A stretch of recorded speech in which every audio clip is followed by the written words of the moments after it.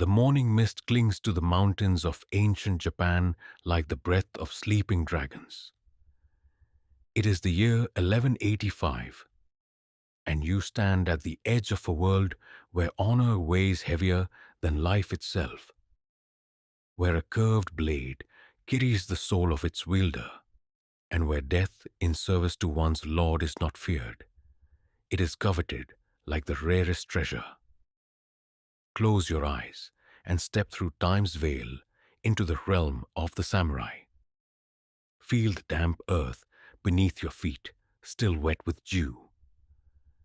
The air carries the scent of cherry blossoms mixed with the metallic tang of weapons being sharpened in nearby compounds. In the distance, the rhythmic thwack of bamboo practice swords echoes through valleys where warriors perfect their deadly art before the sun fully rises. This is feudal Japan, a land fragmented by war and unified by an unbreakable code of conduct.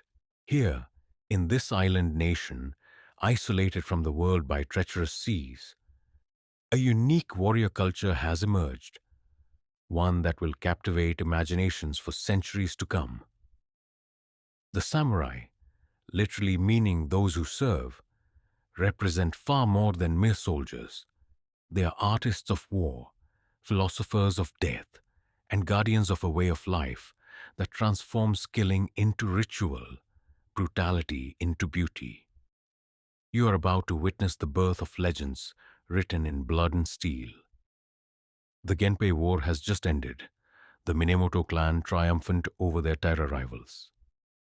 Yoritomo Minamoto sits as the first shogun, military dictator of Japan, and with his rise comes the true dawn of the samurai age.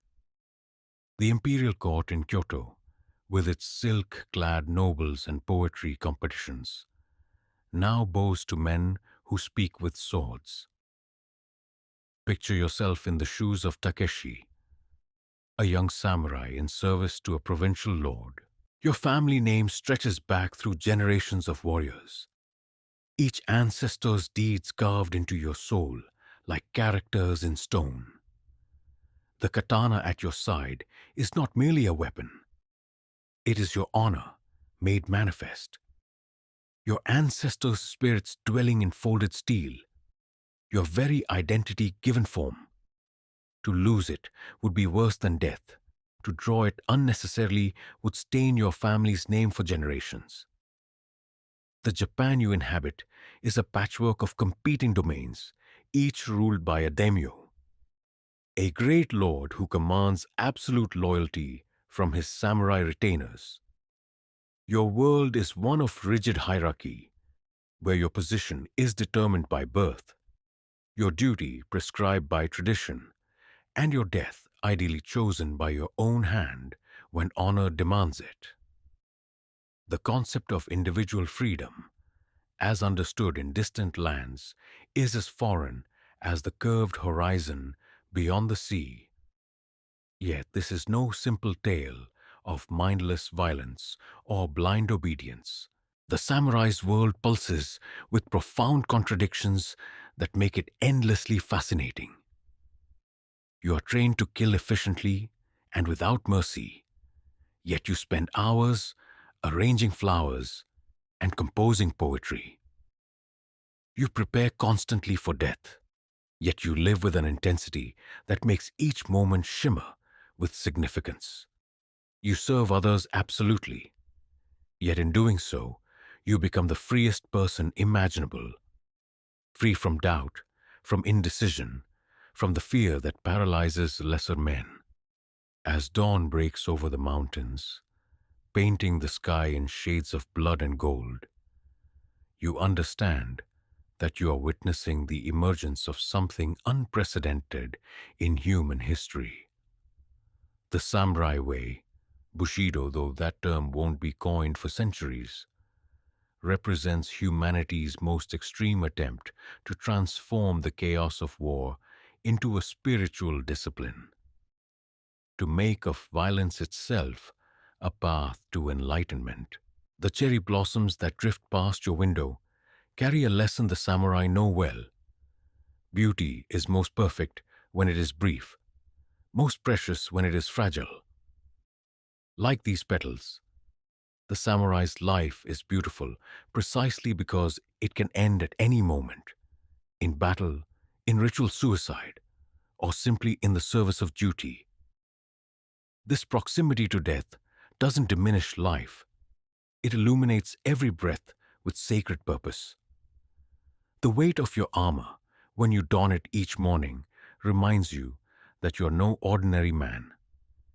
You are a living symbol of Japan's soul, a guardian of values that will outlive empires.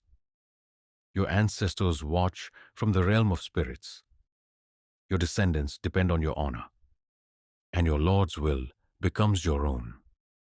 In a world where most men struggle merely to survive, you have been granted something infinitely more precious, a reason to die well. This is the dawn of the samurai age, when warriors became poets, when service became sacred, when the way of the sword became a path to the divine. Welcome to a world where every sunrise might be your last, and every sunset is earned through honor. The child who will become a samurai warrior is forged long before he ever touches a sword.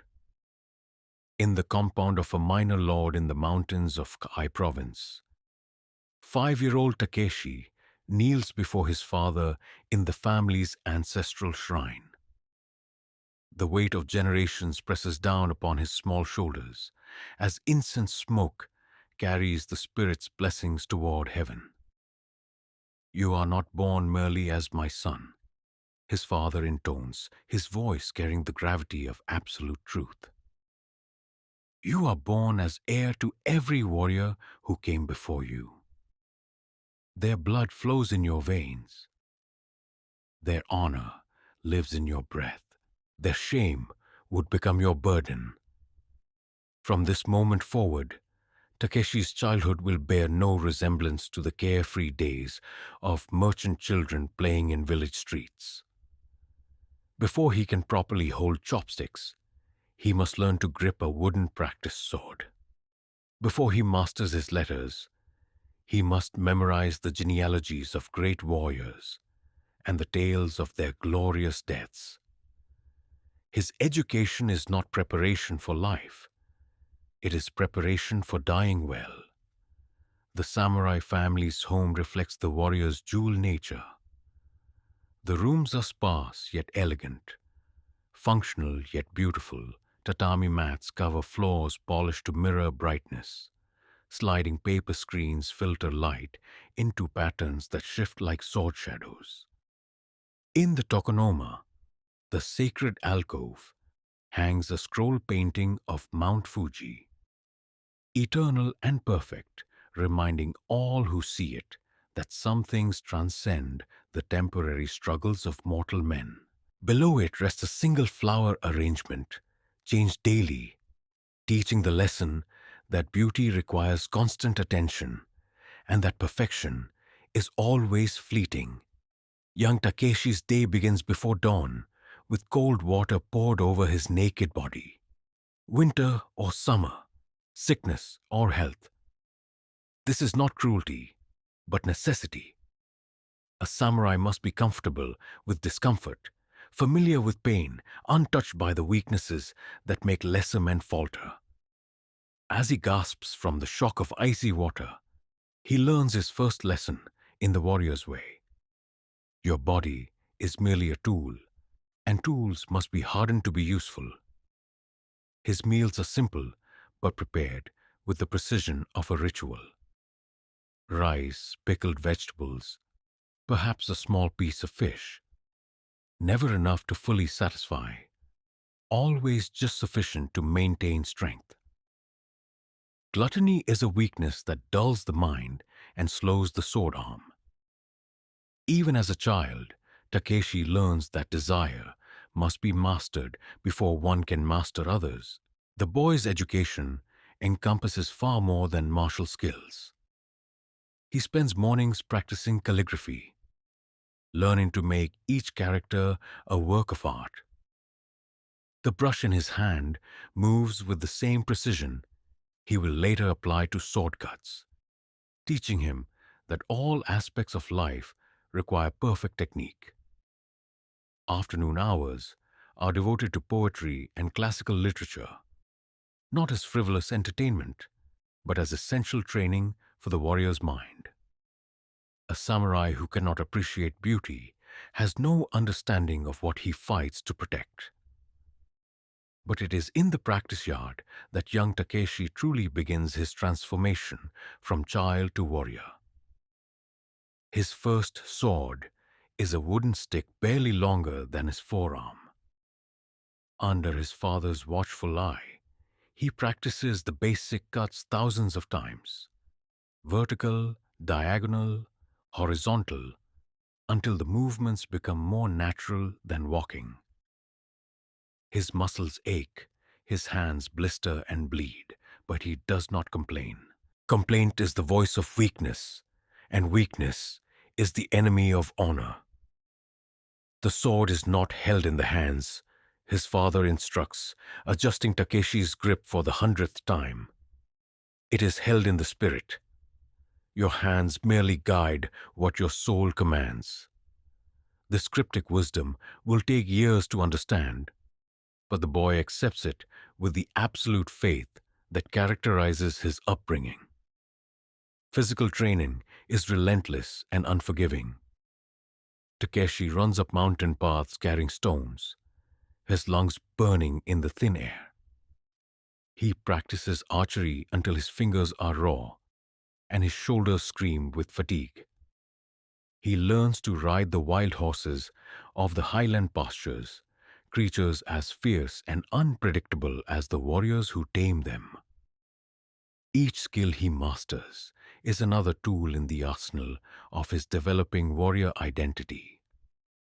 Perhaps most important is the education of the spirit. Buddhism teaches Takeshi that all life is suffering, that attachment to worldly things brings only pain, that death is merely another transformation in the endless cycle of existence. Shintoism shows him the sacred nature of Japan itself. Every mountain, river, and tree inhabited by spirits who must be honored and protected. These beliefs don't contradict his warrior training, they complete it. How can a man face death without fear if he doesn't understand its true nature? How can he fight for his homeland if he doesn't recognize its sacred character? Stories fill the long winter evenings.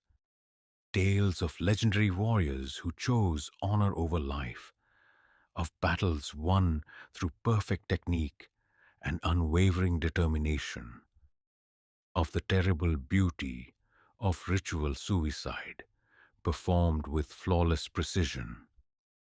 These are not merely entertainment, but instruction manual and inspiration combined. Each story teaches Takeshi what it means to be samurai, what sacrifices the way demands, what rewards await those who follow the path without deviation. The boy learns that his very name carries weight beyond his individual identity. Takeshi means warrior, but it also connects him to every ancestor who bore it before him. When he acts not just as himself, but as representative of his entire lineage. When he succeeds, all his forebears share the glory. When he fails, all are diminished. This knowledge is both burden and liberation. Burden because the pressure is constant and absolute. Liberation because it removes all uncertainty about what he must do. By age 10, Takeshi has internalized lessons that would challenge grown men in other societies. He has learned to endure pain without flinching, to accept criticism without resentment, to face uncertainty without fear. More importantly, he has learned to think of himself not as an individual pursuing personal happiness, but as a living embodiment of sacred principles that transcend any single life. His body is becoming strong and flexible, his mind sharp and disciplined, his spirit attuned to the rhythms of honor that will guide all his future choices. He is not yet samurai. That transformation awaits the ceremony of Genpuku, when he will assume adult responsibilities and take his place among the warrior class. But he is no longer simply a child either. He is becoming something both more and less than human, more in terms of capability and purpose, less in terms of personal freedom and individual desires. The cherry tree in the courtyard drops its petals as spring turns to summer, reminding young Takeshi of the truth at the heart of samurai philosophy. All things are temporary. Beauty exists in the moment, and the only way to achieve immortality is through deeds that outlive the body that performs them. Soon enough, he will have the opportunity to test whether his childhood lessons have prepared him for the ultimate examination, the moment when honor demands everything and offers only death in return. The relationship between a samurai and his lord transcends anything resembling employment in the modern world. When 20-year-old Takeshi formally enters the service of Lord Minamoto Yoshitsune, he doesn't simply accept a position.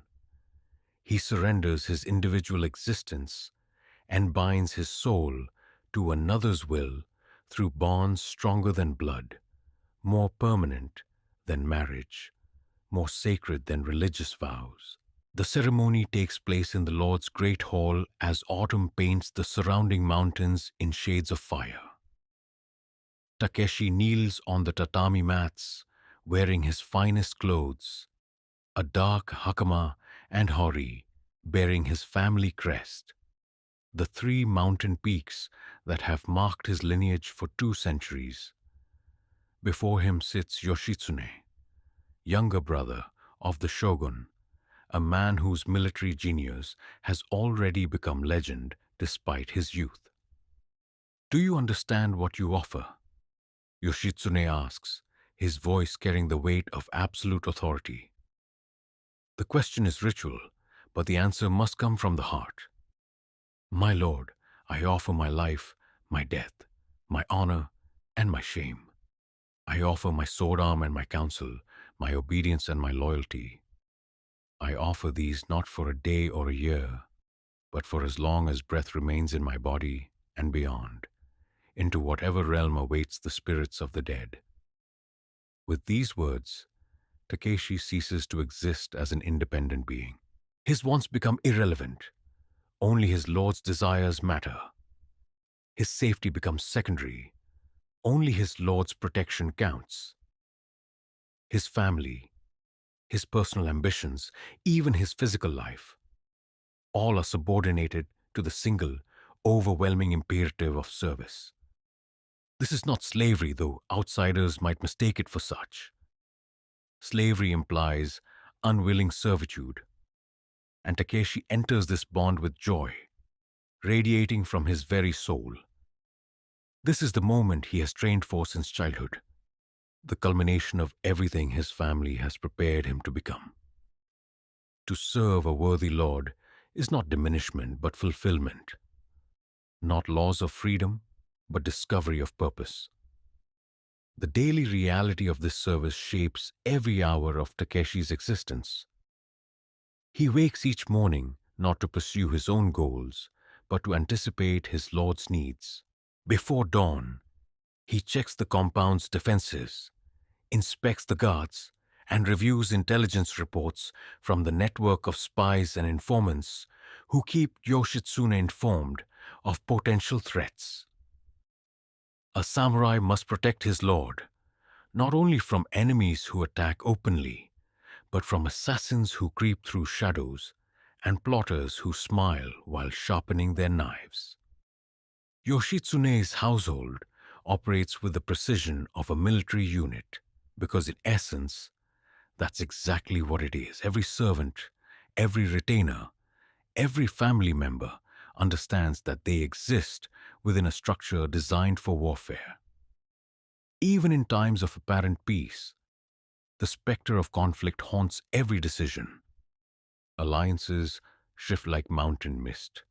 Today's ally might become tomorrow's enemy, and the only constant is the need for absolute vigilance.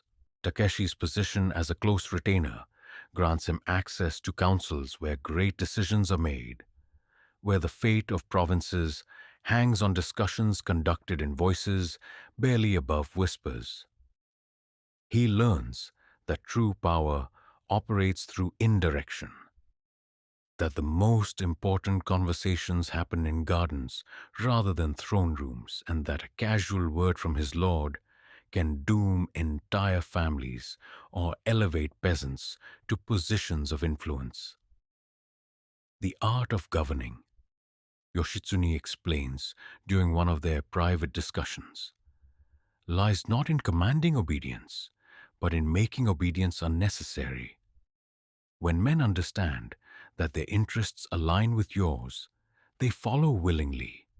When they don't, he doesn't finish the sentence, but his hand rests casually on his sword hilt, and Takeshi understands perfectly. The young samurai observes his lord with the intensity of a scholar studying sacred texts.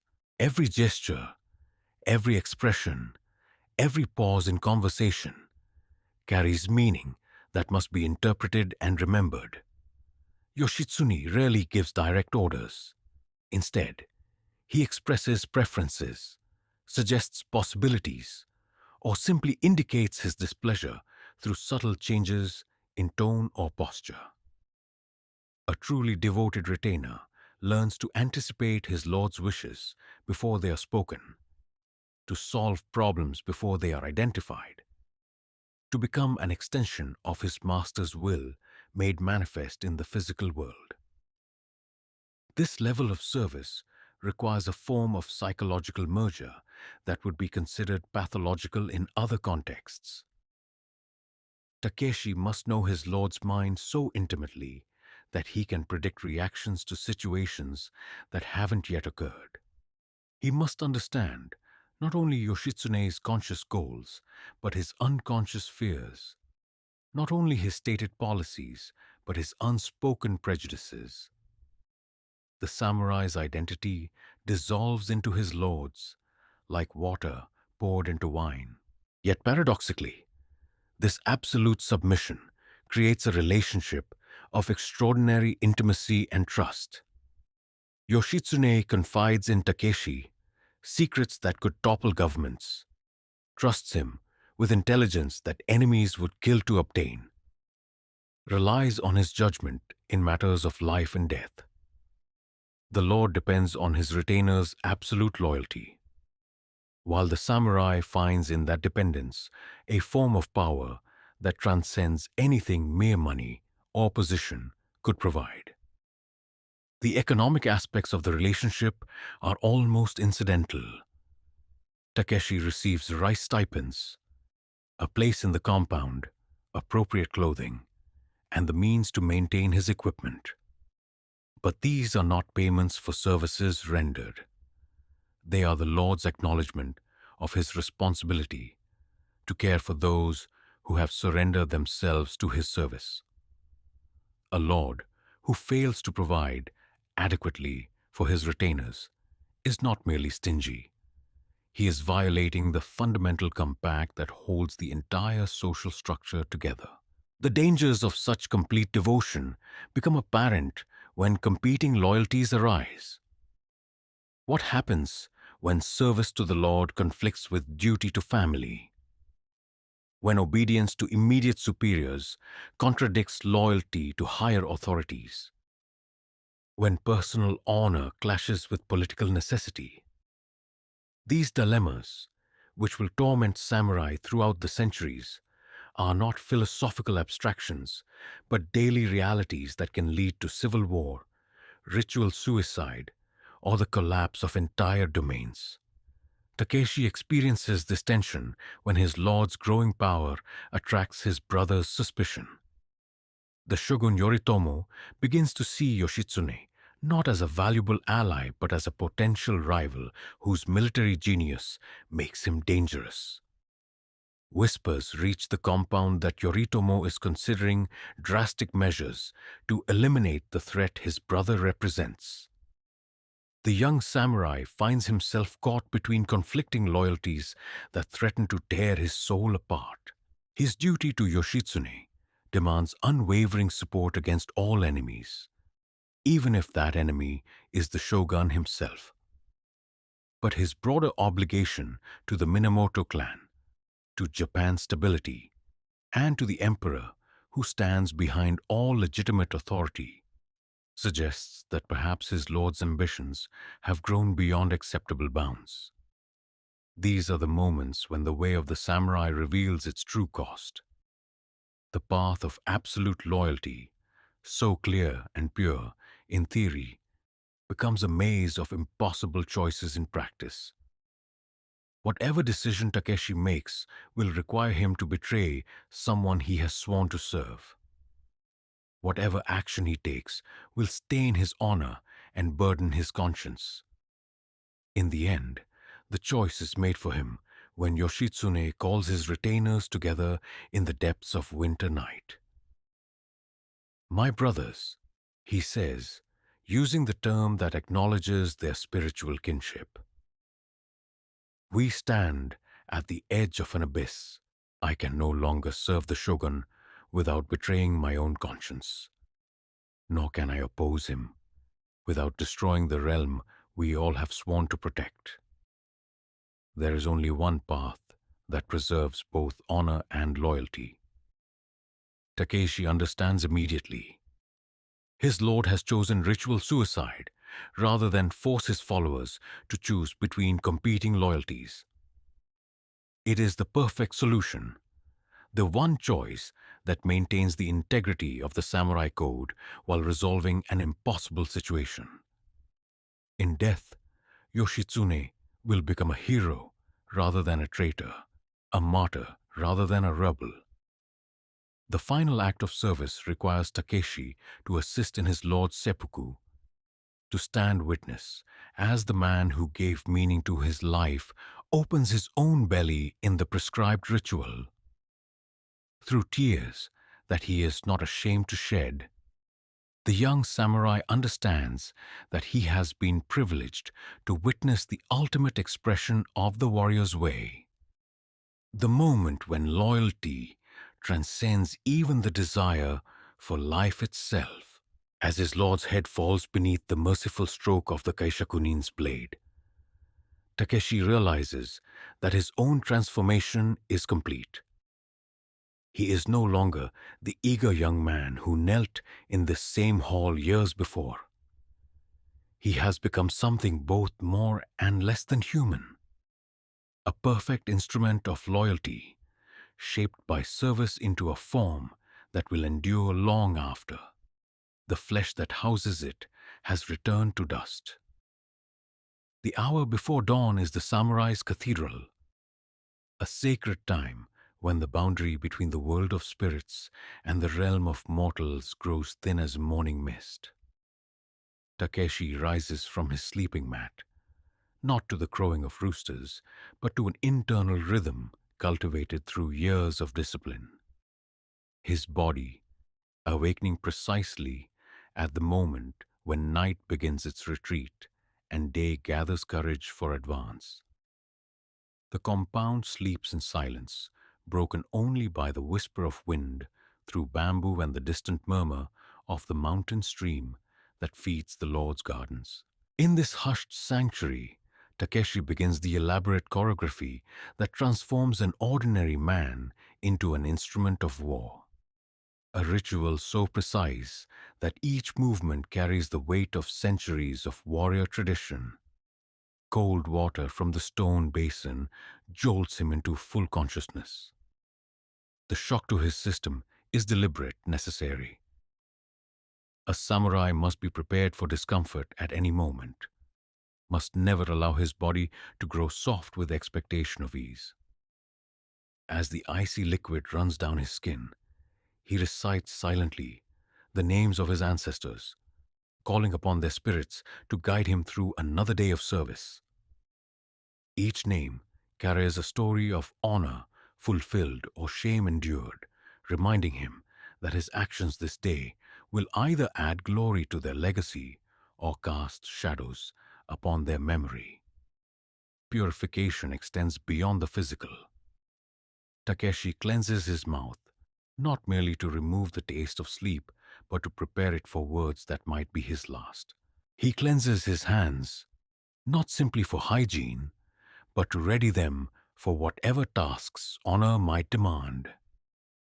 Each gesture connects the present moment to the eternal principles that give his life meaning beyond mere survival. The meditation that follows is not the gentle contemplation of monastery monks, but the focused preparation of a weapon being honed for use. Sitting in perfect Caesar position, his spine straight as a sword blade, Takeshi empties his mind of personal concerns and fills it instead with awareness of duty, loyalty, and the ever-present possibility of death. He visualizes potential combat scenarios, seeing himself moving through the forms with perfect precision, his blade finding its mark with the inevitability of falling water seeking the sea. Mokuso, the meditation of no thought, transports him beyond the realm of individual desire into a state where his will becomes one with the cosmic order that governs all existence. In this place, beyond ego, beyond fear, beyond doubt, he finds the clarity that allows him to face each day as if it were his last, because in truth, it might well be. The care of his swords forms the next movement in this morning symphony.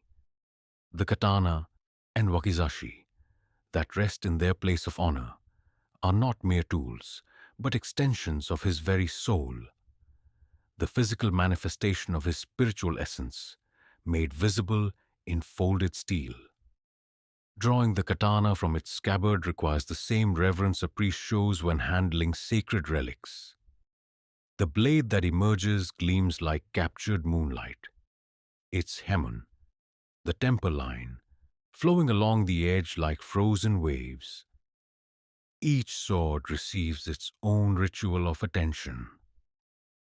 First comes inspection, checking for the smallest signs of rust, examining the edge for minute chips that might prove fatal in combat, ensuring that the binding on the handle remains secure. The slightest imperfection demands immediate correction, for a warrior's life may depend upon the perfect function of his weapons at the crucial moment when hesitation means death. Oil applied with silk cloth protects the steel from moisture and preserves the mirror finish that reflects not just light, but the samurai's soul. As Takeshi polishes the blade, he contemplates the smith who forged it, the iron torn from sacred mountains, the prayers and purification rituals that blessed its creation. This sword carries within its molecular structure the spiritual essence of Japan itself, the land, the people, the ancestors who fought and died to pass on their legacy of honor. The ritual of donning armor transforms the human form into something transcendent, part man and part war god, beautiful and terrible in equal measure. Each piece has its proper sequence, its correct positioning, its specific significance in the overall transformation. The fundoshi, the simple loincloth, goes on first, white cotton that symbolizes the purity of intention that must underlie all honorable action. Layer by layer, the warrior's identity emerges. The kosode, the simple underrobe, provides the foundation upon which all else builds. The hakama, those distinctive wide trousers that give the samurai his characteristic silhouette, must be tied with precise knots that will not loosen in combat but can be quickly released if seppuku becomes necessary. Even the undergarments serve the warrior's way, practical yet symbolic, functional yet philosophical. The armor itself represents the pinnacle of Japanese craftsmanship, each piece a work of art that happens to serve the practical purpose of preserving life in combat.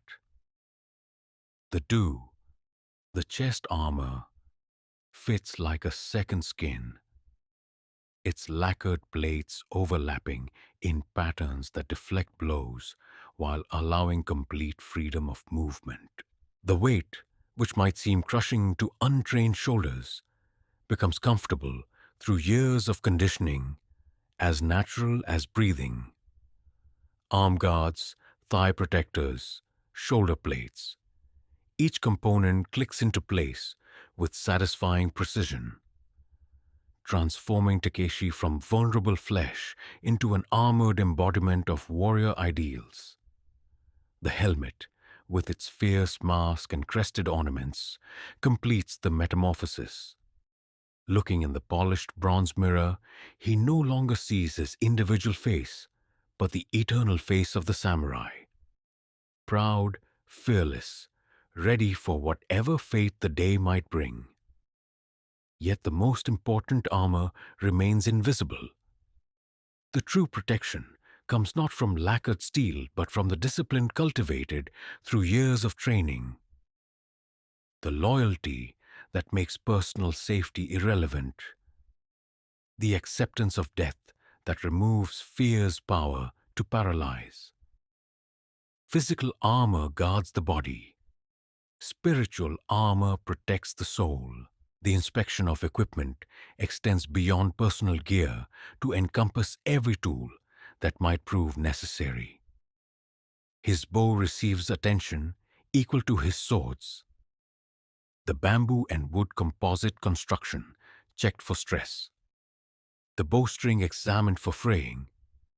The arrows tested for straightness and balance.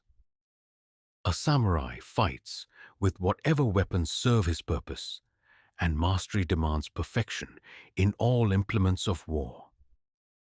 His horse, waiting in the stable with patient intelligence, represents another extension of the warrior's capabilities. The morning grooming creates a bond between rider and mount that may prove crucial in combat. As Takeshi runs the brush through the animal's coat, he speaks quietly, sharing his intentions for the day, his hopes and concerns, his gratitude for the partnership that allows man and horse to become a single fighting unit. The morning meal, taken in contemplative silence, provides fuel for the body while nourishing the spirit. Rice, prepared exactly as his ancestors ate it, connects him to the unbroken chain of warriors who faced similar challenges with similar resolve. Tea, whisked to perfect froth, brings clarity to the mind and peace to the heart. Each grain of rice, each sip of tea, might be among his last, and this knowledge transforms the simple act of eating into a meditation on impermanence and gratitude. As the sun crests the eastern mountains and touches the compound with fingers of gold, Takeshi completes his transformation from sleeping man to awakened warrior. He has prepared his body, purified his spirit, honored his ancestors, and readied his tools for whatever service the day might demand. He is no longer merely human, but something more. A living embodiment of ideals that transcend individual existence. A sword in human form, sharp and true, and ready to cut through whatever obstacles honor places in his path. The morning rituals are complete, but their influence will shape every moment of the day to come. In the discipline of preparation, in the reverence for tradition, in the acceptance of mortality that underlies every gesture, Takeshi has equipped himself with everything necessary to meet fate with dignity, courage, and perfect technique. The way of the warrior begins with the first conscious breath of each new day and ends only when consciousness itself dissolves into the eternal silence that awaits all mortals. Between those moments lies the opportunity to live with such intensity, such purpose, such commitment to transcendent values that death becomes merely punctuation in a sentence already completed with honor. In the training yard behind Lord Minamoto's compound, where centuries of warriors have perfected their deadly craft, the morning air rings with the sharp crack of bamboo striking bamboo as Takeshi and his sword brother Kenji dance the eternal dance of combat. Their practice session has transformed from mere exercise into something approaching religious ceremony, each movement flowing into the next with the precision of ritual, the beauty of art, and the deadly efficiency of pure technique. Your mind is divided, observes their instructor, Master Yamada, a grizzled veteran whose scarred hands tell stories of 100 battles. Half attends to your technique, half worries about your opponent's response. A divided mind dies quickly. The sword knows only one master. Give it your complete attention or give it to someone worthier. This is the paradox at the heart of samurai combat training. The ultimate goal is not merely to defeat an enemy, but to transcend the very concept of opposition. True mastery comes when the distinction between attacker and defender dissolves, when technique flows so naturally that conscious thought becomes unnecessary, when the warrior moves not through decision, but through inevitability. The wooden practice swords, bokken carved from seasoned oak, bear the same relationship to real katana that shadows bear to the objects that cast them. They preserve the essential form while removing the immediate consequence of error. Yet, even in practice, the movements must be performed with absolute commitment. A half-hearted cut teaches only half-hearted habits, and half-hearted habits prove fatal when steel replaces wood and life hangs on perfect execution. Takeshi adjusts his grip, feeling the familiar weight of the bokken settle into hands calloused by years of such practice. His stance, feet positioned precisely, shoulder width apart, left foot slightly advanced, weight distributed with the mathematical precision, has been refined through thousands of repetitions until it requires no conscious thought to achieve. This is kamae, the fundamental posture from which all technique springs, solid as mountain stone yet fluid as running water. The cut, when it comes, emerges not from muscular effort, but from the alignment of breath, intention, and spiritual energy that the Japanese call ki. The blade moves in an arc determined by geometry and physics, following the path of least resistance while delivering maximum force precisely where it will prove most effective. This is kiryotoshi, the vertical cut that forms the foundation of all swordsmanship. Simple in appearance, yet containing within its execution the entire philosophy of the warrior's way. Beautiful, Master Yamada murmurs, his approval carrying more weight than gold. You begin to understand that the sword cuts not with the edge alone, but with the entire body, the whole mind, the complete spirit unified in single purpose.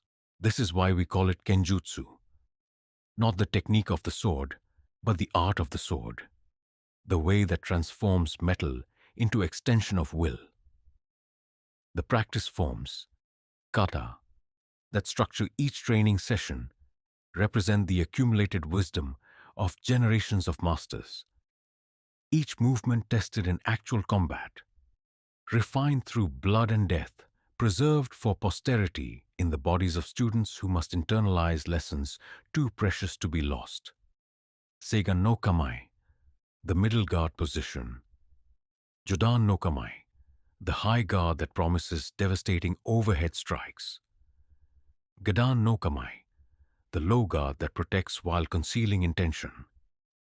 Each posture tells a story, poses a question, offers a solution to problems that arise when human beings attempt to kill one another efficiently. But technique alone, no matter how perfectly executed, cannot create a true warrior. The physical movements must be animated by proper spirit, informed by correct understanding, motivated by unshakable resolve. This is why samurai training encompasses philosophy as deeply as it does physical skill, why masters spend as much time discussing the nature of courage as they do demonstrating correct footwork. What is the goal of combat? Master Yamada asks suddenly, interrupting their practice, with a question that has tormented warriors since conflict began. To defeat the enemy, Kenji responds immediately, confident in his answer. To preserve one's own life while taking the opponent's, Takeshi adds, thinking himself clever. Their instructor shakes his head slowly. Both wrong. The goal of combat is to make combat unnecessary. The warrior who must draw his sword has already failed in the highest form of victory. True mastery lies not in superior technique, but in superior understanding. The ability to resolve conflict before it requires violence. This wisdom reflects the influence of Buddhist and Confucian thought on Japanese martial culture. The ultimate warrior is not the most efficient killer, but the one who creates conditions where killing becomes unnecessary. Victory achieved through superior moral position carries more honor than victory won through superior sword skill. Though the samurai must be prepared to demonstrate both when circumstances demand. Yet the paradox remains. To avoid fighting, one must be supremely capable of fighting. Peace grows from strength, not weakness, and the warrior who cannot kill efficiently when necessary will find himself unable to protect what he values most. This is why the practice continues, day after day, year after year, until technique transcends conscious thought and becomes as natural as breathing. The afternoon session focuses on combat against multiple opponents. Scenarios that test not only technical skill, but tactical thinking and psychological resilience. Takeshi finds himself surrounded by 4 practice partners, each attacking from different angles with different timing, forcing him to process multiple threats simultaneously while maintaining perfect form in his responses. This is where the true artistry of Japanese swordsmanship reveals itself.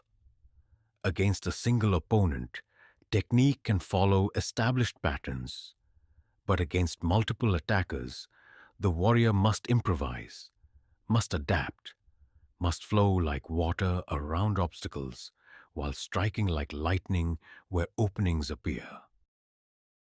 The sword becomes not weapon but brush, painting patterns of destruction across the canvas of combat, with strokes both economical and devastating.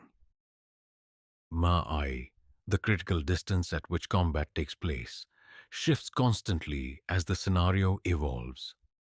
Too close, and the sword's length becomes disadvantage. Too far, and the opportunity to strike disappears. The master swordsman maintains perfect spacing through unconscious adjustment of position, sliding forward to attack, stepping back to defend, circling to divide opponent's attention while preserving his own tactical advantages. Flow like water, Master Yamada calls out as Takeshi weaves between strikes that would remove limbs were they delivered with steel instead of wood. Water never fights the rock, yet always wins in the end. Be soft where hardness would break you. Be hard where softness would fail you. Be the river that carves canyons through patient persistence. The training extends beyond mere swordsmanship to encompass all aspects of warrior craft. Archery practice sends arrows whistling toward targets at distances that test both accuracy and power. Spear work develops the footwork and timing necessary to use longer weapons effectively.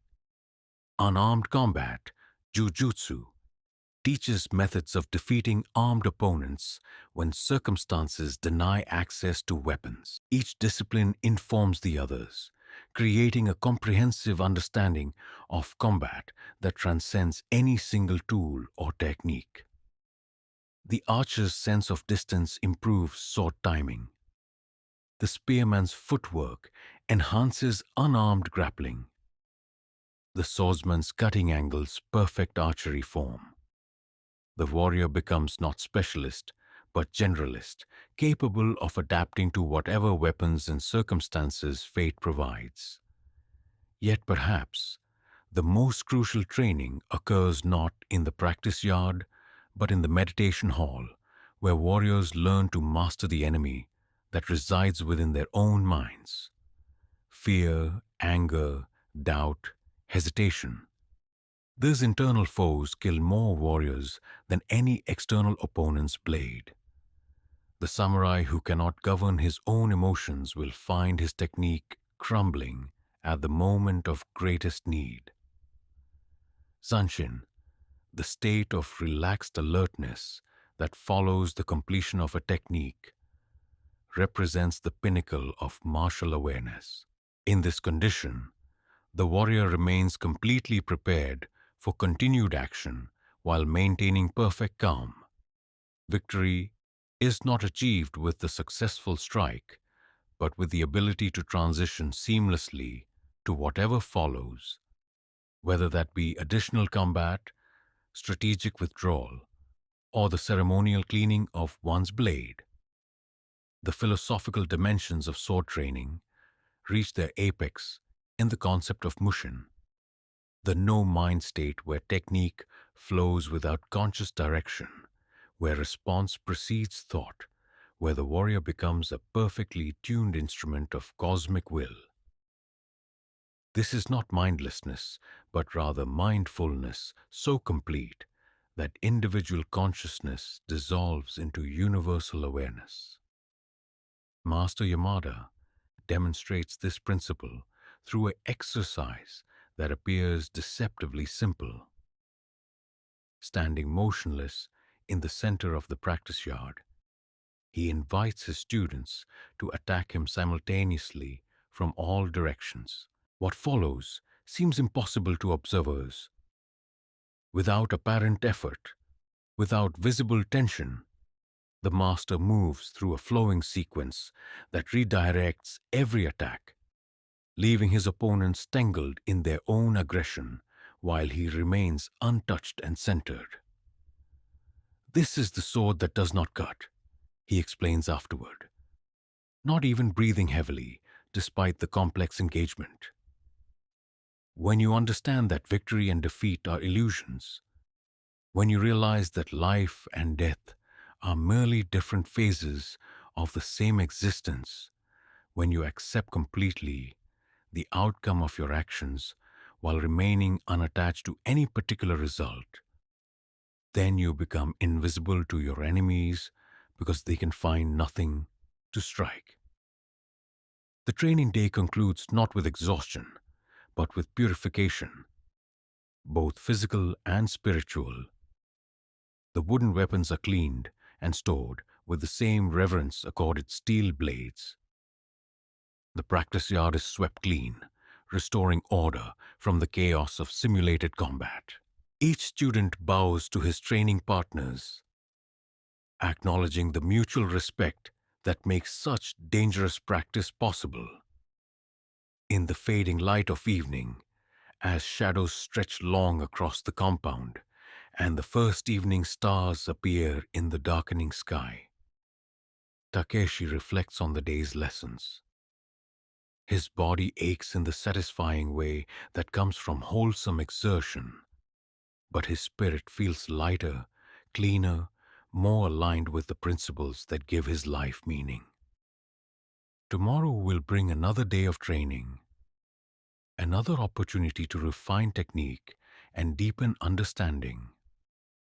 The path of the warrior has no final destination, no moment of complete mastery, no graduation ceremony that marks the end of learning. Like the cherry blossoms that bloom brilliantly before falling, like the mountain stream that carves new channels while following ancient patterns. The way of the sword flows eternally forward, carrying each practitioner deeper into mysteries that can be lived but never fully explained. The art of killing beautifully reveals itself to be something far more profound than mere technical excellence in ending lives. It is the art of living so completely, so purposefully, so aligned with cosmic harmony that death loses its terror and life gains transcendent meaning.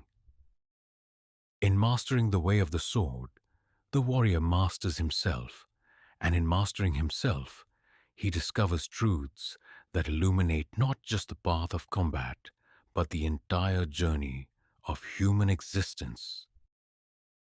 The weight of absolute power rests upon samurai shoulders like invisible armor, heavier than steel plates, more binding than the strongest silk cords.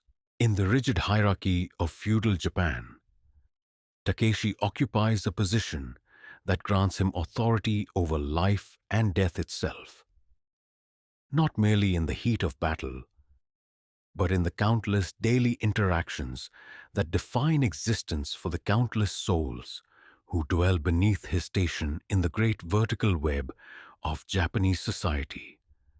Dawn breaks over the rice paddies that stretch like mirrors toward distant mountains, reflecting a sky painted in shades of pearl and gold. The peasants are already at work, bent figures moving through flooded fields with the patient rhythm that has characterized agricultural life for 1,000 years. From his elevated position on the wooden walkway that connects the compound's buildings, Takeshi observes these people whose lives depend entirely upon his benevolence, his wisdom, and his whims. The social structure that governs this scene is as rigid and precisely defined as the movements of a sword kata. At the apex stands the emperor, divine descendant of the sun goddess Amaterasu, whose very existence sanctifies the entire hierarchy below him. Beneath the emperor sits the shogun, military dictator who wields actual power while the imperial court pursues refined irrelevance in Kyoto's distant palaces. Below the shogun come the great daimyo lords, masters of provinces, commanders of armies, rulers of domains that might encompass entire kingdoms in other lands. Takeshi's position as a samurai retainer places him firmly within the ruling class. But even within this elevated stratum, distinctions of rank create further hierarchies that must be observed with religious precision. His own status as a gokunin, a direct retainer to a major lord, grants him authority over lesser samurai, who in turn command respect from the Ashigaru foot soldiers, who themselves stand immeasurably above any member of the non-warrior classes. Below the warriors stretch the remaining layers of society in descending order of honor. Farmers, whose labor feeds the nation and thus earns grudging respect. Artisans, whose skills create the tools of civilization. Merchants, whose pursuit of profit marks them as the lowest of the recognized classes, despite their growing wealth and influence. Beneath even these acknowledged groups exist the ETA and Hinin, the non-people, whose occupations dealing with death, leather, and ritual pollution place them outside the social order entirely. This is not merely theoretical knowledge for Takeshi, but daily reality that shapes every interaction, every decision, every moment of conscious existence. When he walks through the compound's courtyards, servants prostrate themselves so completely that they become human carpets beneath his feet. When he speaks, all conversation ceases as listeners strain to catch every word that falls from his lips. When he expresses displeasure, grown men tremble with fear that goes beyond concern for employment or comfort. They fear for their very lives. The morning brings a stream of petitioners seeking justice, favor, or simple survival from the samurai who holds their fates in his hands. An elderly farmer kneels in the dust outside the compound's main gate, his forehead pressed to the earth as he explains through tears that bandits have stolen his family's seed rice. Without intervention, his children will starve before the next harvest. His life, his family's future, the very continuation of his bloodline, all depend upon Takeshi's response to this desperate plea. "Rise, old man," Takeshi commands, his voice carrying the authority that comes not from personal accomplishment, but from his position within the cosmic order. "Look upon my face as you speak, for I would see in your eyes whether truth or deception moves your tongue." The farmer's terror is so complete that he can barely comply with this merciful command. In his weathered features, Takeshi reads a lifetime of back-breaking labor, of seasons when the rice grew tall and golden, and seasons when floods or drought brought famine to stalking through the villages like a hungry ghost. This is not a man who would risk his family's honor through false accusations or invented grievances. Describe these bandits, Takeshi continues, his mind already considering the various responses available to him. He could ignore the complaint entirely. The life of one peasant family weighs little against the broader concerns of maintaining stability and projecting strength. He could assign Ashigaru soldiers to investigate, though their effectiveness against skilled outlaws remains questionable. He could lead a small force of mounted samurai in pursuit, though this might be seen as excessive response to a minor crime. Or he could make an example that would discourage future banditry while demonstrating the swift justice that flows from samurai rule. The last option appeals to both his sense of duty and his understanding of practical governance. Fear prevents more crimes than forgiveness, and a reputation for harsh but fair justice serves the interests of all law-abiding subjects. "You will have your rice returned threefold," Takeshi declares, watching hope kindle in the old man's eyes like sunrise after the longest night. "And you will have the heads of those who dared steal from farmers under my protection. Return to your family. Tell them that their Lord has heard their cry for justice." The farmer's gratitude pours forth in words that tumble over themselves in their eagerness to express what mere language cannot contain.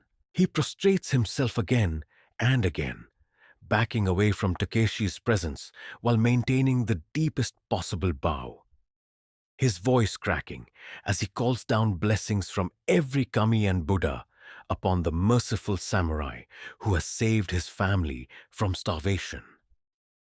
Yet even as Takeshi basks in the warm glow of having dispensed benevolent justice, he understands the darker implications of the scene just concluded. His power to grant life extends equally to the power to decree death.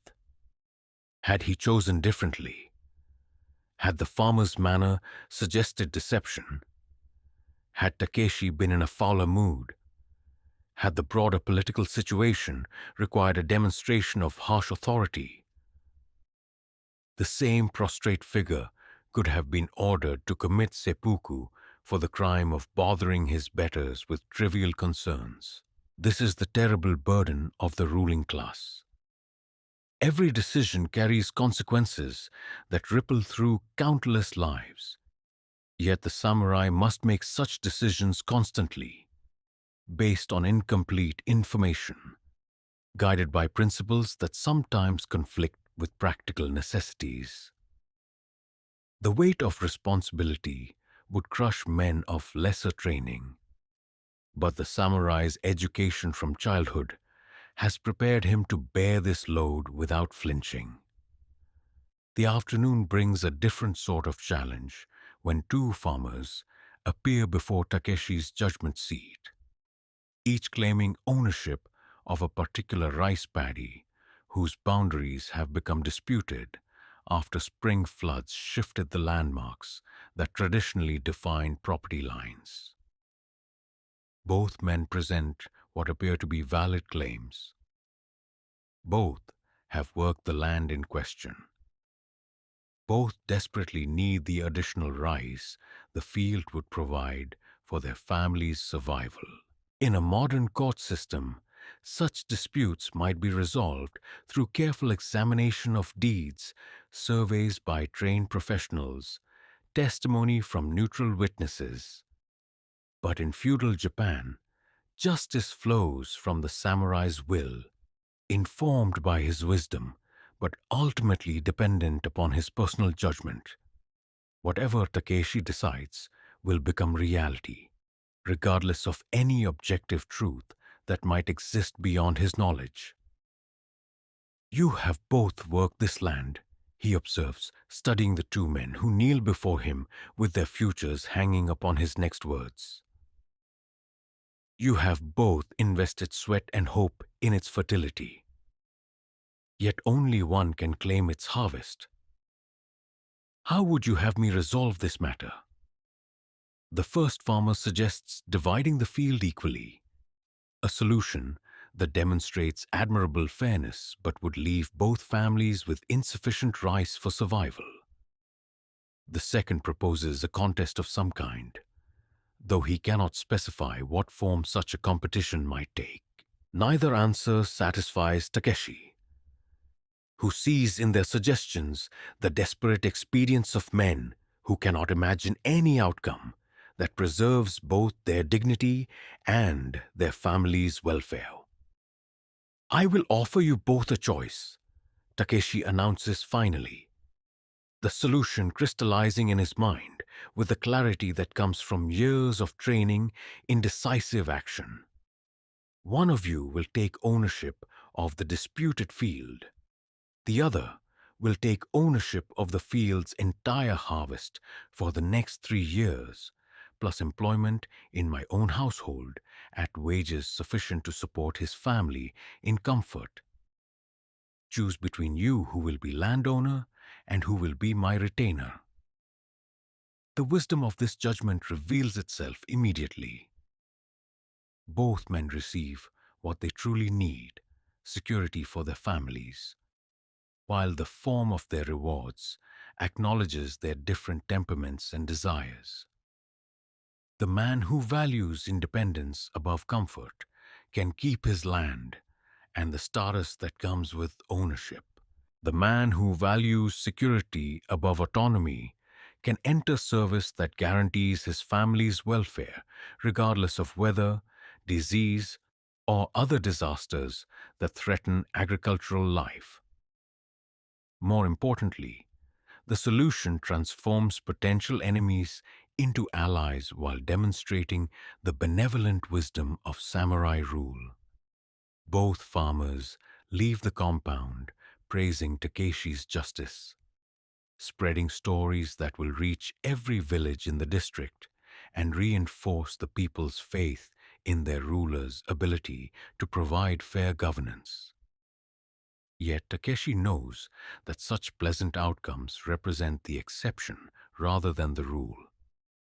More often, the exercise of absolute power requires choices that bring suffering to some while benefiting others, decisions that serve the greater good while crushing individual hopes, actions that preserve stability at the cost of mercy.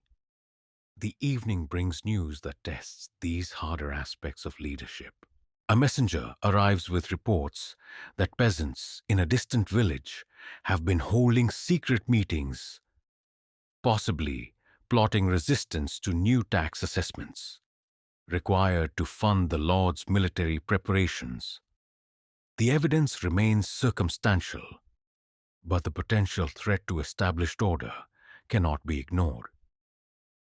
Traditional response would involve sending troops to arrest the suspected ringleaders, extracting confessions through methods that guarantee their reliability, and executing enough conspirators to discourage future sedition.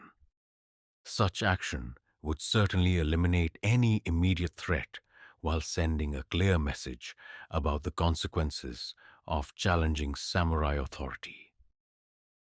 But Takeshi finds himself considering alternatives that might achieve the same goals with less bloodshed. Perhaps the peasants' grievances have legitimate foundations that could be addressed through policy changes. Perhaps the secret meetings represent nothing more dangerous than desperate people seeking comfort in shared misery. Perhaps a show of force combined with an opportunity for voluntary confession would resolve the matter without requiring mass executions. The choice he makes will define not only his own character, but the nature of his rule, the relationship between his authority and his subjects' welfare, the balance between fear and love that maintains social stability. Power corrupts, the saying goes, but the samurai's training seeks to create men who can wield absolute authority without losing their souls to its temptations. As night falls and the compound settles into the quiet rhythms of evening, Takeshi sits in his private chambers, contemplating the day's decisions and preparing for tomorrow's challenges. Through the paper screens comes the gentle sound of servants moving through their evening duties, their lives made possible by his protection, their fates dependent upon his wisdom. The cherry tree in the courtyard drops another petal, reminding him that all power is temporary, all authority is borrowed from eternity. All decisions must be made in full knowledge that they will be judged by standards higher than those of any earthly court. The way of the warrior demands not only the strength to kill, but the wisdom to govern. Not only the courage to face death, but the compassion to preserve life. Not only the skill to command obedience, but the virtue to deserve it. In mastering others, the samurai must first master himself. In ruling justly, he must embody the principles he would enforce. In wielding the power of life and death, he must remember that he too will face judgment when his own time comes to join the ancestors whose spirits watch over the eternal dance of authority and obligation that holds civilization together. High upon the mountain's shoulder, where eagles circle on thermals that rise from sun-warmed valleys far below, stands the architectural embodiment of samurai power, Lord Minamoto's castle, a fortress that seems to grow from living rock itself, its curved roof lines echoing the natural contours of the peaks that surround it like sleeping giants. This is more than mere military installation. It is a statement written in stone and timber that proclaims the eternal dominance of the warrior class over the landscape of Japan.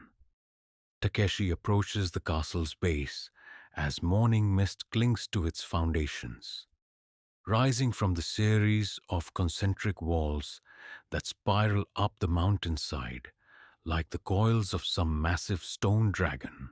The defensive design reveals itself to be a masterpiece of military engineering disguised as artistic expression, each element serving multiple purposes while contributing to an overall aesthetic that takes the breath away, even as it communicates the futility of resistance.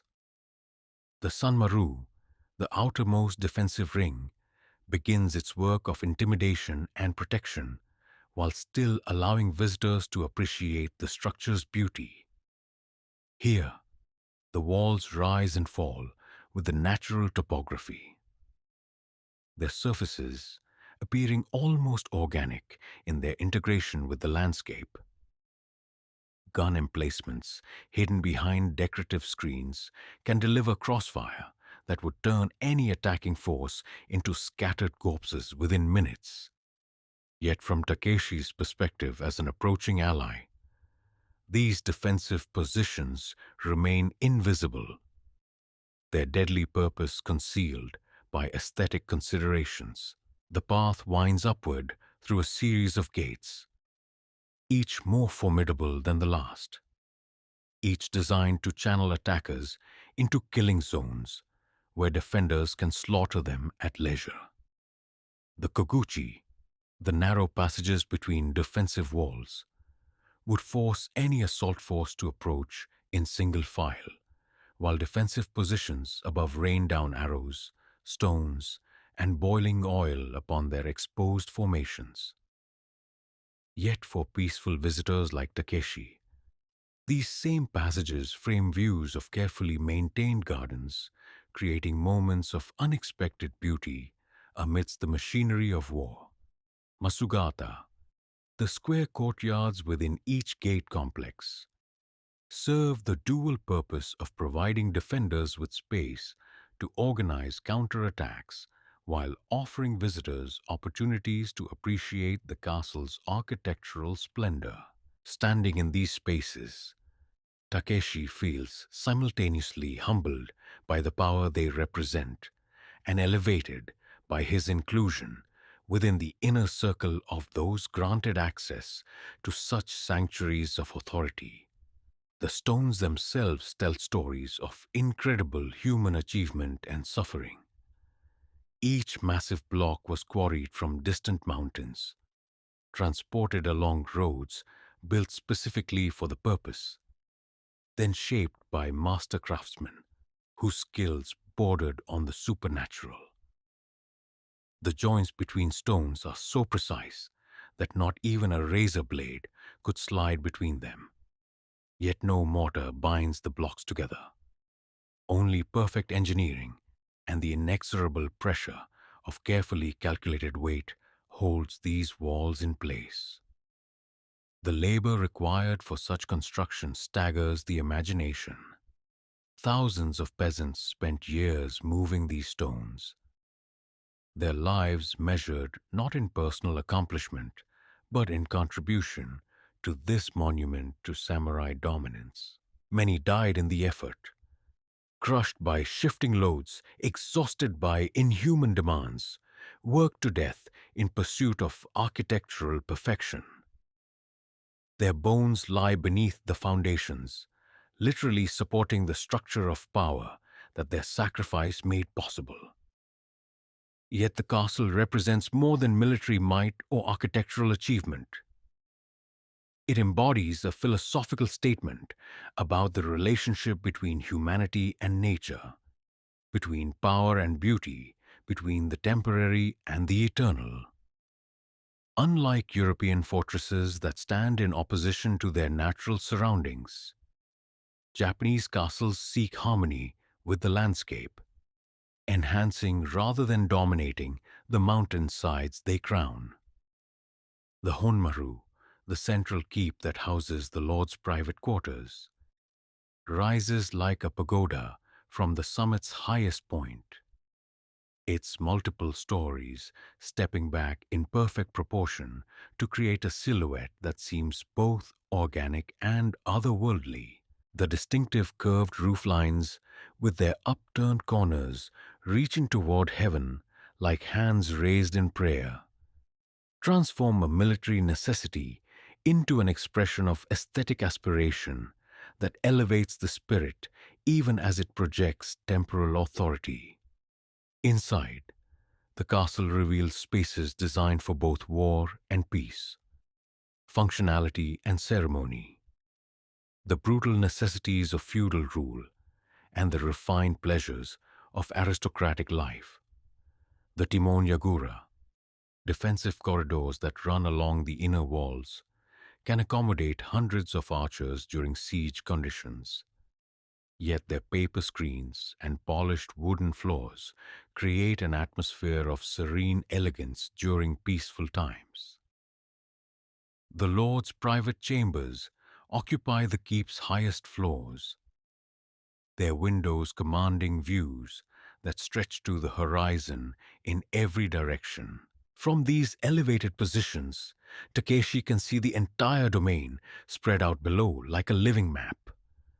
Rice paddies forming geometric patterns in the valleys, mountain forests providing timber and game, rivers carrying trade goods between scattered settlements.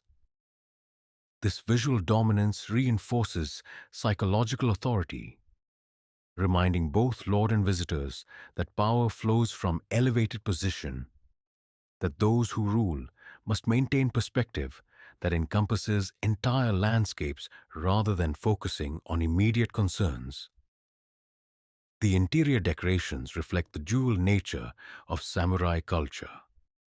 Walls adorned with paintings of natural scenes in delicate brushstrokes, alcoves displaying flower arrangements of stunning beauty, screens depicting peaceful pastoral scenes, all existing within a structure designed for organized violence. This juxtaposition creates a unique aesthetic that finds beauty in contradiction, harmony in opposition, peace in the midst of preparations for war. The dojo within the castle provides space for martial training even during siege conditions. Its polished floors witnessing daily practice sessions that maintain combat readiness regardless of external circumstances. Here, surrounded by stone walls 3 meters thick, samurai perfect their deadly arts in an atmosphere that combines security with spiritual discipline, temporal power with eternal principles. Storage facilities reveal the castle's true purpose as more than symbolic statement. Granaries hold rice sufficient to feed the garrison for months of siege. Armories contain weapons for thousands of defenders. Wells dug deep into living rock provide water independent of external sources. Every necessity for sustained resistance has been anticipated and provided for, transforming the castle into a virtually impregnable refuge that could withstand any assault medieval warfare might devise. The servants' quarters, workshops, and administrative buildings that cluster within the defensive perimeter create a self-contained world capable of functioning independently of the surrounding countryside.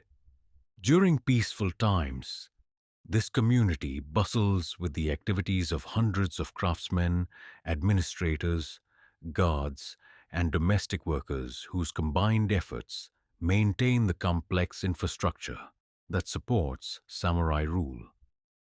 Gardens within the compound provide not only beauty but practical benefits that serve both military and aesthetic purposes.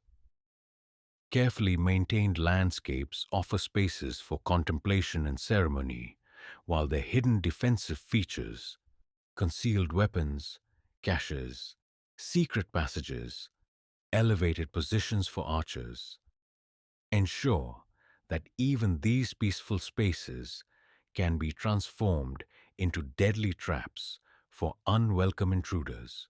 The castle's relationship with the surrounding landscape extends beyond immediate defensive considerations to encompass economic and political control of entire regions. From these elevated positions, the Lord's authority radiates outward through a network of subordinate castles, fortified manor houses, and defensive installations that create layers of control stretching to the domain's furthest boundaries. Weather affects the castle's character in ways that reveal its integration with natural cycles.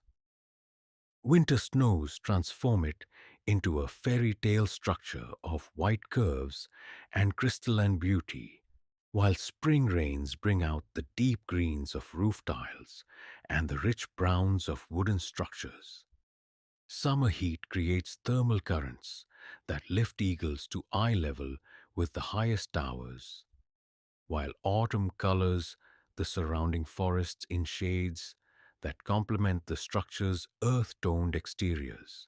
At night, when lanterns illuminate the interior courtyards and torch flames flicker along the wall walks, the castle takes on an otherworldly quality that seems to float above the surrounding darkness like a vision from the realm of spirits. Guards moving along their patrol routes become silhouettes against starlit sky, their presence reassuring to those within while serving as warning to any who might approach with hostile intent. The castle represents the culmination of centuries of military architectural evolution, incorporating lessons learned from countless sieges and defensive actions into a design that maximizes both defensive capability and symbolic impact. Every sight line has been calculated, every approach analyzed, every weakness addressed through engineering solutions that often achieve the level of inspired artistry. Yet perhaps most importantly, the castle serves as physical manifestation of the social order that sustains samurai dominance. Its elevated position reinforces the hierarchy that places warriors above all other classes, while its beauty justifies that dominance through demonstration of the cultural achievements that warrior rule makes possible. In combining military necessity with aesthetic excellence, the castle embodies the samurai ideal of finding transcendent meaning through perfect execution of worldly duties. As Takeshi makes his way through the castle's chambers and courtyards, he understands that he moves within more than mere building. He walks through a three-dimensional expression of the values, aspirations, and worldview that define his entire civilization. Every stone, every timber, every sight line and defensive position contributes to a structure that will outlast the individual lives of those who built it, serving future generations as both fortress and symbol of the way of the warrior. The castle stands as testament to the samurai conviction that beauty and functionality need not be separated, that power, exercised with wisdom, creates rather than destroys, that temporary human authority can achieve forms of permanence through dedication to principles that transcend individual ambition. In its soaring rooflines and impregnable walls, Takeshi sees reflected the eternal aspirations of his class: to rule justly, to defend effectively, to create beauty that endures long after the hands that shaped it have returned to dust. In the heart of Lord Minamoto's castle, where the clash of weapons and the rustle of silk coexist in perfect harmony, Takeshi kneels before a small charcoal brazier in a room so simple it approaches the sacred. Here, surrounded by walls that have witnessed countless councils of war, he performs the intricate choreography of the tea ceremony with the same precision he brings to sword kata. The same concentration he applies to matters of life and death. The tea room, a space no larger than 4.5 tatami mats, represents a complete philosophical universe compressed into the smallest possible dimensions. Every element has been chosen with exquisite care. The hanging scroll featuring a single line of calligraphy that speaks of impermanence. The simple flower arrangement that captures the essence of the season in three carefully selected blossoms. The iron kettle, whose subtle song as water approaches the perfect temperature, provides the only soundtrack to this meditation on mortality and beauty. This is the paradox that defines samurai culture more clearly than any military achievement or political success. Warriors who train constantly for killing have developed the world's most refined appreciation for life's delicate pleasures. Men who face death daily have created art forms dedicated to celebrating the fleeting beauty of temporary existence. Soldiers prepared to disembowel themselves for honor have perfected ceremonies that find profound meaning in the simple act of sharing tea. The implements before Takeshi represent more than utilitarian objects. They are devotional artifacts that transform the mundane act of consuming liquid into a spiritual discipline. The tea bowl, asymmetrical and deliberately imperfect, embodies the aesthetic principle of wabi-sabi that finds beauty in incompleteness, elegance in simplicity, truth in the honest acknowledgement of mortality. His hands, calloused from years of sword work, cradle this ceramic treasure with tenderness that would surprise those who know him only as instrument of warfare. The water itself must be heated to precisely the correct temperature, not boiling, which would destroy the tea's subtle flavors, but hot enough to release the essential qualities that transform bitter leaves into liquid poetry.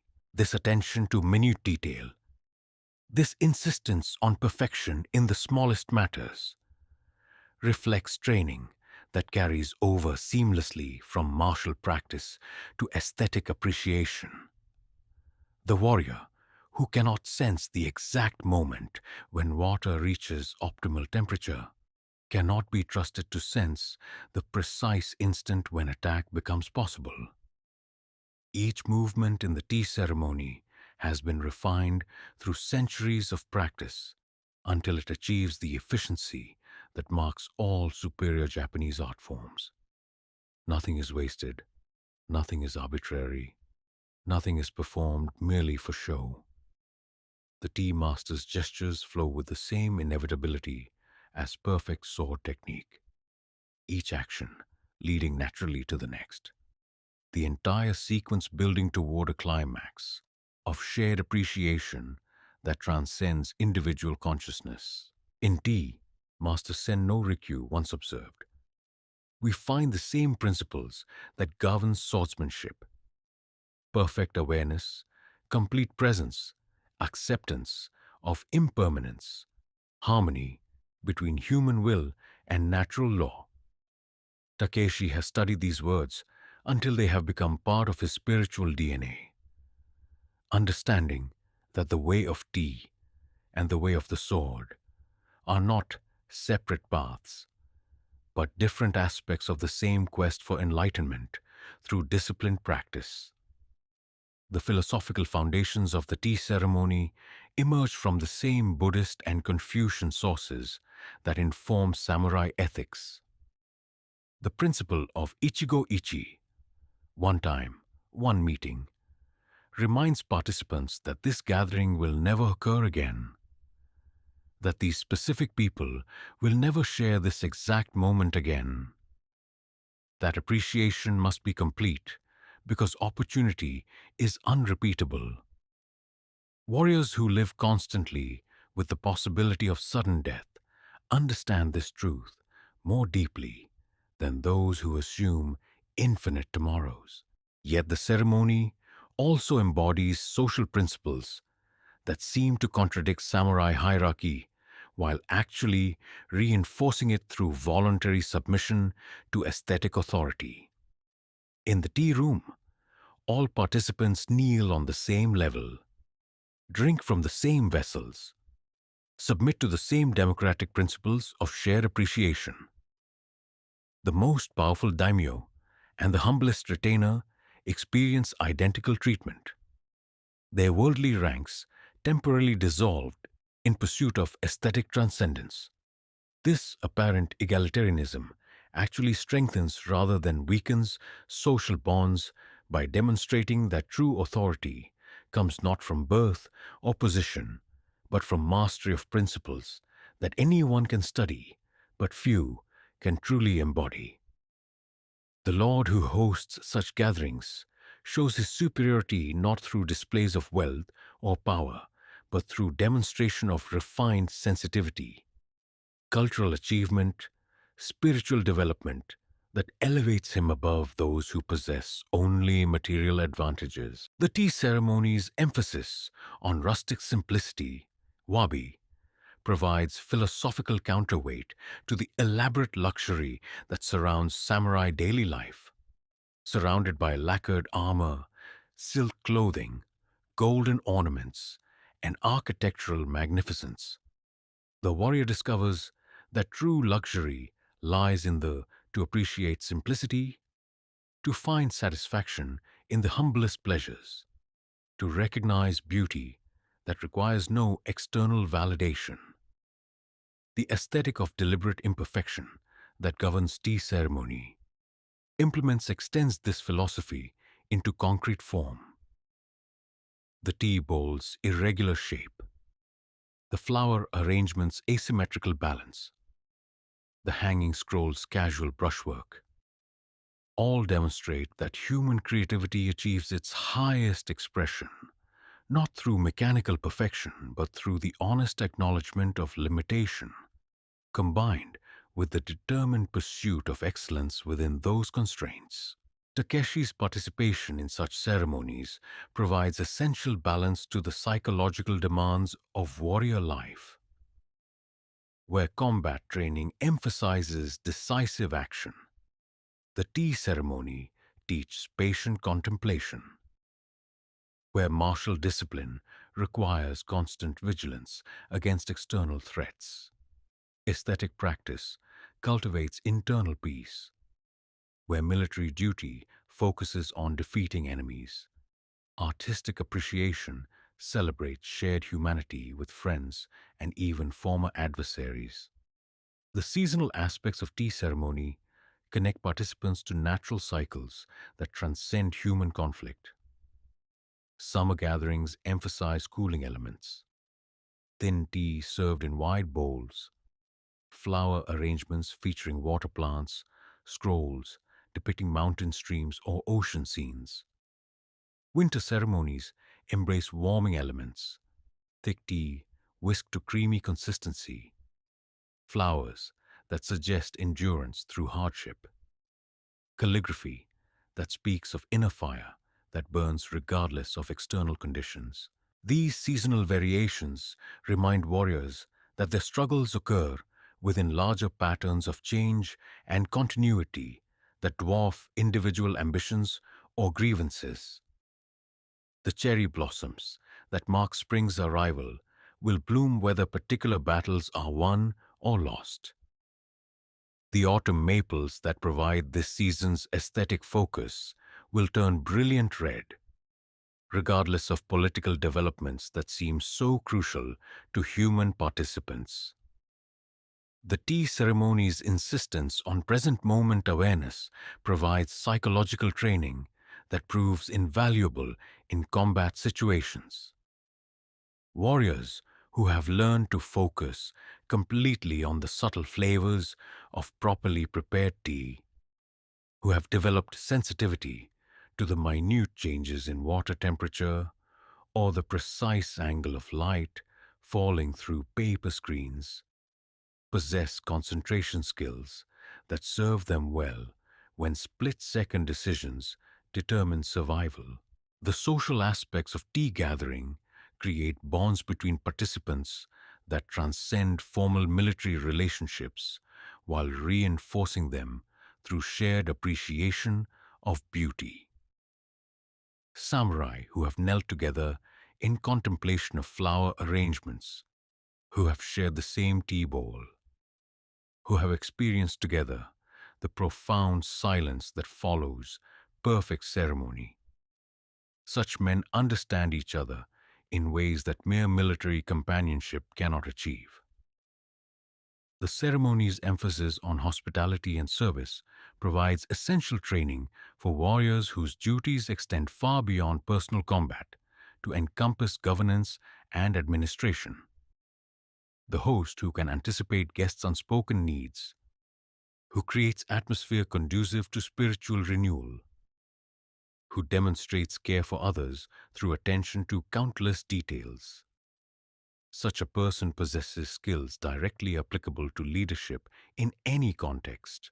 The aesthetic education that tea ceremony provides proves essential for samurai who must make decisions affecting entire populations. Warriors trained to appreciate beauty in multiple forms, who understand the principles of harmony and proportion, who have developed sensitivity to subtle variations in quality and appropriateness. Such leaders can create policies that serve not only immediate practical needs, but also the deeper human requirements for meaning, dignity, and cultural continuity.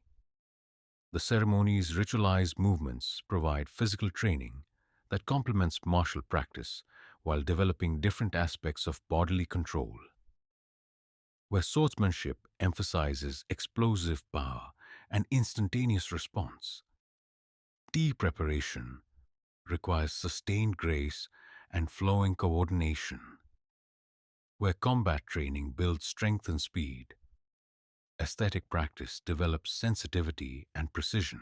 The warrior who masters both forms of physical discipline possesses completeness that neither alone could provide.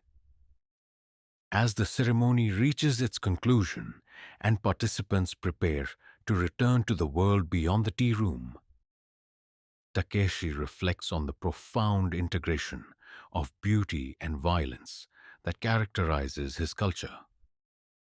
The same hands that can deliver death with surgical precision have just created moments of transcendent loveliness. The same mind that calculates tactical advantages has just participated in communion with eternal principles that make temporary military concerns seem less pressing.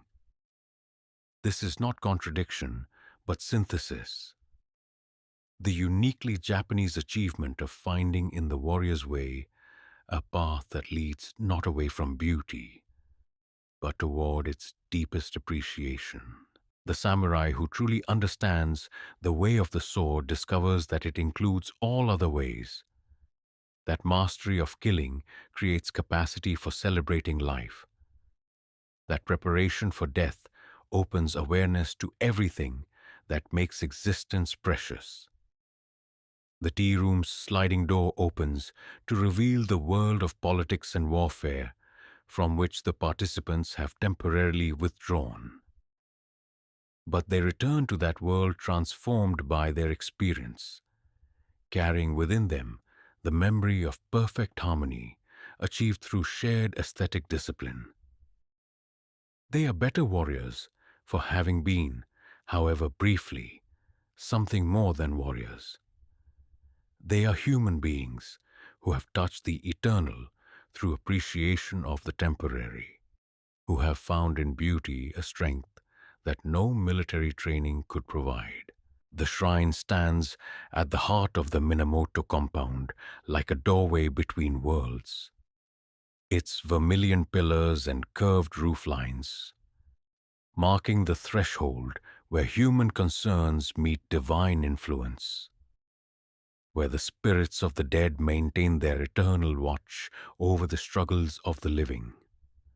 As dawn mist rises from the carefully raked gravel courtyard, Takeshi approaches this sacred space with reverence that goes deeper than fear, deeper than duty, into realms of the soul where loyalty transcends death itself.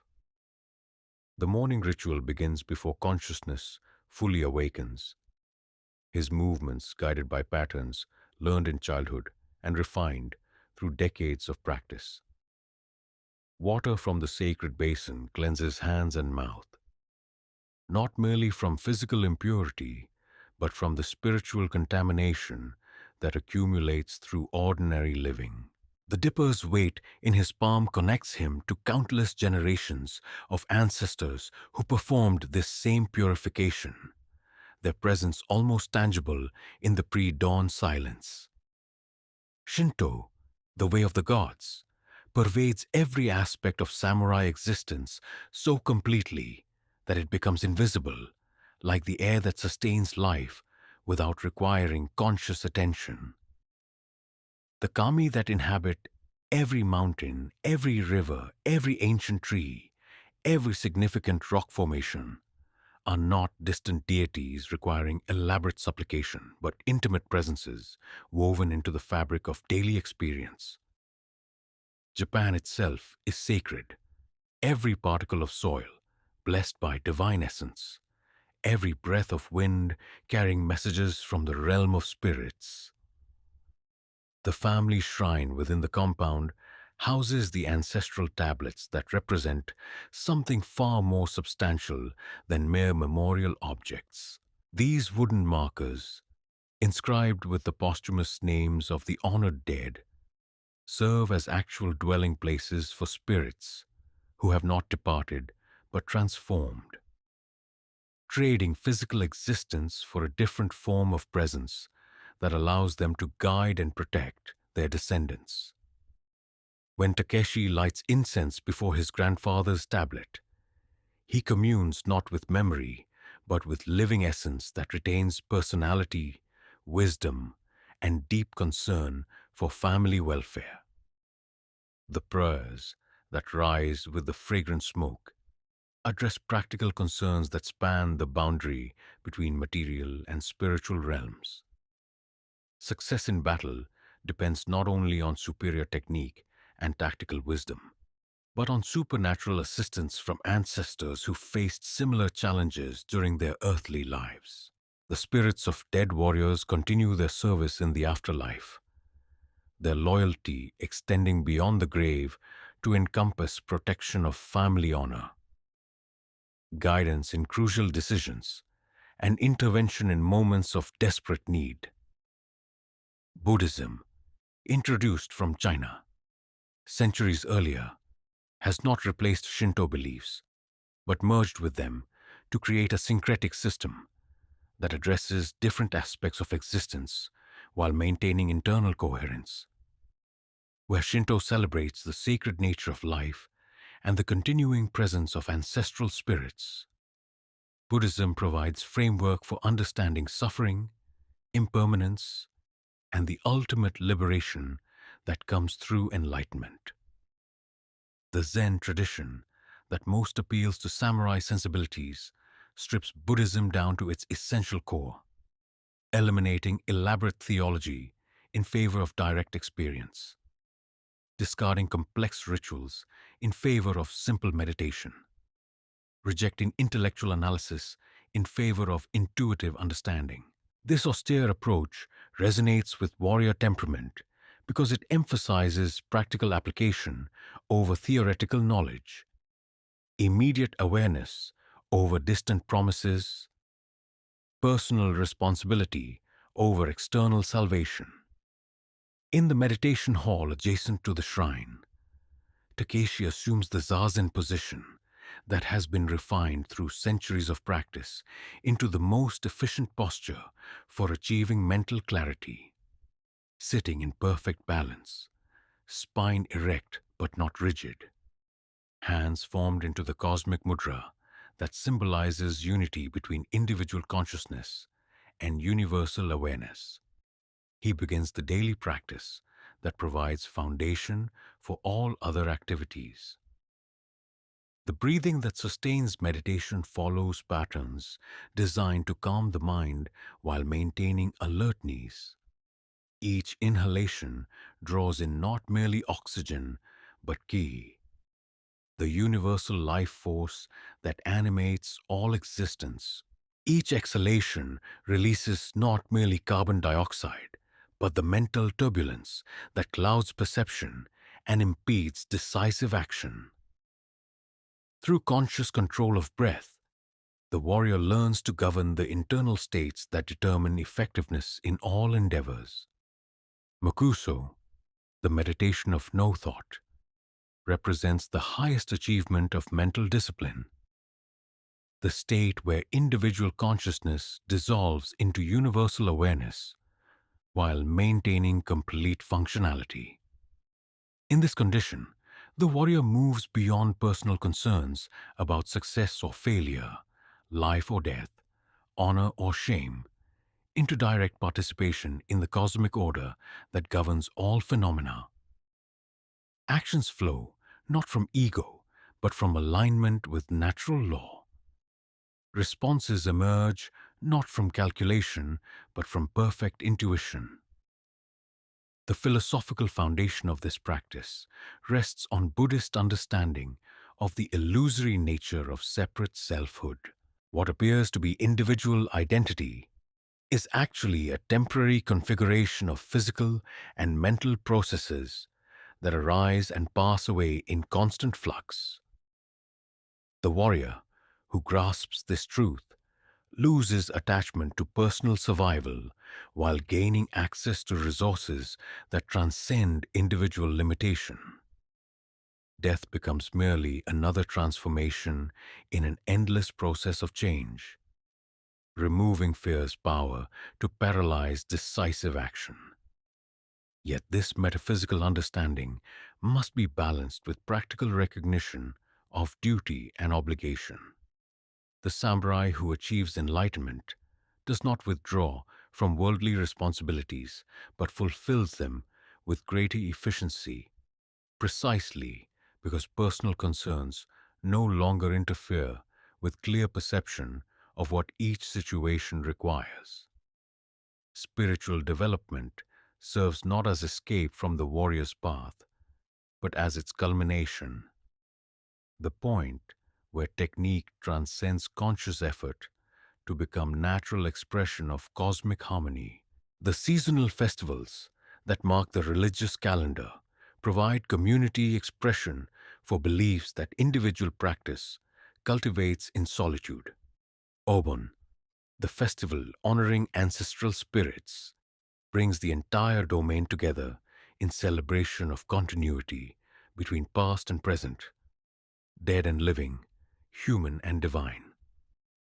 During these 3 days, the boundary between worlds becomes permeable, allowing deceased family members to return temporarily to share in earthly pleasures while reminding the living of their eternal obligations. Takeshi participates in these festivals not merely as private devotion, but as public demonstration of the values that legitimize samurai rule. His careful observance of ritual requirements, his generous support of temple activities, his visible respect for spiritual authority, all communicate to observing subjects that their rulers recognize higher powers, that political authority operates within divine framework, that even the most powerful humans remain accountable to supernatural justice. The Matsuri that celebrate local kami serve similar functions while addressing more immediate concerns. Spring festivals ensure favorable conditions for rice planting. Summer ceremonies protect crops from drought, flood, and insect damage. Autumn festivals express gratitude for successful harvests. Winter observances seek divine protection during the dangerous months when stored food must sustain life until spring's renewal. These seasonal rhythms connect samurai consciousness to natural cycles that dwarf human ambitions while providing context for military and political activities. The warrior who understands his place within cosmic order finds perspective that prevents temporary setbacks from destroying morale while maintaining urgency about duties that serve eternal purposes.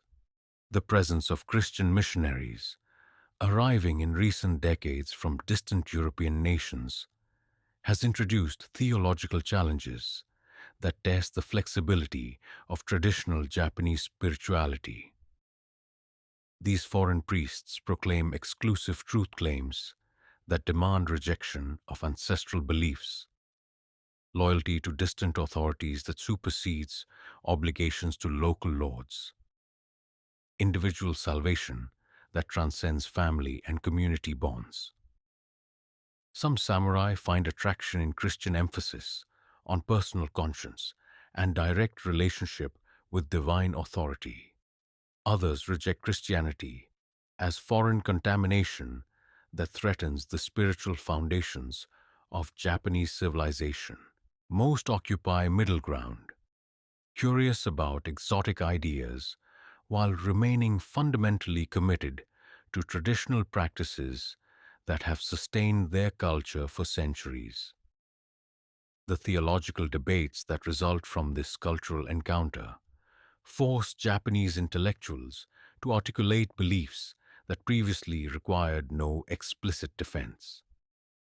Shinto principles, transmitted through practice rather than doctrine, must now be explained to people who demand rational justification for spiritual assertions.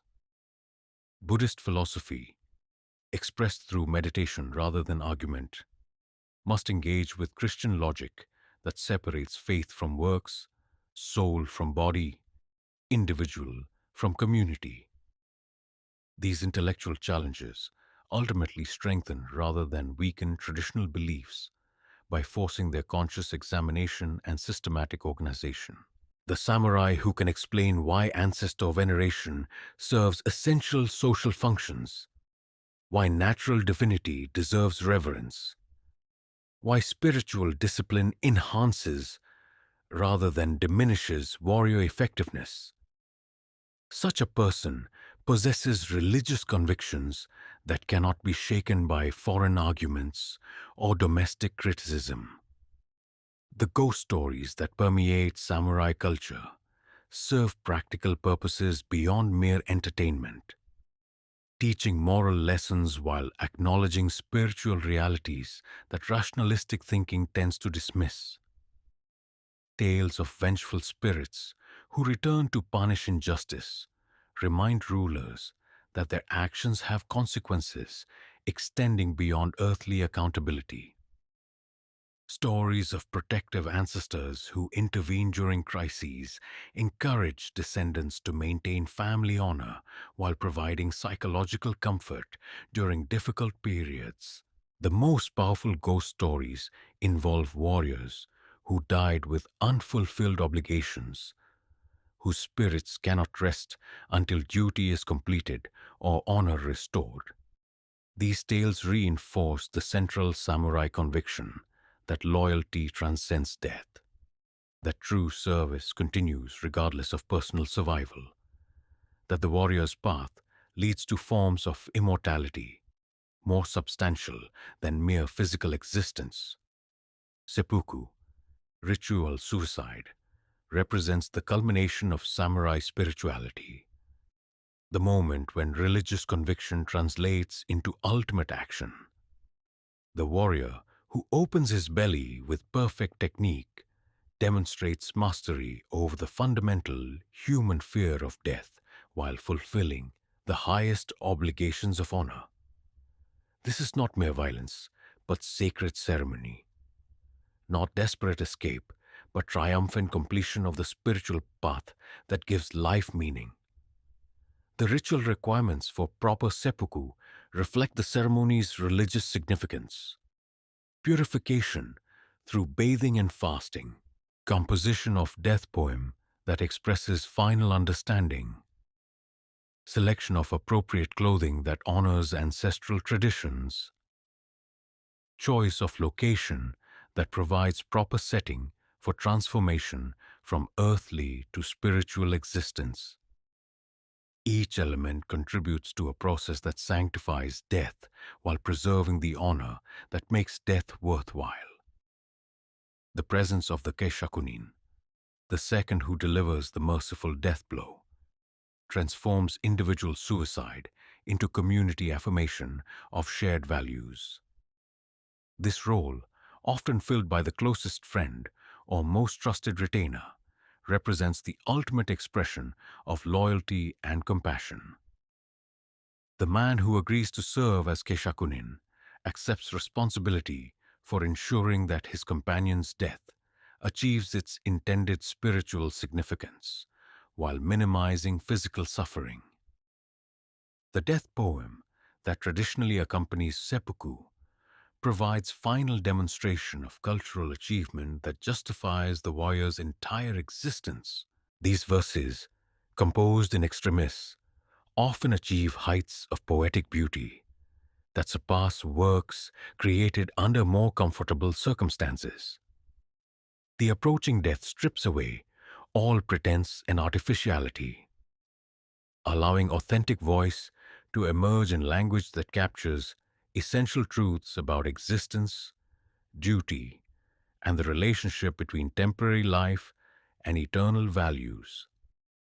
As Takeshi completes his morning devotions and prepares to face another day of worldly responsibilities, he carries within his consciousness the accumulated wisdom of countless generations who faced similar challenges with similar resources.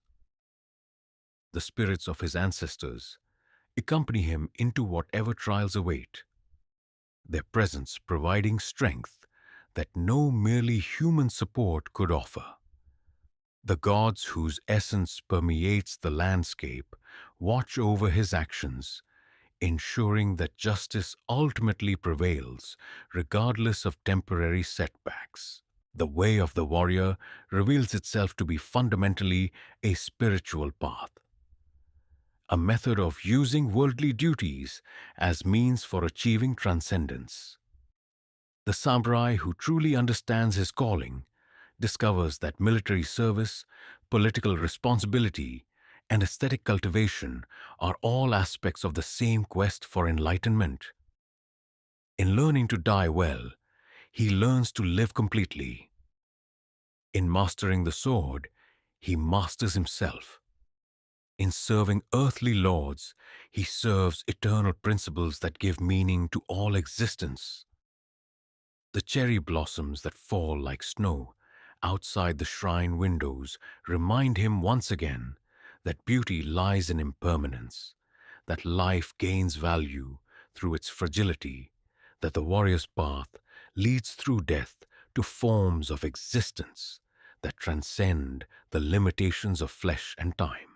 With this knowledge burning bright within his heart, he steps from the sacred space into the world of action, carrying divine presence into human affairs, making of his entire life a prayer offered to the gods who shaped his destiny and the ancestors who guide his steps.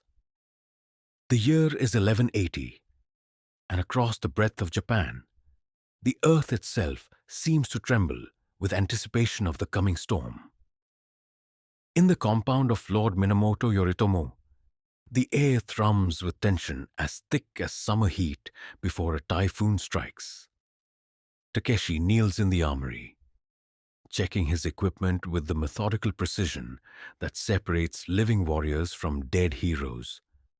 While outside the paper screens, messengers arrive hourly with reports that the Taira clan has finally overreached their grasp for power. The Genpei War, though history will know it by that name only in retrospect, is about to begin, and with it will come 5 years of slaughter that will reshape Japan's political landscape as surely as earthquakes reshape its mountains. This is not merely another provincial dispute between competing lords, but a cataclysm that will determine whether the ancient imperial system survives or yields to a new order built on naked military power. For 20 years, the Tera have dominated the imperial court through a combination of strategic marriages, political manipulation, and the simple expedient of eliminating potential rivals before they could organize effective opposition.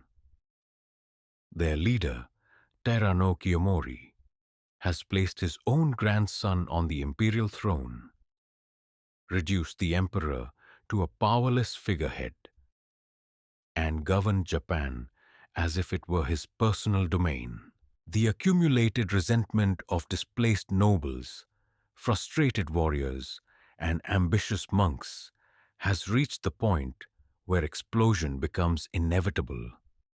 The spark that ignites this conflagration arrives in the form of Prince Mochihito's call to arms, smuggled into Minamoto strongholds by Buddhist monks whose shaved heads and pilgrims' robes provide perfect camouflage for revolutionary activities.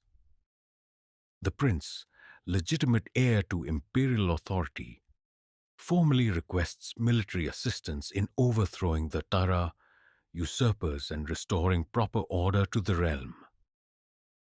Takeshi reads the prince's proclamation by flickering lamplight, the silk scroll trembling slightly in his hands as he comprehends the magnitude of what is being proposed. This is not mere rebellion, but holy war, sanctioned by imperial authority, blessed by divine mandate, justified by every principle that gives samurai existence meaning. To ignore this call would be to betray duty. To answer it means almost certain death. The dice are cast, Lord Yoritomo announces to his assembled retainers, his voice carrying the calm certainty that marks true leadership. We have lived too long under Taira oppression, watched too many good men destroyed by their arrogance, endured too many insults to family honor. The time for patience has ended. The time for war has come. The preparations that follow unfold with choreographed precision, born of years of planning for exactly this moment. Weapons emerge from hidden caches where they have waited like sleeping dragons for the call to wake. Armor is fitted and tested, horses selected and provisioned, alliances confirmed through messages that race along secret networks established over decades of careful cultivation. The Ashigaru, foot soldiers drawn from the peasant class, receive hasty training in spear work and formation fighting. These men will provide the numerical bulk of Minamoto forces, but their effectiveness depends entirely on the leadership and inspiration provided by mounted samurai who fight in the traditional manner of individual combat. The relationship between these different military classes mirrors the social hierarchy that structures all Japanese life, with each group expected to fulfill their proper role without questioning the wisdom of their superiors. Takeshi spends his final evening before departure in meditation before the family shrine, seeking guidance from ancestors who faced similar challenges during their own lifetimes. The spirits of 3 centuries of warriors seem to press close around him, their presence palpable in the incense-laden air. His grandfather, who died fighting the Taira during an earlier campaign, his great-grandfather, who fell in defense of the emperor's authority, his great-great-grandfather, who earned his spurs in the wars that established Minamoto power in the eastern provinces. All whisper encouragement and advice into receptive consciousness. The march to war begins before dawn, columns of horsemen and foot soldiers streaming out of the compound like steel rivers, flowing toward destiny. The rising sun catches spear points and armor plates, transforming the military formation into something resembling a dragon made of men and metal, scales gleaming as it moves across the landscape toward its first taste of blood. The journey toward the initial confrontation takes the Minamoto forces through terrain that tells the story of Japan's violent history, ancient battlefields where previous generations shed their blood for causes equally compelling, temples built to honor the war dead, villages that have learned to hide their young men when armies approach. Every landmark carries lessons about the costs of conflict and the transient nature of military glory. The enemy, when contact is finally established, proves both more and less formidable than anticipated. Taira forces display superior equipment and more disciplined organization, advantages that reflect their control of imperial resources and access to Chinese military advisors. But their troops show signs of the moral corruption that often accompanies prolonged dominance, an expectation of easy victory, a contempt for opponents who dare challenge established authority, a dangerous overconfidence that treats battle as mere extension of court politics. The first engagement occurs near the Uji River, where ancient bridges provide the only crossing points for armies moving between the capital and the eastern provinces. Takeshi finds himself among the advance guard that must force a passage against determined Taira resistance, his horse splashing through shallow water while arrows whistle overhead like lethal birds seeking human prey. Combat, when it finally arrives, bears no resemblance to the stylized individual duels celebrated in romantic literature. This is industrial-scale killing, conducted with business-like efficiency by men who understand that survival depends on teamwork rather than personal heroics.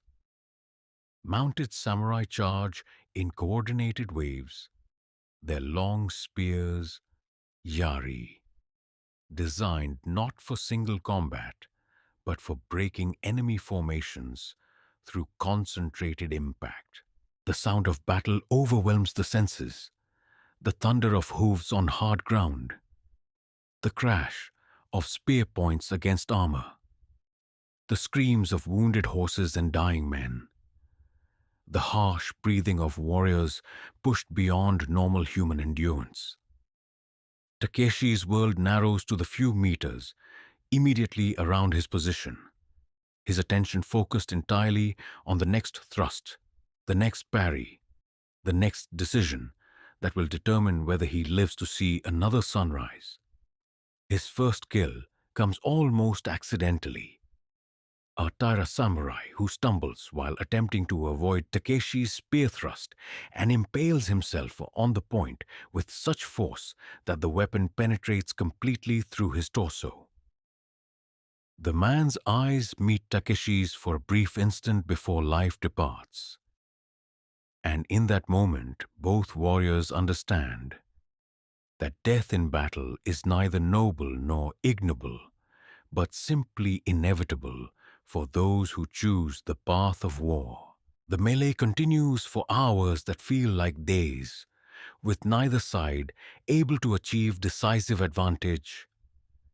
Individual acts of courage and skill determine temporary local superiority, but the overall balance shifts constantly as reserves arrive, casualties mount, and commanders commit their remaining resources in increasingly desperate gambles for victory. Takeshi witnesses scenes that will haunt his dreams for whatever life remains to him. A young Taira warrior, probably no older than 16, crawling through mud with his legs severed by a spear thrust, still attempting to reach his fallen commander. A veteran samurai calmly performing seppuku rather than accept the dishonor of capture. his death poem carved hastily into a wooden post with a knife point. An Ashigaru foot soldier who are now weeping over the body of his son, who enlisted in the same unit to serve beside his father. The tide turns when Minamoto Yoshitsune, Lord Yoritomo's younger brother, leads a flanking attack that catches Taira forces while they are engaged frontally with the main Minamoto force. This tactical masterpiece demonstrates the kind of military genius that will make Yoshitsune's name legendary. But for participants like Takeshi, it appears as chaos suddenly resolving into victory through means too complex to understand in the moment. The retreat, when it comes, unfolds with surprising discipline for a defeated force. Taira commanders maintain unit cohesion while conducting a fighting withdrawal that prevents the engagement from becoming a massacre. Their rearguard actions cost Minamoto forces dearly for every mile of pursuit, demonstrating that this war will require many such victories before final resolution becomes possible. The aftermath of battle reveals the true cost of victory in terms that account books cannot capture. Nearly a third of the Minamoto force has suffered casualties, ranging from minor wounds to deaths that have already claimed some of Takeshi's oldest friends. The survivors move through the field with the mechanical efficiency of professional soldiers, collecting wounded comrades and salvageable equipment while leaving enemy dead to provide carrion for the crows that circle overhead in patient anticipation. The heads of fallen enemy commanders are collected according to ancient tradition, proof of victory that will be presented to Lord Yoritomo as evidence of his followers' loyalty and effectiveness. This grisly harvest serves practical purposes, confirming the deaths of specific opponents, providing trophies that enhance the victors' reputations, demonstrating to potential enemies the consequences of opposing Minamoto authority. Takeshi participates in these rituals with growing understanding that war transforms participants in ways that peacetime training cannot fully prepare them to expect. The young man who knelt in meditation that morning has been replaced by someone harder, more pragmatic, marked by experiences that will forever separate him from those who have never killed another human being or watched friends die in pursuit of causes larger than individual survival. The wounded receive treatment that reflects the era's limited medical knowledge but unlimited respect for warrior sacrifice. Battlefield surgery consists mainly of cleaning wounds, setting broken bones, and providing herbal remedies that may or may not prevent infection. Those whose injuries prove mortal face death, with composure that draws from spiritual training designed precisely for such moments. The victory celebration that evening combines gratitude for survival with determination to continue fighting until the war reaches satisfactory conclusion. Songs honoring the day's heroes alternate with prayers for the spirits of those who will fight no more, while plans for the next engagement take shape around fires fed with captured enemy equipment.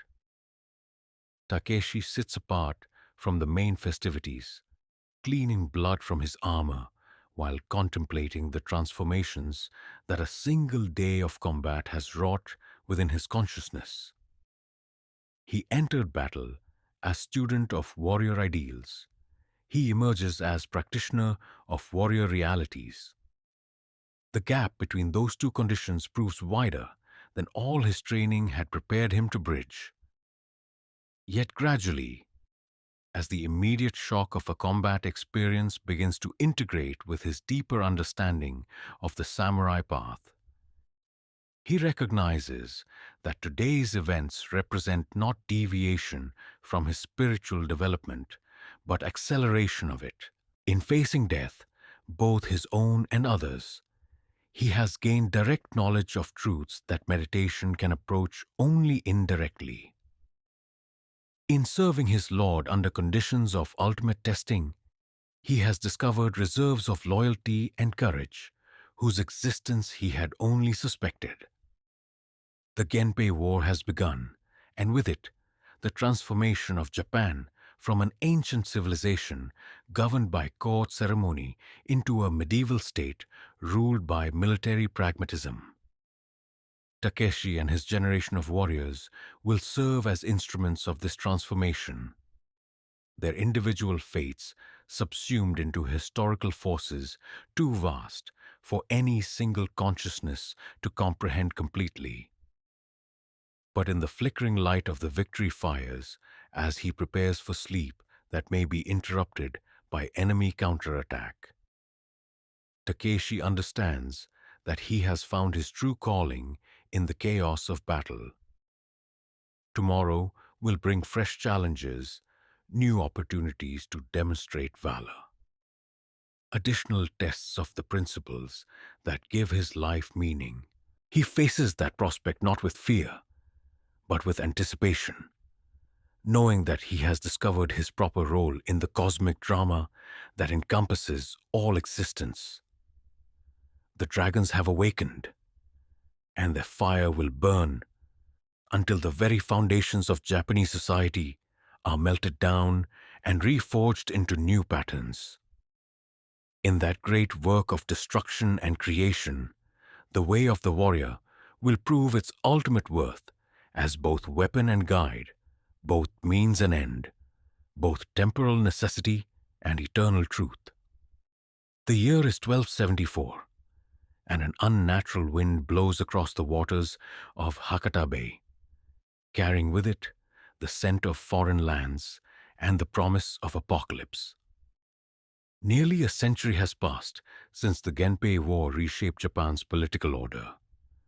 And now, Takeshi's grandson, bearing the same proud name, stands upon the beach where his ancestors once walked, watching the horizon for signs of an invasion that threatens not merely political dominance, but the very survival of Japanese civilization. The ships that appear with the dawn number in the hundreds. A vast armada that stretches from one end of the visible sea to the other. Their alien silhouettes, unlike anything in Japanese maritime tradition.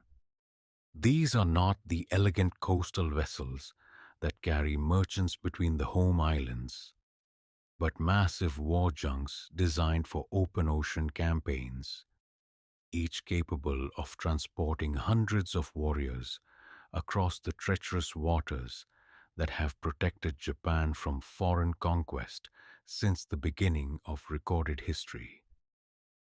Kublai Khan, grandson of the legendary Genghis Khan and ruler of the largest empire in human history, has turned his attention to the island nation that dared refuse his demands for submission. Two diplomatic missions have already arrived bearing ultimatums, written in characters that seem to burn with imperial arrogance.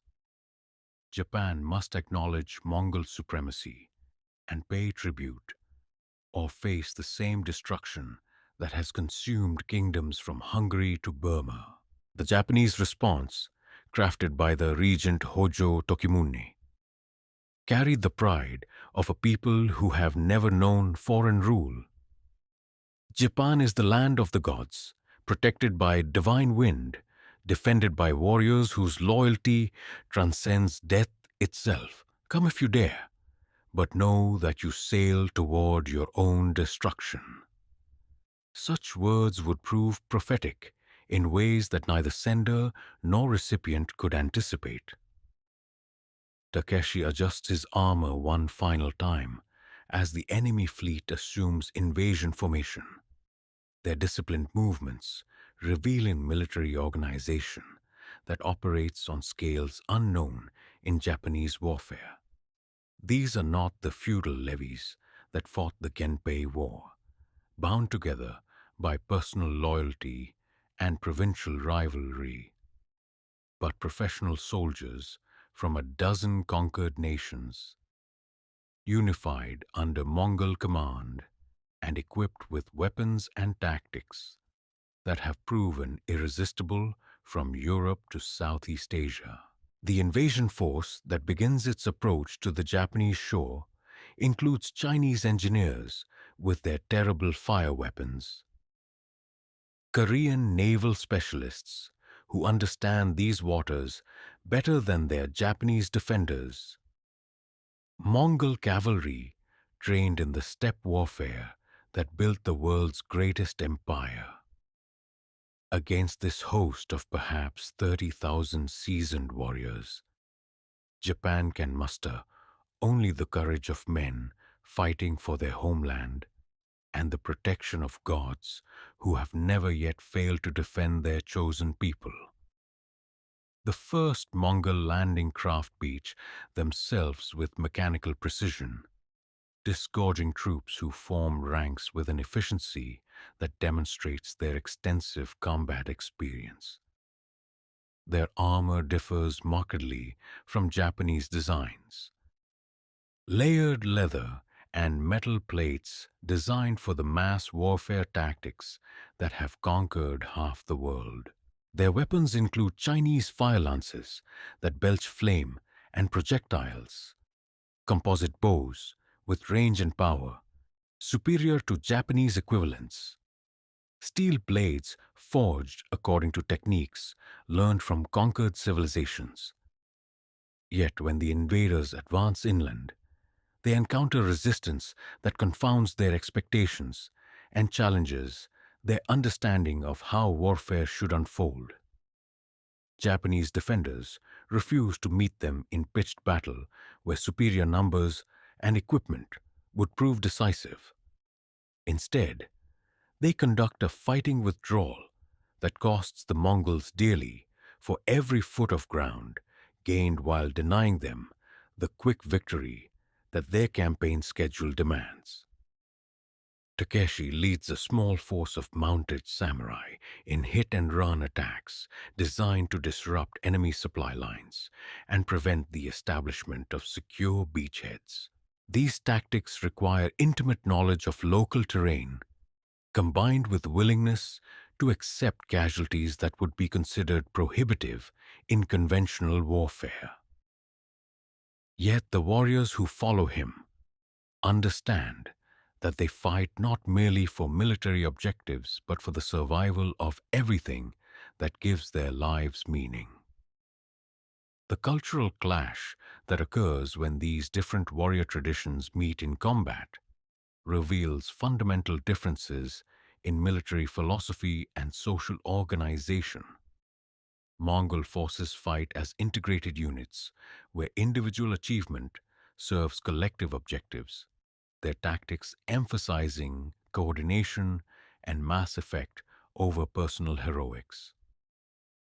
Japanese warriors maintain the tradition of individual combat even within larger engagements. Their approach to battle shaped by centuries of single combat and personal challenge. This difference becomes apparent during the first major engagement, when a group of Japanese champions rides forward to challenge Mongol commanders to single combat according to ancient precedent. The foreigners respond not with individual warriors, but with concentrated arrow fire that cuts down the challengers before they can close to sword range. Such tactics, while militarily effective, violate every principle of honorable warfare that governs Japanese military culture.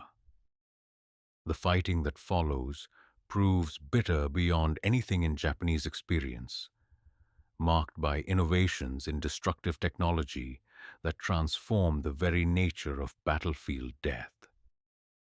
Chinese fire weapons fill the air with smoke and noise that terrifies horses while hurling projectiles that can penetrate the finest armor. Korean siege engines, positioned on captured heights, rain stones and incendiary devices upon defenders who have no experience with such mechanized warfare. Yet gradually, the invaders discover that technological superiority cannot overcome the psychological advantages enjoyed by defenders fighting for their homeland with divine protection. Japanese resistance stiffens rather than breaks under pressure that would have shattered conventional opponents. Warriors who face hopeless odds continue fighting with determination that borders on the supernatural, their courage drawing strength from spiritual sources that materialistic invaders cannot understand or counter. Takeshi experiences this transformation firsthand during a desperate defense of a hilltop shrine that commands the approaches to a major inland valley. Surrounded by Mongol forces that outnumber his command by more than 10 to 1, facing warriors whose equipment and training represent the accumulated military wisdom of the world's largest empire. He discovers reserves of strength and determination whose existence he had never suspected. The battle for the shrine becomes a microcosm of the larger struggle between Japanese spiritual culture and Mongol material power. The sacred ground itself seems to energize defenders while sapping the strength of attackers who fight for conquest rather than conviction. Ancient trees that have witnessed centuries of prayer and meditation provide cover for samurai archers whose arrows find targets with accuracy that seems divinely guided. The fighting continues through the night, lit by fires that consume the shrine's wooden buildings while sparing the stone foundations where the kami dwell. Takeshi's force dwindles steadily as individual warriors fall to wounds that overwhelm their capacity for endurance. Yet those who remain fight with increasing effectiveness as desperate circumstances strip away everything except essential skills and unshakable determination. Dawn reveals a battlefield transformed by the night's struggle into something resembling the Hell Realms depicted in Buddhist scrolls. Bodies lie heaped around the shrine's perimeter, Japanese and Mongol dead intermingled in the democracy of violent death. The surviving defenders, fewer than a dozen men from a force that began the engagement with nearly 100, hold positions that should have been overrun hours earlier. The Mongol commander, who finally orders withdrawal, demonstrates the pragmatic calculation that characterizes professional military thinking. His forces have suffered casualties far exceeding any reasonable estimate for capturing a position of limited strategic value. The time and resources required to complete the shrine's conquest could be better spent on objectives that offer greater military advantage with lower cost in men and material. Yet for Takeshi and his surviving warriors, the enemy withdrawal represents something far more significant than tactical success. They have demonstrated that Japanese courage, properly applied and divinely assisted, can defeat foreign military superiority regardless of the odds. This knowledge will prove more valuable than any material victory, providing psychological foundation for continued resistance against overwhelming invasion force. The campaign's climax arrives when the Mongol fleet attempts to consolidate its gains by establishing permanent bases on Japanese soil. Their engineers, the finest in the world, begin construction of fortified positions designed to support extended operations against Japanese resistance. Chinese artisans, conscripted from conquered territories, apply advanced techniques for creating defensive works that could withstand any assault contemporary Japanese forces might mount. But the gods of Japan have not remained passive observers of this foreign challenge to their authority.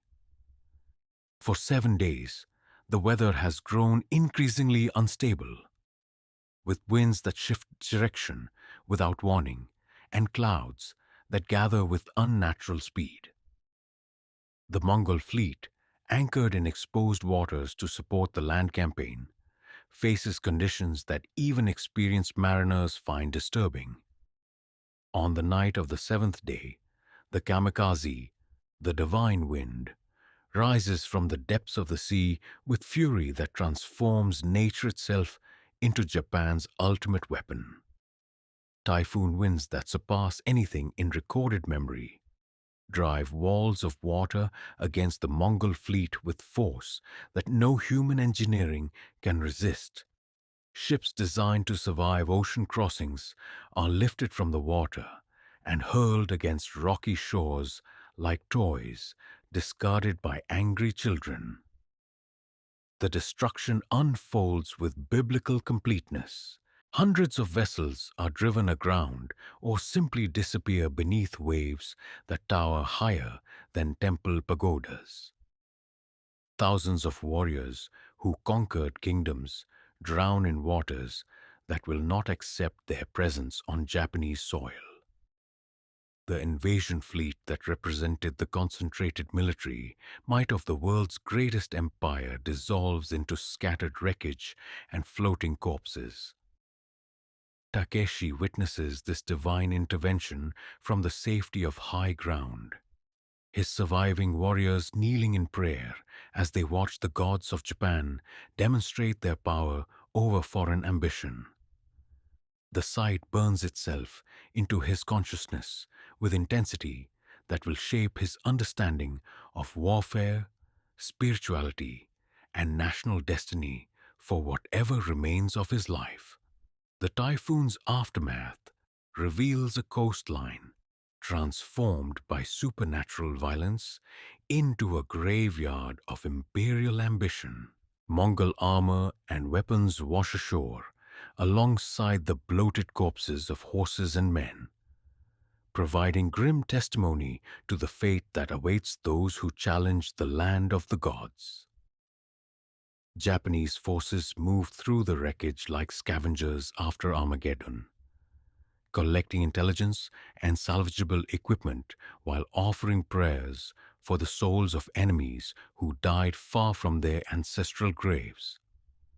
The few Mongol survivors who reach shore alive face choice between death in combat and the shame of capture. Most choose to fight until their strength fails, maintaining the warrior's honor that transcends national boundaries even as they accept defeat. Their courage earns respect from Japanese opponents who understand that bravery deserves acknowledgement regardless of the cause it serves.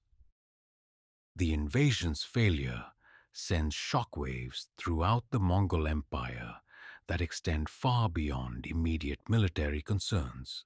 Kublai Khan's aura of invincibility suffers damage that weakens his authority over conquered peoples, who might now question whether Mongol power truly enjoys divine mandate. The Japanese victory becomes inspiration for resistance movements throughout Asia.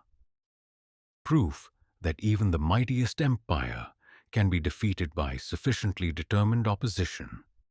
For Japan itself, the successful defense against foreign invasion provides validation of cultural values and spiritual beliefs that will influence national consciousness for centuries to come.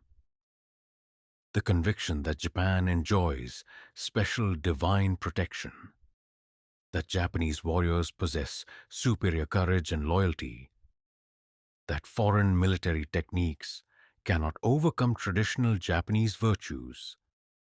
These beliefs, reinforced by dramatic evidence, become integral components of national identity. Takeshi returns to his family compound, carrying knowledge that transforms his understanding of the warrior's role in cosmic order. He has witnessed the gods intervening directly in human affairs, seen divine wind destroy enemies that human courage alone could not defeat, participated in events that proved Japan's unique position among the nations of the world. Such experiences transcend normal military service to become religious revelation that shapes every subsequent decision and action. The Mongol threat will return in 1281 with an even larger invasion fleet, but the pattern established in this first campaign will repeat itself with minor variations. Japanese resistance will prove more effective. Divine intervention will again destroy the invasion fleet, and Kublai Khan will finally abandon his ambitions to conquer the land of the gods.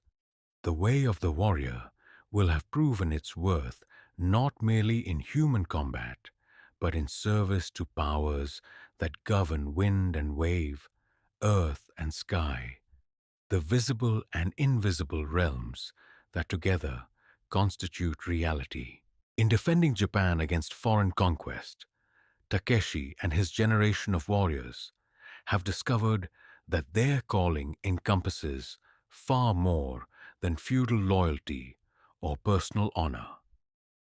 They serve as instruments of divine will, guardians of sacred ground, protectors of a way of life that represents humanity's highest spiritual achievements. Such knowledge brings responsibility that weighs heavier than any armor, yet also provides strength that no merely human source could supply. The divine wind has blown, the foreign threat has been defeated, and Japan remains inviolate under the protection of gods who have demonstrated their power over the mightiest empire in human history.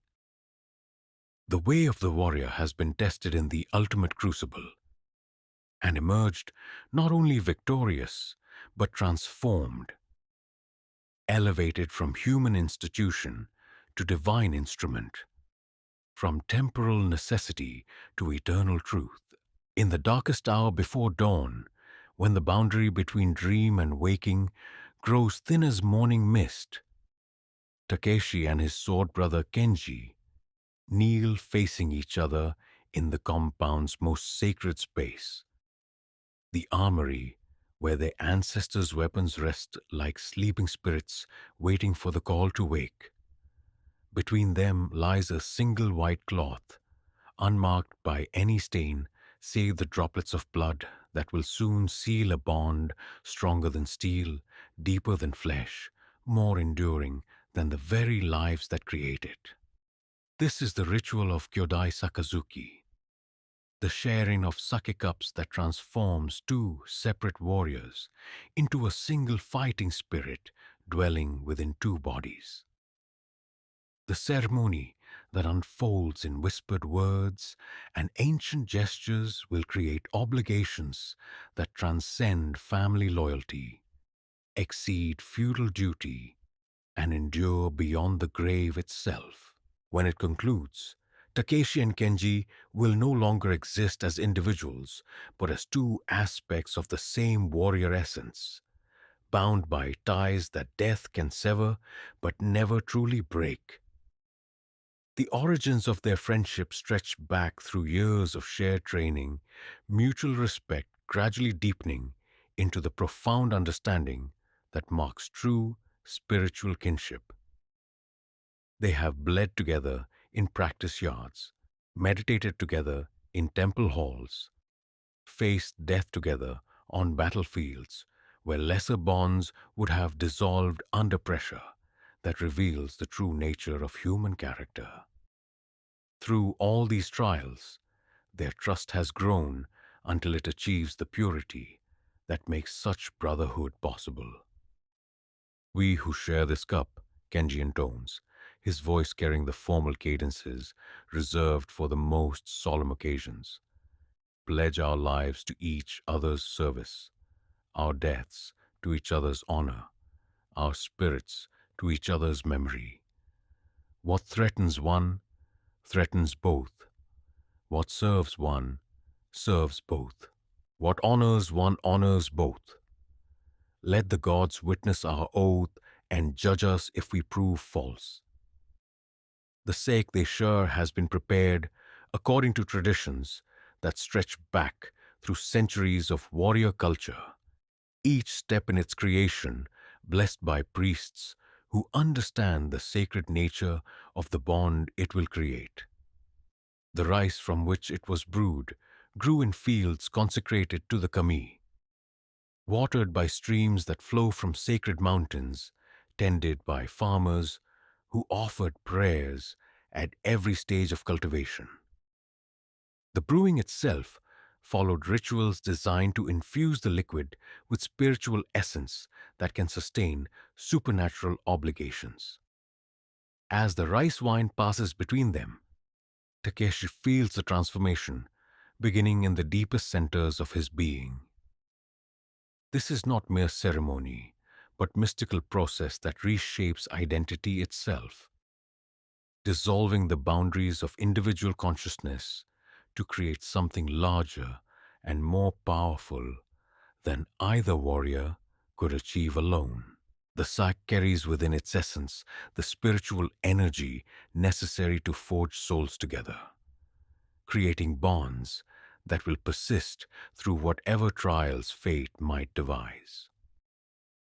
The brotherhood they create through this ritual represents far more than military alliance or emotional friendship. It establishes a mystical connection that allows each warrior to draw upon the other's strength, to sense the other's danger across impossible distances, to coordinate actions with precision that approaches telepathy. Stories passed down through generations tell of sword brothers who fought as a single organism despite being separated by miles of battlefield, who shared dreams and visions across vast distances, who knew the moment of each other's death, though mountains and rivers lay between them. The obligations created by this bond supersede all other loyalties, save those owed to lord and emperor. A warrior who abandons his sword brother in battle commits a betrayal worse than treason, a stain upon his honor that no subsequent heroics can cleanse. Conversely, the man who sacrifices himself to preserve his brother's life achieves the highest form of martial virtue, ensuring that his name will be remembered with reverence long after lesser heroes are forgotten.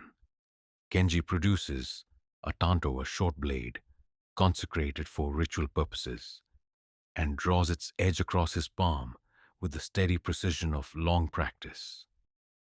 The blood that wells from the cut carries with it the essence of his life force, the spiritual energy that animates his physical form and gives meaning to his existence. When he extends the blade to Takeshi, the offering represents nothing less than the surrender of individual identity in favor of shared consciousness.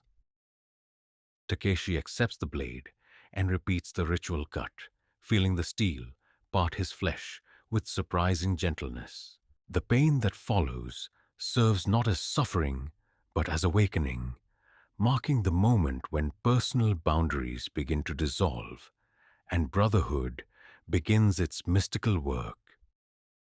As their blood mingles on the white cloth between them, both warriors sense the presence of something greater than either could achieve alone. A combined spirit that will guide their actions and strengthen their resolve through whatever challenges lie ahead.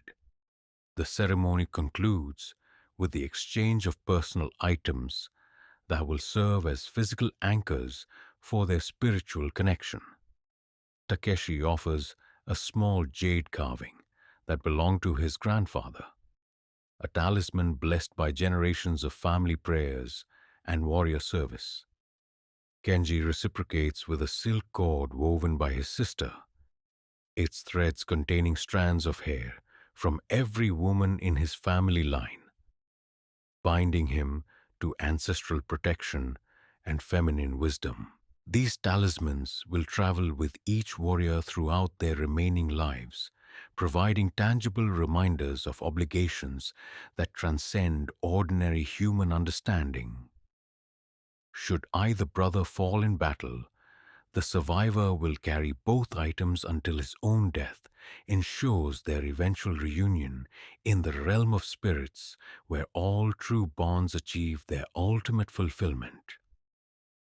The days that follow the brotherhood ceremony reveal the practical effects of their mystical union in ways that astonish even veterans accustomed to the supernatural aspects of warrior culture. During practice sessions, Takeshi and Kenji move together with coordination that requires no verbal communication. Their attacks and defenses flowing in patterns that create openings for their partner while protecting against counterattacks. Observers describe their sparring as resembling a complex dance performed by a single mind controlling two bodies. This enhanced coordination proves its worth during their first joint combat mission, a raid against bandits who have been preying upon merchants traveling the mountain roads that connect the domain's scattered settlements. The outlaws, experienced fighters who have survived numerous encounters with regular patrols, find themselves facing opponents who seem to anticipate their every move while presenting no openings for effective counterattack. The battle, if it can be called that, unfolds with surgical precision that demonstrates the true potential of properly forged warrior brotherhood. Takeshi and Kenji advance through the bandit camp like twin expressions of the same deadly purpose, their blades finding targets with accuracy that borders on supernatural, while their movements create mutual protection that renders enemy attacks ineffective. The surviving bandits, those few who escape the initial assault, will spread stories throughout the criminal underworld about the demon warriors who fight as one being, whose coordination transcends normal human capability, whose presence on any battlefield guarantees defeat for their opponents. Such tales, embellished through repeated telling, will serve to deter future criminal activity while enhancing the reputation of Lord Minamoto's forces.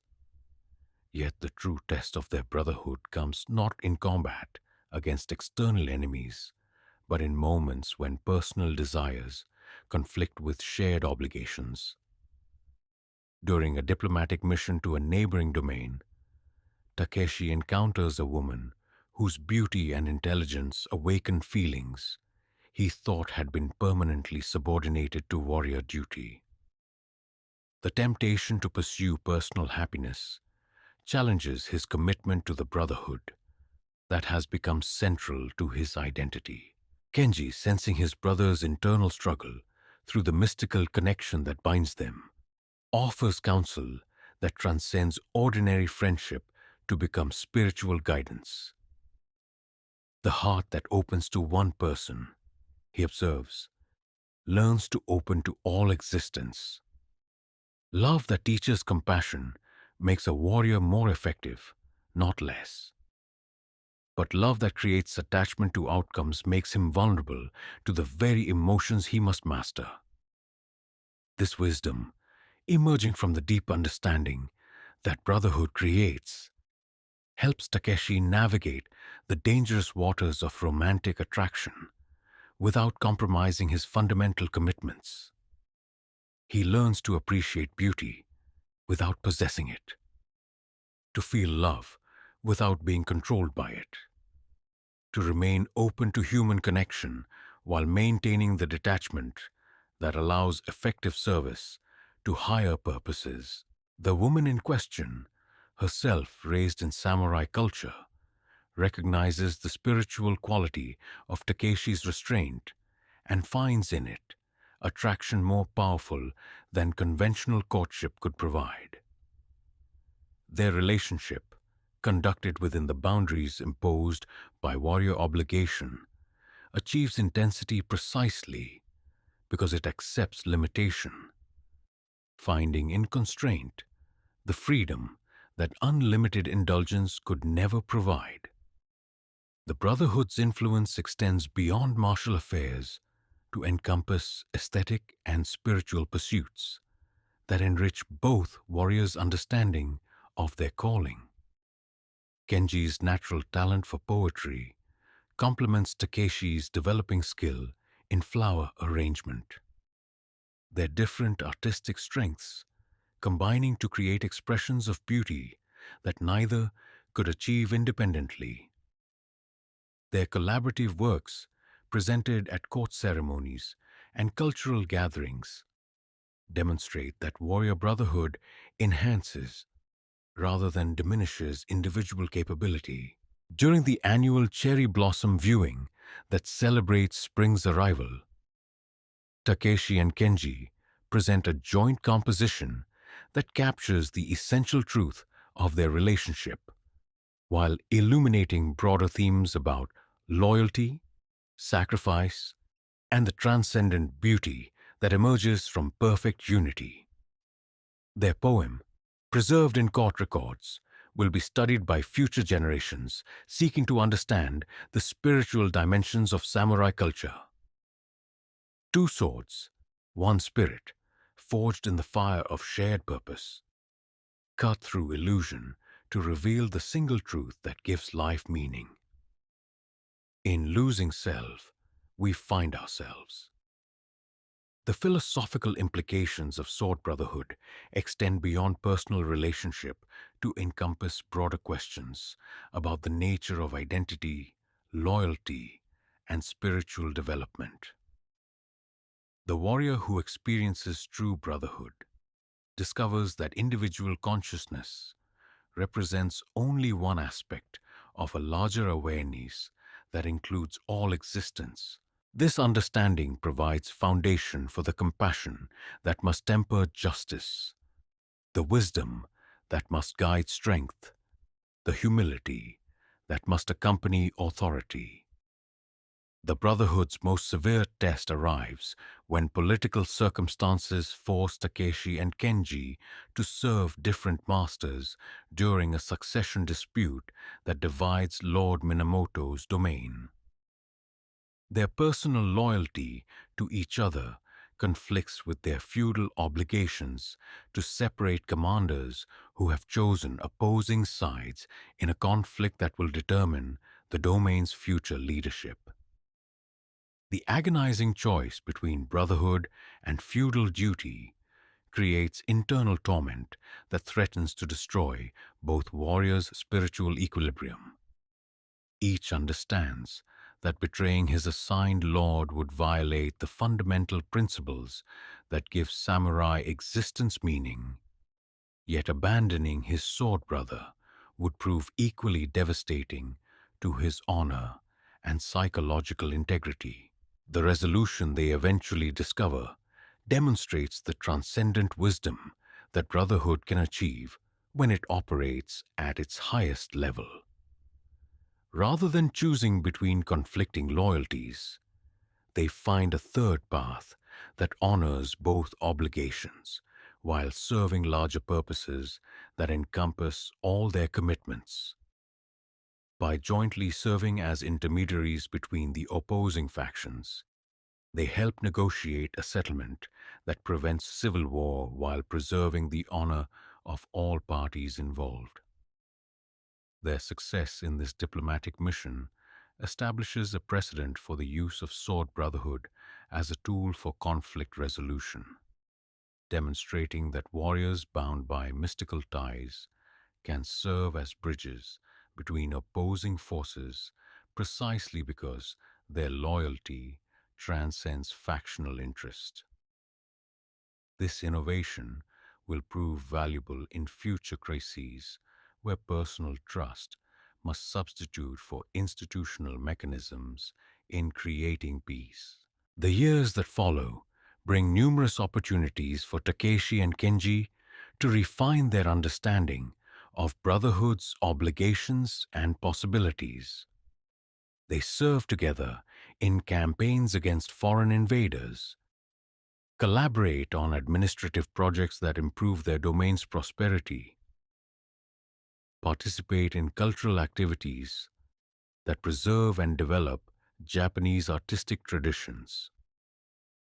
Through all these endeavors, their bond deepens and strengthens while providing a model for other warriors seeking to achieve similar unity. The Brotherhood's ultimate test arrives when age and wounds begin to limit their physical capabilities, forcing them to confront the question of how spiritual bonds adapt to changing circumstances.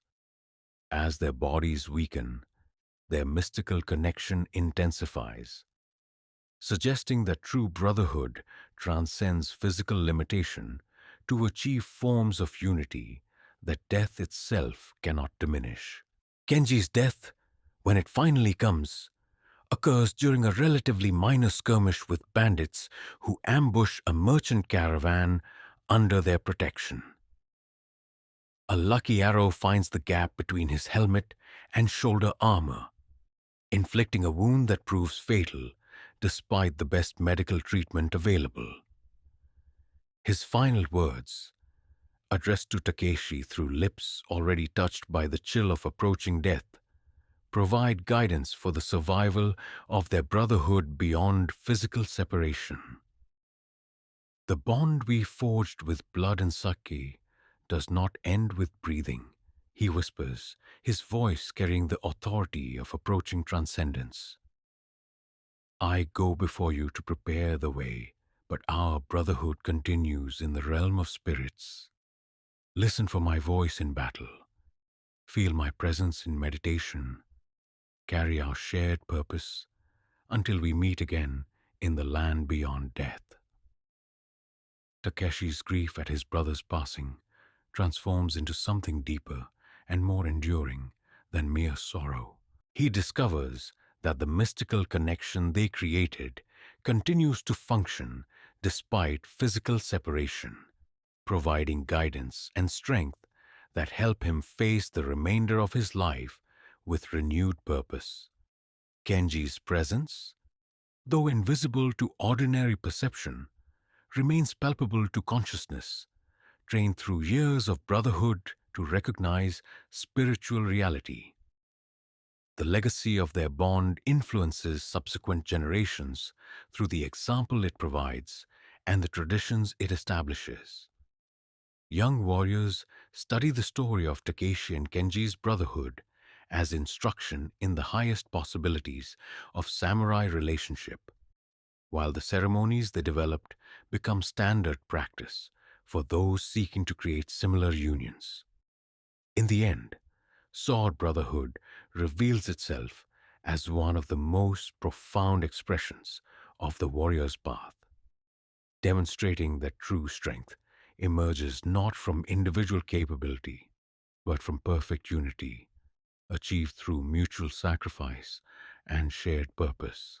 The bonds forged in brotherhood ceremonies outlast the lives that create them, providing spiritual continuity that connects past and future while serving present needs for guidance, protection, and meaning.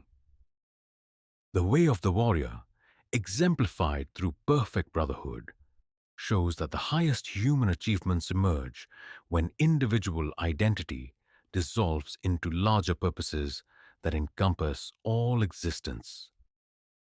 In learning to fight as one, Takeshi and Kenji discover how to live as expressions of eternal principles that give meaning to temporary existence while creating beauty that endures long after flesh returns to dust. The ceremony chamber lies in perfect silence as Takeshi kneels upon the white tatami mats, his breathing so controlled it barely disturbs the air around him. Before him rests the wakizashi, the short sword that will serve as his final companion on the journey from shame to honor, from failure to redemption, from this world of temporary suffering to the eternal realm where ancestral spirits judge the worth of mortal deeds. The events that led to this moment began 3 days earlier with the arrival of a messenger bearing news that shattered Takeshi's world like a stone through paper screens. His lord's castle had fallen to enemy forces while under his protection. The garrison slaughtered to the last man, the domain's sacred treasures scattered like leaves before an autumn storm. Worse than mere military defeat, this catastrophe represented complete failure of the fundamental obligation that gave his life meaning, the absolute duty to protect what had been entrusted to his care. The intelligence that reached him painted a picture of disaster so complete it approached the supernatural. Enemy forces, led by a rival clan whose ambitions had festered for decades, had exploited a weakness in the castle's defenses that Takeshi's reconnaissance had failed to detect. His absence, necessitated by a diplomatic mission to a distant province, had allowed the attack to proceed without the coordinated defense that might have preserved the stronghold. The messenger's words carried no accusation, no explicit assignment of blame. Such directness would have violated the subtle protocols that govern samurai communication. Yet the implications remained clear as spring water. Takeshi's failure to anticipate the threat, his absence during the crucial moment, his inability to preserve what generations of ancestors had died to protect, all combined to create a weight of responsibility that no living man could bear without breaking under its pressure. The formal call for seppuku came not from external authority, but from internal recognition that honor demanded the ultimate sacrifice. No lord commanded his death. No court pronounced judgment upon his actions. No external force compelled him toward this final choice.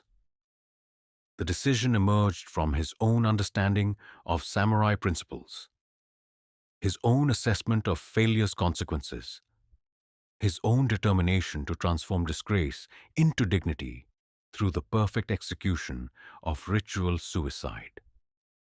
The preparation for seppuku follows traditions refined through centuries of practice into a ceremony that achieves the status of sacred art.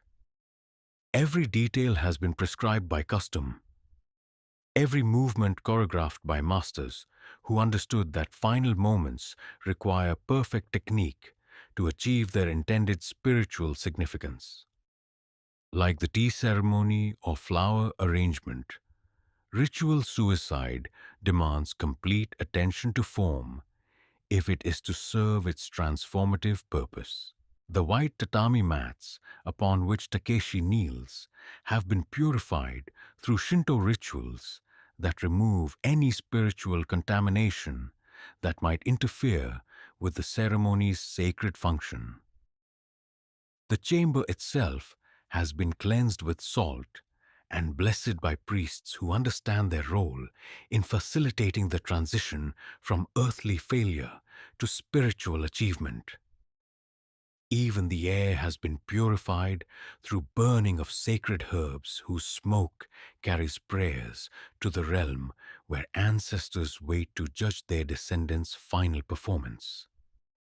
His clothing for this ultimate ceremony reflects the aesthetic principles that govern all aspects of samurai culture.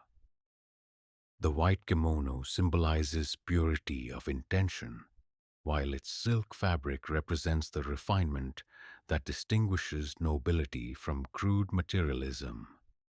The garment's simplicity demonstrates that true elegance requires no external ornament, while its perfect fit shows attention to detail that marks all superior Japanese craftsmanship. The wakizashi that will serve as instrument of transformation has been prepared with the same meticulous care devoted to the most important tea ceremony implements. Its blade, polished to mirror brightness, reflects not merely physical light, but the spiritual illumination that comes through acceptance of ultimate responsibility. The handle, wrapped in silk cord, blessed by generations of family prayers, provides connection to ancestral wisdom that will guide the final act. The death poem that Takeshi composed during his 3 days of preparation represents the culmination of a lifetime's aesthetic education. These verses, written with brushstrokes that flow like water, despite the trembling that marks approaching death, capture essential truths about existence, duty, and the relationship between temporary failure and eternal honor. Cherry blossoms fall, not from weakness but from wind.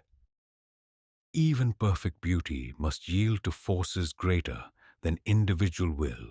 My failure blooms bright as autumn leaves before frost, teaching those who watch that honor grows through accepting the consequences of choice.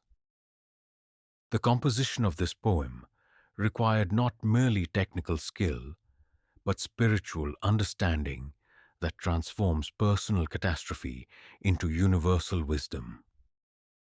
Through metaphors drawn from nature's cycles, Takeshi acknowledges his failure while placing it within cosmic context that makes individual suffering part of larger patterns that give existence meaning. The presence of witnesses transforms private despair into public instruction, ensuring that the ceremony serves broader purposes beyond personal redemption. These carefully chosen observers include family members who must carry forward the restored honor that ritual suicide will create, retainers who require examples of proper conduct in extremity, and representatives of allied clans who need reassurance that samurai principles remain intact despite temporary setbacks. His sword brother Kenji, selected to serve as Kashakunin, bears responsibility for ensuring that the ceremony achieves its intended purpose through perfect execution of the merciful death blow that will end physical suffering at the prescribed moment. This role, requiring absolute precision combined with profound compassion, represents the ultimate expression of friendship and the final service that one warrior can provide for another. The Kaishakunin's duty extends beyond mere technical function to encompass spiritual guidance that helps the principal achieve proper mental state for ritual death. Through quiet conversation and shared meditation, Kenji helps Takeshi prepare for the transition from earthly existence to spiritual transcendence, offering encouragement that strengthens resolve without diminishing the gravity of what must be accomplished. Remember, Kenji whispers as the final moments approach, that failure in one realm can become success in another. Your death will teach lessons that your life could not provide. Your sacrifice will inspire courage in those who face similar choices. Your example will preserve honor for generations yet unborn. The actual performance of seppuku requires physical courage that transcends ordinary human capability, combined with spiritual discipline that transforms agony into transcendence. The horizontal cut across the abdomen, performed with precise technique that honors the blade and the body it destroys, creates pain so intense it threatens to shatter consciousness. Yet through years of training in meditation and acceptance of suffering, Takeshi maintains awareness and control that allow the ceremony to achieve its intended beauty. The moment of the Kaishakunin's intervention, when Kenji's sword descends in perfect arc to sever the spinal cord and end physical torment, represents not interruption of the suicide, but its proper completion. The timing requires sensitivity that judges the exact instant when maximum honor has been achieved while preventing degradation of dignity through excessive suffering. The silence that follows the ceremony's completion carries weight that encompasses far more than mere absence of sound. In this profound quiet, witnesses contemplate truths about duty, sacrifice, and the price that honor sometimes demands. The blood that stains the white mats provides visual reminder that abstract principles require concrete expression, that philosophical ideals must sometimes be written in human suffering. The treatment of Takeshi's remains reflects beliefs about the relationship between physical death and spiritual continuity. His body, which served as vehicle for honor's expression, receives treatment appropriate to its transformed status as sacred relic. The burial ceremonies that follow will emphasize not loss but achievement, not ending but transformation, not death but birth into more elevated existence. The restoration of family honor that results from properly performed seppuku demonstrates the ceremony's essential function within samurai social structure. Takeshi's failure, which threatened to stain his lineage for generations, has been transmuted through ritual sacrifice into achievement that enhances, rather than diminishes his descendants' status. His children will inherit not shame but pride, not burden but inspiration, not limitation but expanded possibility. The broader social implications of the ceremony extend beyond immediate family to encompass the entire warrior class's understanding of responsibility and accountability. Public demonstration that failure carries ultimate consequences reinforces standards that maintain military effectiveness while providing reassurance that samurai principles remain intact despite individual lapses. The philosophical dimensions of ritual suicide illuminate fundamental questions about the relationship between individual existence and transcendent values. The warrior, who chooses death rather than dishonor, demonstrates that some things matter more than biological survival. That meaning emerges through service to principles larger than personal concerns. That true immortality comes through deeds that outlive the flesh that performs them. Yet the ceremony also reveals the terrible cost that absolute standards exact from those who accept their authority. The perfection that samurai culture demands cannot be maintained without occasional sacrifice of individuals who fail to meet its requirements. Each seppuku represents both triumph of idealism over pragmatism and acknowledgement that even the most rigorous training cannot eliminate human fallibility. The legacy of Takeshi's death will influence future generations through the example it provides and the standards it reinforces. Young warriors will study his final poem, analyze the factors that led to his failure, contemplate the choice between shameful survival and honorable death. His sacrifice will serve as instruction manual and inspiration combined, teaching that even failure can be transformed into victory through proper acceptance of its consequences. The empty space where Takeshi once knelt remains visible to inner vision long after his physical form has been removed and buried. This absence, more eloquent than presence, testifies to principles that transform individual death into collective strength, personal ending into cultural continuity. Temporary failure into eternal achievement. The way of the warrior reveals itself through such moments to be a path that demands everything while promising nothing except the opportunity to transform suffering into meaning, defeat into victory, death into immortality.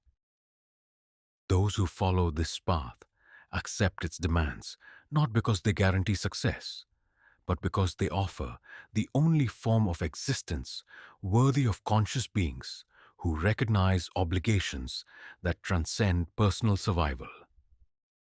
In the end, the price of failure proves to be the same as the price of honor: complete surrender of individual will to principles that give life meaning beyond mere existence.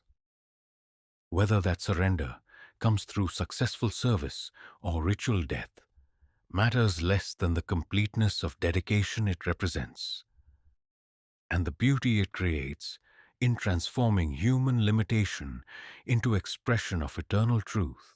In the shadows cast by history's spotlight upon male warriors, another tale unfolds, one of women whose courage equaled any samurai's, whose wisdom guided domains through crisis, whose steel-wrapped determination proved that the way of the warrior recognized no boundaries of gender when honor called for ultimate sacrifice.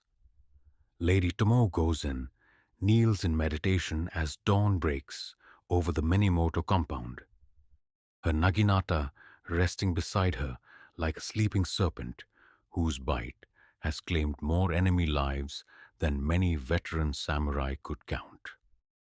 The morning ritual that shapes her day differs little from those observed by her male counterparts, save for the additional layers of complexity that define feminine existence within warrior culture. Before attending to weapons and armor, she must first ensure that the household functions with precision that allows male warriors to focus entirely upon military concerns. Her duties encompass not merely personal combat preparation, but administrative oversight that keeps entire domains operating efficiently while their lords campaign in distant provinces. The Onabugeisha, female warriors, represent one of feudal Japan's most remarkable yet underappreciated institutions.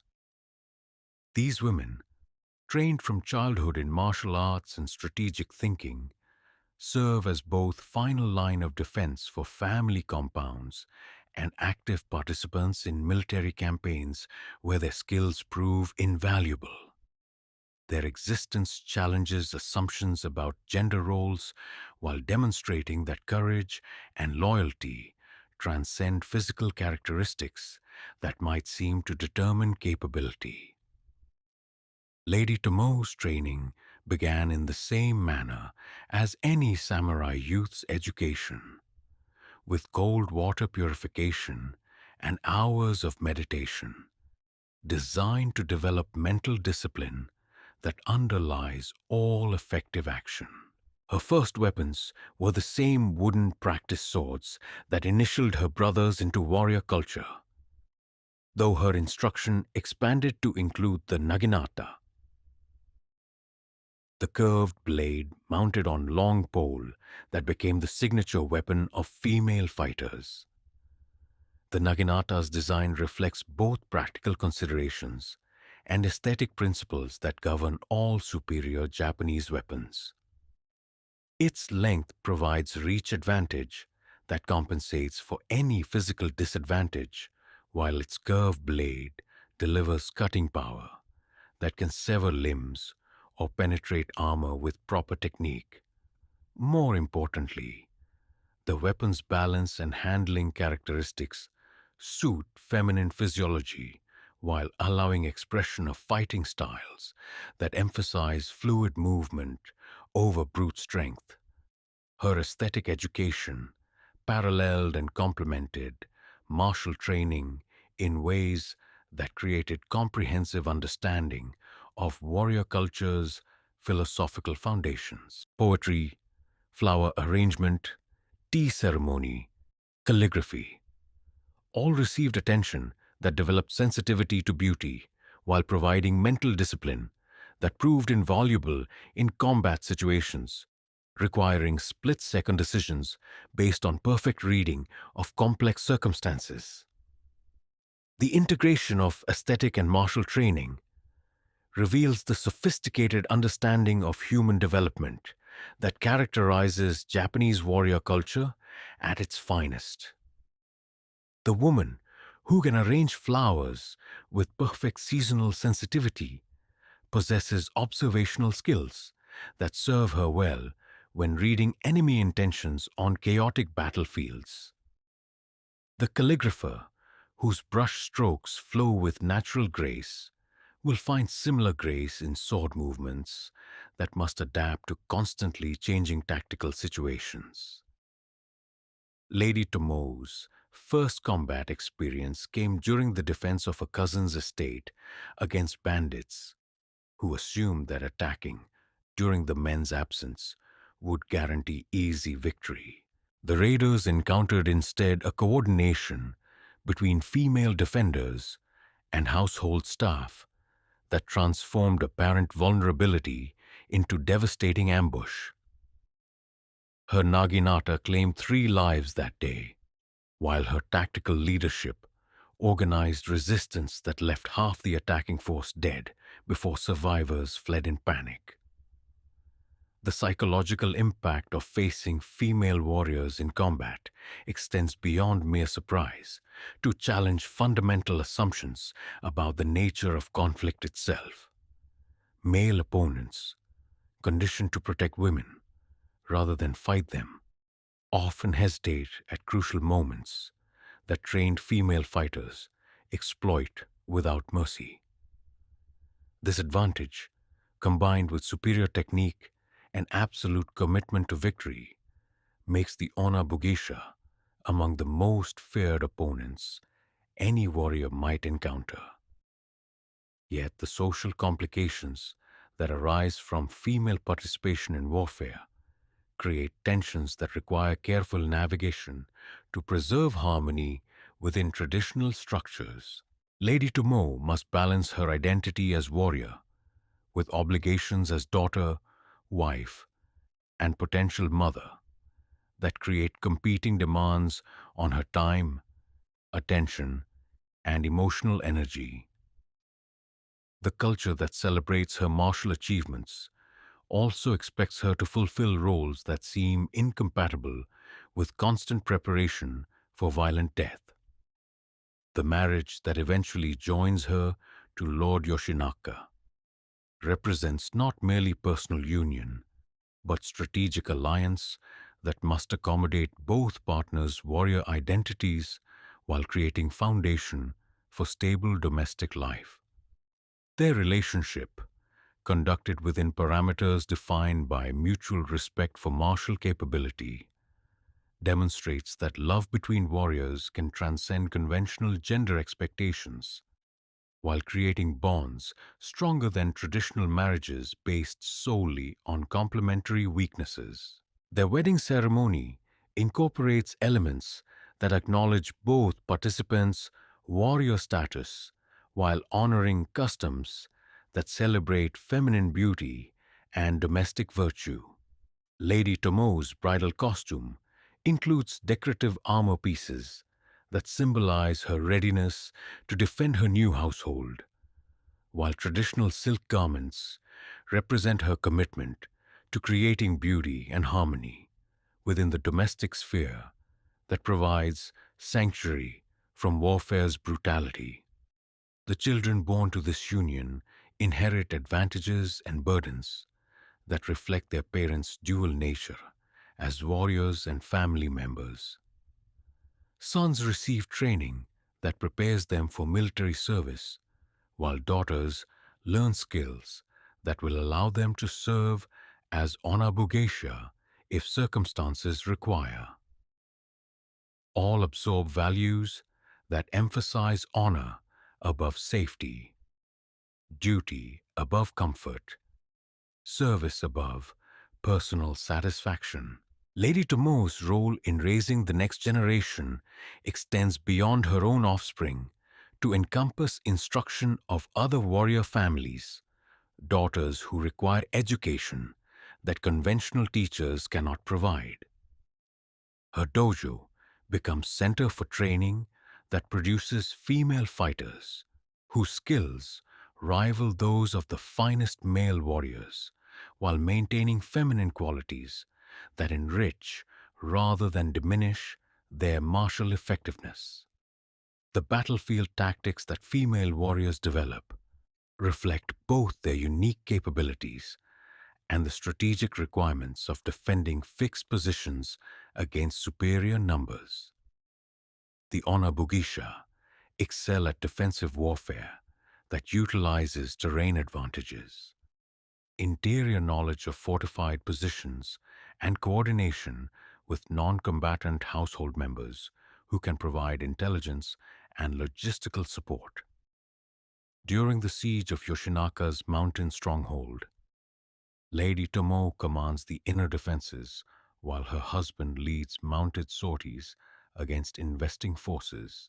Her tactical genius transforms the castle's courtyards into killing grounds, where attacking warriors face crossfire from concealed positions while navigating obstacles designed to channel them into predetermined ambush zones.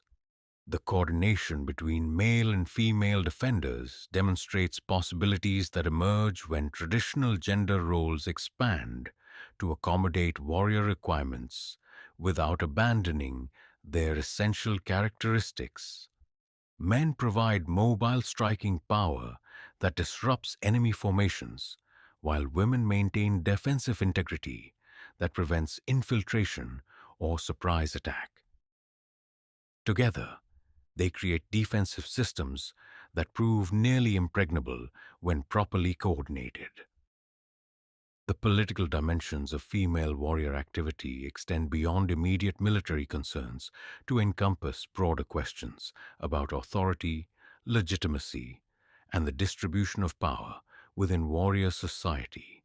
Lady Tomo's influence over domain policy, exercised through counsel offered to her husband and direct communication with allied lords, demonstrates that women can shape strategic decisions while maintaining appropriate respect for masculine authority. Her correspondence with other domain ladies creates informal networks that supplement official diplomatic channels while providing early warning of political developments that might threaten allied interests. These feminine intelligence networks, operating below the threshold of male attention, often prove more effective than formal spy systems in gathering accurate information about enemy intentions and capabilities. The aesthetic achievements of warrior women contribute to cultural development that balances martial emphasis with appreciation for beauty that makes life worth defending. Lady Tomo's poetry, composed during campaign intervals, captures experiences that male warriors might overlook while providing perspective on warfare's costs that purely masculine accounts often miss. Her most famous poem, written after witnessing the death of a young enemy warrior who reminded her of her own son, illustrates the unique sensitivity that female combatants bring to understanding conflict's human dimensions. Cherry blossoms fall from enemy and allied trees. Spring rain cannot tell which tears flow from which mother's heart broken by war's harvest. The religious dimensions of female warrior activity reveal interesting variations in spiritual practice that accommodate both martial requirements and feminine concerns about family welfare and ancestral continuity. Lady Tomo's devotions include prayers for victory in battle, combined with supplications for her children's safety and requests for ancestral guidance in balancing competing obligations. Her relationship with the kami and Buddhist deities reflects understanding that divine protection extends equally to male and female warriors who serve legitimate causes with pure intention. The spiritual practices that sustain her through combat stress and administrative burdens differ in detail, but not essence, from those employed by male counterparts facing similar challenges. The medical knowledge that female warriors typically possess proves invaluable during campaigns where professional physicians remain unavailable for extended periods. Lady Tomoe's training in herbal medicine and surgical techniques allows her to treat battlefield wounds that might otherwise prove fatal while providing care for the psychological trauma that combat inevitably inflicts upon participants. The final battle that claims Lord Yoshinaka's life provides Lady Tomoe with the ultimate test of her warrior training and personal resolve. Surrounded by overwhelming enemy forces, facing certain death or capture, she demonstrates the perfect technique and absolute commitment that define the way of the warrior regardless of gender. Her choice to fight to the death rather than accept capture preserves her honor while providing inspiration for future generations of female warriors who will face similar tests of courage and determination. The manner of her death, sword in hand, surrounded by enemy corpses, dying as she lived with perfect technique and unwavering loyalty, establishes standards that elevate feminine martial achievement to equality with the finest male examples. The legacy of the Onna Bugeisha extends far beyond their immediate military contributions to encompass broader questions about human potential, gender expectations, and the relationship between physical capability and spiritual achievement. Their example demonstrates that warrior virtues transcend biological characteristics while proving that courage and honor recognize no boundaries save those imposed by individual limitation rather than external constraint. The way of the warrior, as exemplified through female participation, reveals itself to be a path open to all who possess sufficient determination to meet its demands regardless of social expectations or conventional assumptions about capability. In learning to fight like men while remaining women, the Onabugisha discover forms of strength that neither gender could achieve alone, while creating examples that inspire both sexes toward higher achievement. The mountain temple, where Master Hayashi teaches sword technique to pilgrims and peasants alike, sits wreathed in morning mist, its wooden buildings weathered silver by centuries of wind and rain. Here, far from the battlefields where legends are born and the courts where they are embellished, the truth about samurai life emerges in conversations that strip away romantic fantasy to reveal the complex reality that exists beneath layers of myth and deliberate mystification. You come seeking the way of the sword, the old master observes, studying Takeshi with eyes that have witnessed 6 decades of war, peace, and the endless human tendency to transform brutal necessity into beautiful legend. But which sword way do you seek? The one that exists in reality, or the one that exists in stories, told by those who have never felt steel part flesh, or watched good men die for causes they never understood? This question cuts to the heart of the greatest challenge facing anyone who would understand samurai culture. Separating historical truth from the accumulated myths that have transformed medieval Japanese warriors into something approaching supernatural beings. The romanticized image of the samurai, perfectly honorable, supremely skilled, absolutely loyal, nobly tragic, represents a creation of later eras that bears only tangential relationship to the complex human beings who actually lived and died during Japan's feudal period. The reality that Master Hayashi teaches through demonstration rather than lecture reveals warriors who were indeed capable of remarkable courage and skill, but who also struggled with human limitations, political pressures, and social contradictions that no amount of training could completely resolve. These men were neither the paragons celebrated in popular culture nor the mindless killers depicted by cynical revisionism, but something more interesting and ultimately more inspiring. Human beings who achieved extraordinary things while remaining recognizably human.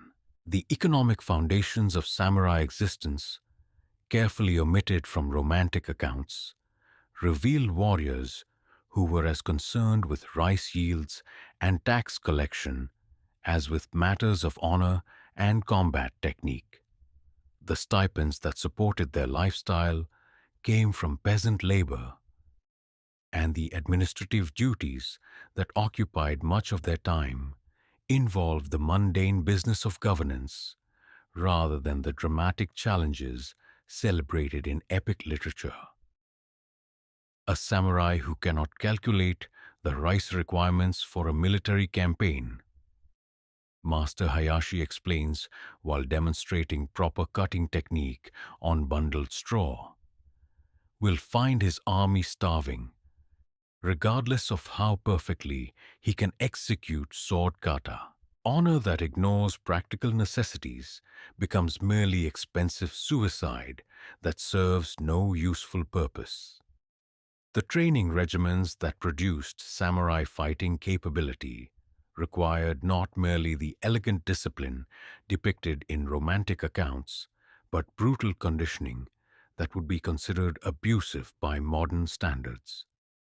Young warriors learn to endure pain, deprivation, and psychological pressure through methods that sometimes destroyed rather than strengthened their subjects.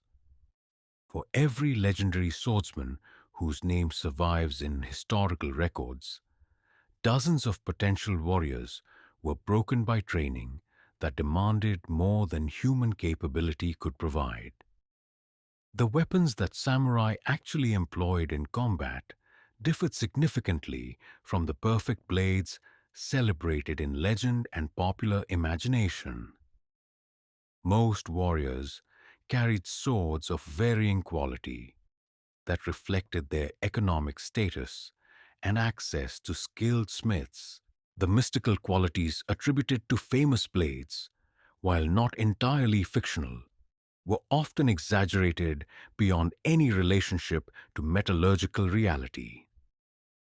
The sword is indeed the soul of the samurai, Master Hayashi continues, running his finger along the edge of a well-used katana, whose nicks and stains tell stories of real conflict rather than ceremonial display.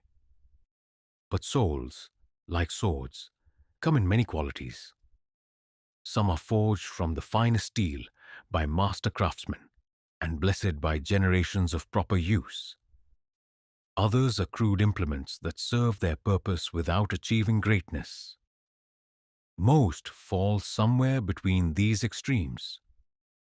The individual combat that forms the centerpiece of samurai mythology represented only a small fraction of actual medieval warfare, which increasingly emphasized mass tactics, coordinated movement, and the effective use of ashigaru foot soldiers armed with spears and later firearms. The romantic image of noble warriors meeting in single combat while armies wait respectfully for the outcome reflects literary convention rather than battlefield reality. The armor worn by historical samurai, while often beautiful and sometimes extremely effective, was primarily designed for protection rather than aesthetic impact.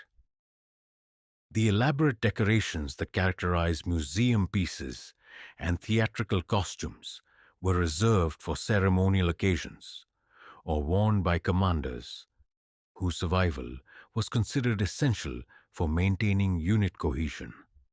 Most warriors wore simpler, more practical protection that emphasized functionality over appearance. The social relationships that bound samurai to their lords were far more complex and pragmatic than the absolute loyalty depicted in idealized accounts. While genuine devotion certainly existed, it was often tempered by practical considerations about family welfare, career advancement, and simple survival in a political environment where loyalty to the wrong faction could prove fatal.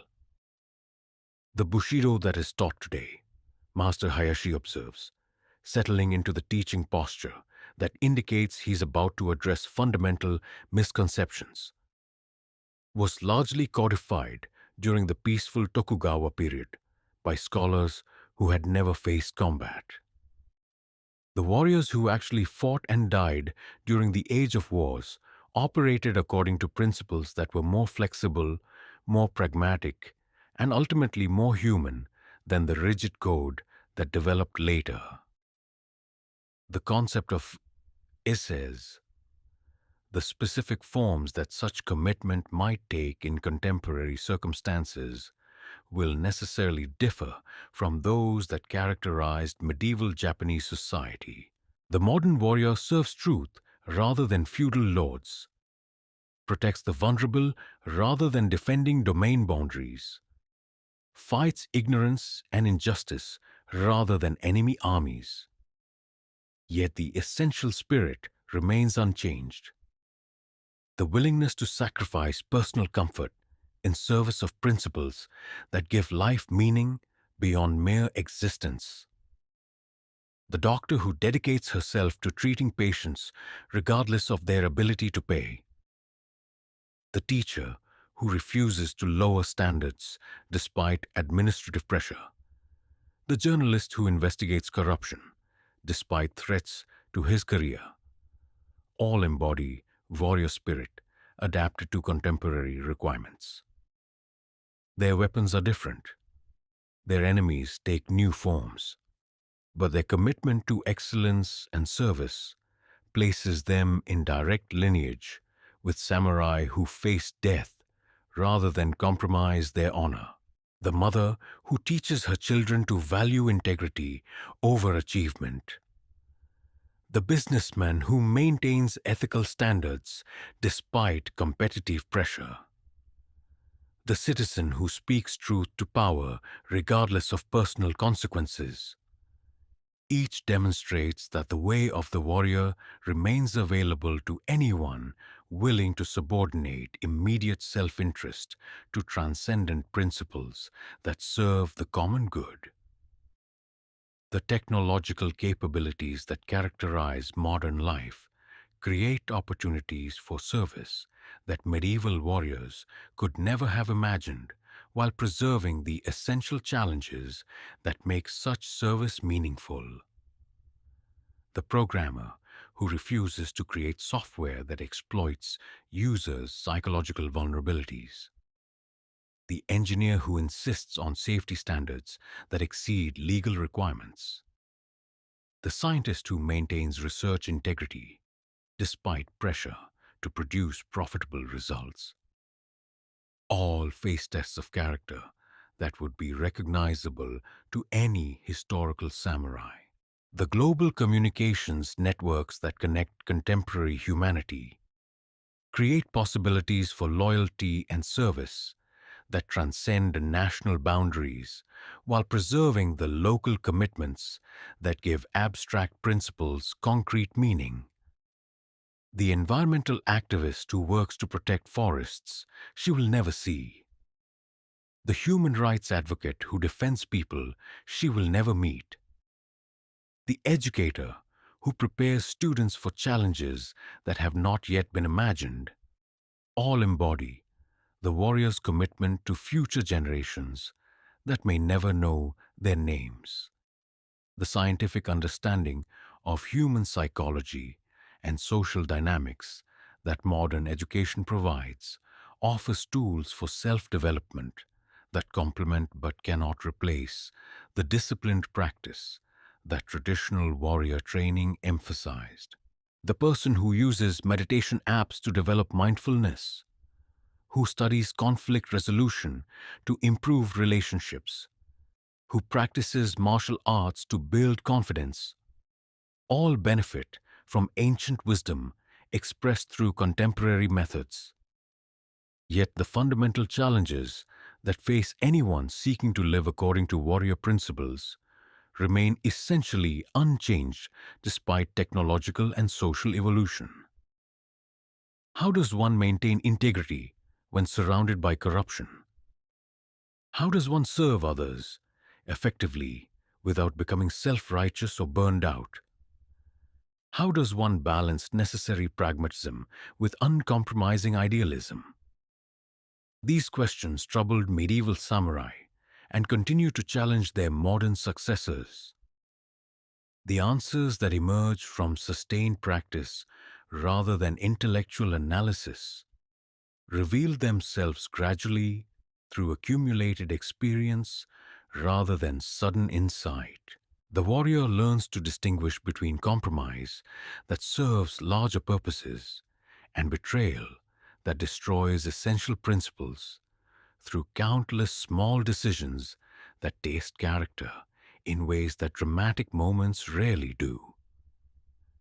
The patience required for such learning reflects the seasonal rhythms that traditional Japanese culture recognized as fundamental to natural development.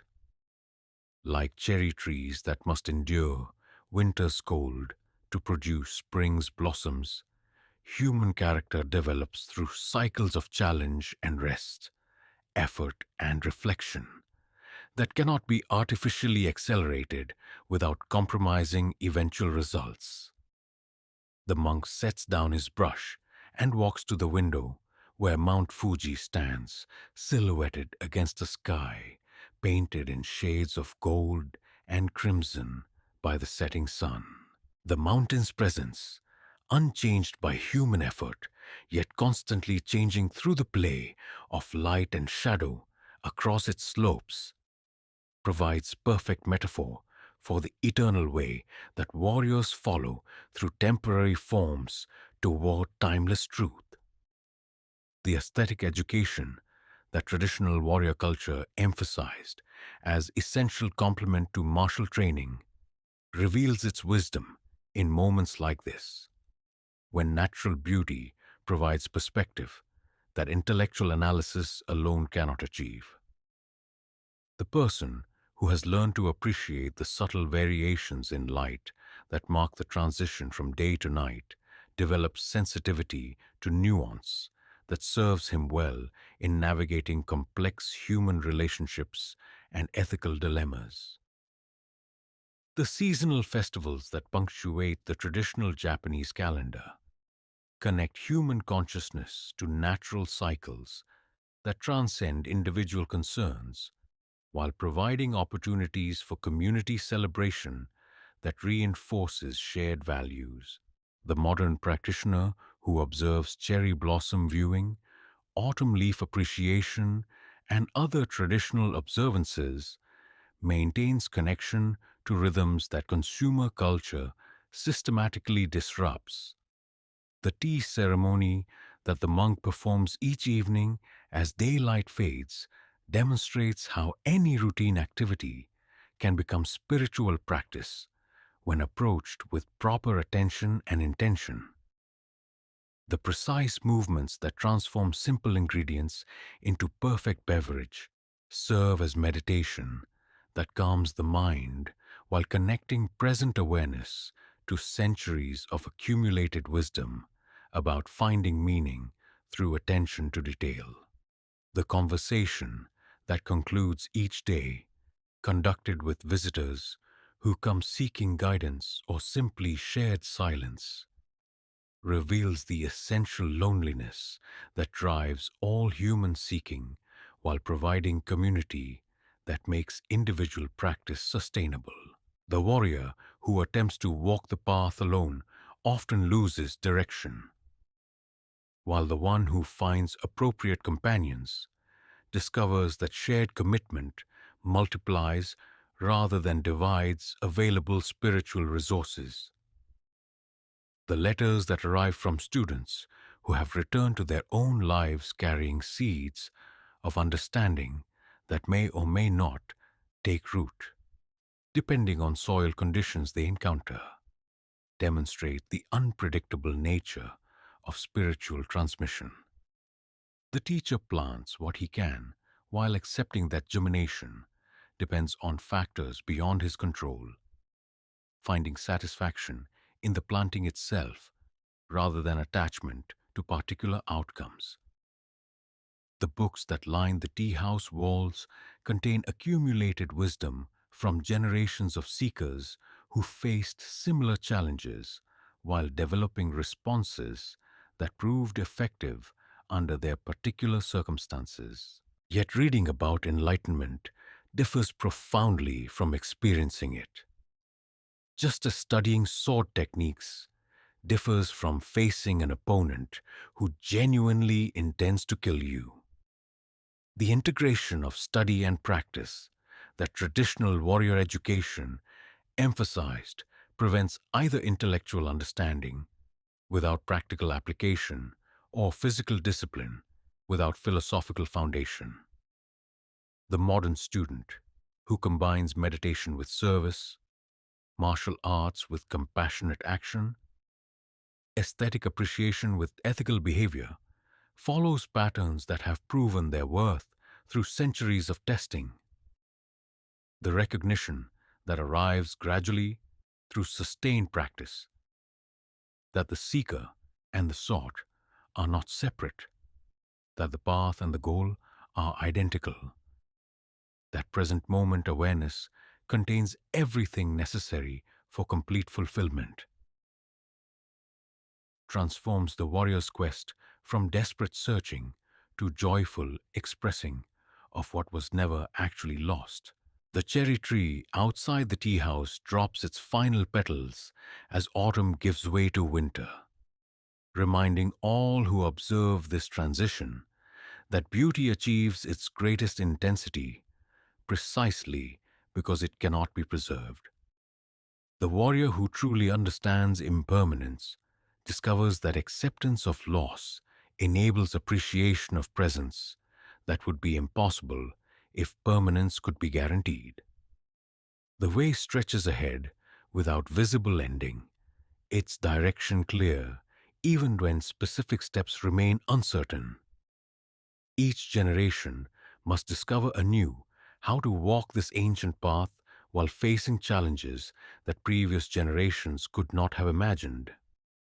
Yet the essential directions remain constant: toward service rather than selfishness, toward excellence rather than mediocrity, toward meaning rather than mere survival.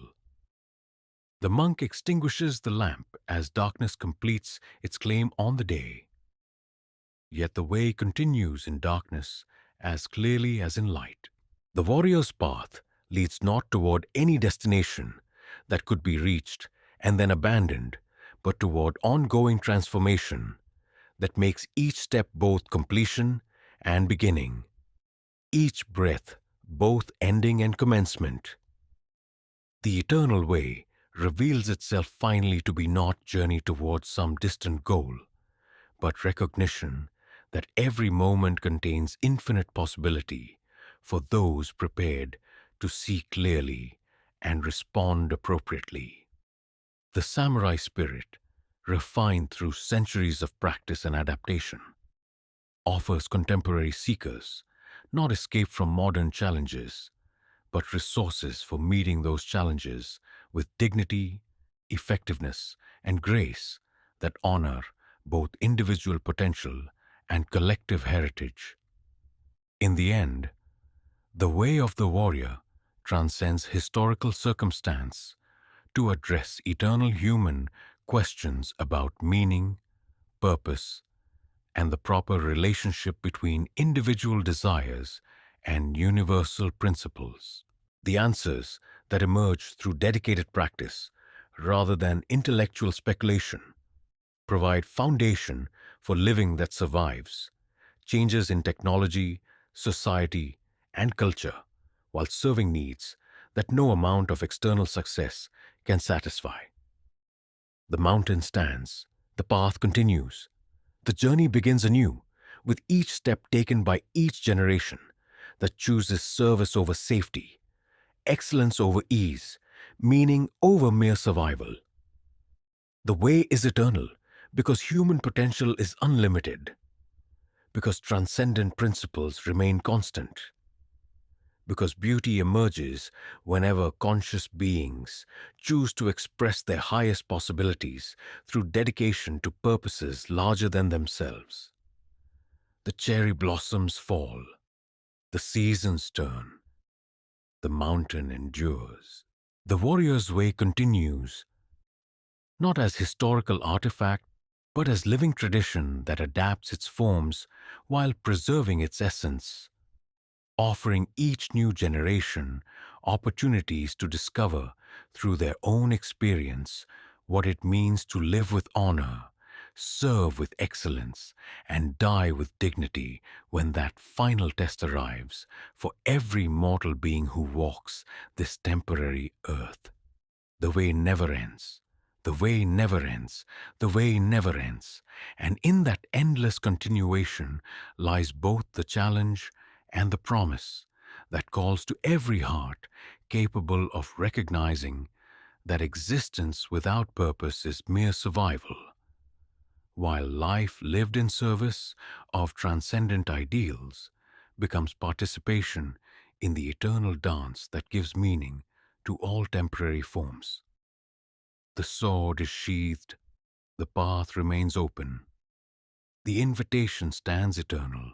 Thus concludes our journey through the world of the samurai, a world where cherry blossoms taught lessons about mortality, where steel carried souls, where honor weighed heavier than life itself.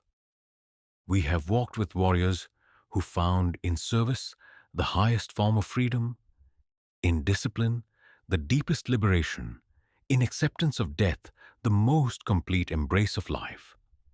The samurai are gone, yet they remain. Their world has vanished, yet it endures. Their way has ended, yet it continues. In every person who chooses principle over profit, service over safety, excellence over ease, the spirit of the warrior lives on, not as imitation of the past, but as expression of possibilities that transcend any particular time or place. The cherry blossoms fall, as they always have. The mountain stands, as it always will, and somewhere in the space between falling and standing, between temporary and eternal, between human limitation and transcendent aspiration, the way of the warrior offers its eternal invitation to anyone with courage enough to answer. The path is open.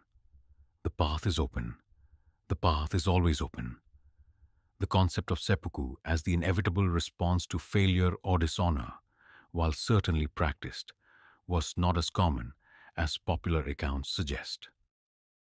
Many samurai who faced defeat or disgrace found alternatives that preserved their honor while allowing them to continue serving their families and lords. Ritual suicide represented one option among several, chosen by those whose circumstances made other solutions impossible or unacceptable. The religious beliefs that supposedly unified all samurai under a single spiritual system were actually quite diverse, with individual warriors drawing from Shinto, Buddhism, Confucianism, and later Christianity in combinations that reflected personal preference and regional tradition rather than adherence to any orthodox doctrine. The spiritual practices that sustained these men were more varied and individually adapted than standardized accounts suggest. Master Hayashi leads his students through training exercises that reveal both the reality and the limitations of historical samurai combat techniques. The movements they practice, while based on legitimate traditional forms, must be adapted for modern bodies that lack the conditioning that medieval warriors developed through lifelong practice. The gap between contemporary students and their historical models illustrates the distance between romanticized admiration and actual capability. Observe how your breathing changes when you execute this cut, he instructs, demonstrating a diagonal slice that appears simple but requires precise coordination of multiple muscle groups. Now imagine performing this same movement while wearing 30 pounds of armor after marching 20 miles, while an enemy attempts to remove your head with similar technique. The beauty of the form must be maintained under conditions that make beauty seem impossible. The aesthetic dimensions of samurai culture, while genuine and important, were not as universally developed as literary sources suggest. Many warriors, particularly those from less wealthy families or frontier regions, had limited exposure to poetry, tea ceremony, and other cultural pursuits that require leisure time and disposable income. The image of the warrior poet represents an ideal that was achieved by some but was not characteristic of the class as a whole. The relationships between samurai and other social classes were more complex and varied than the rigid hierarchy depicted in simplified accounts.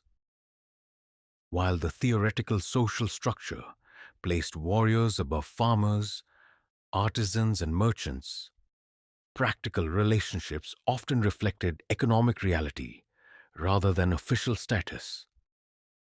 Wealthy merchants could wield influence that exceeded that of impoverished samurai, while skilled artisans might be more valued than incompetent warriors. The treatment of women within samurai society, while certainly restrictive by modern standards, was more nuanced than accounts that emphasize either complete oppression or complete equality would suggest.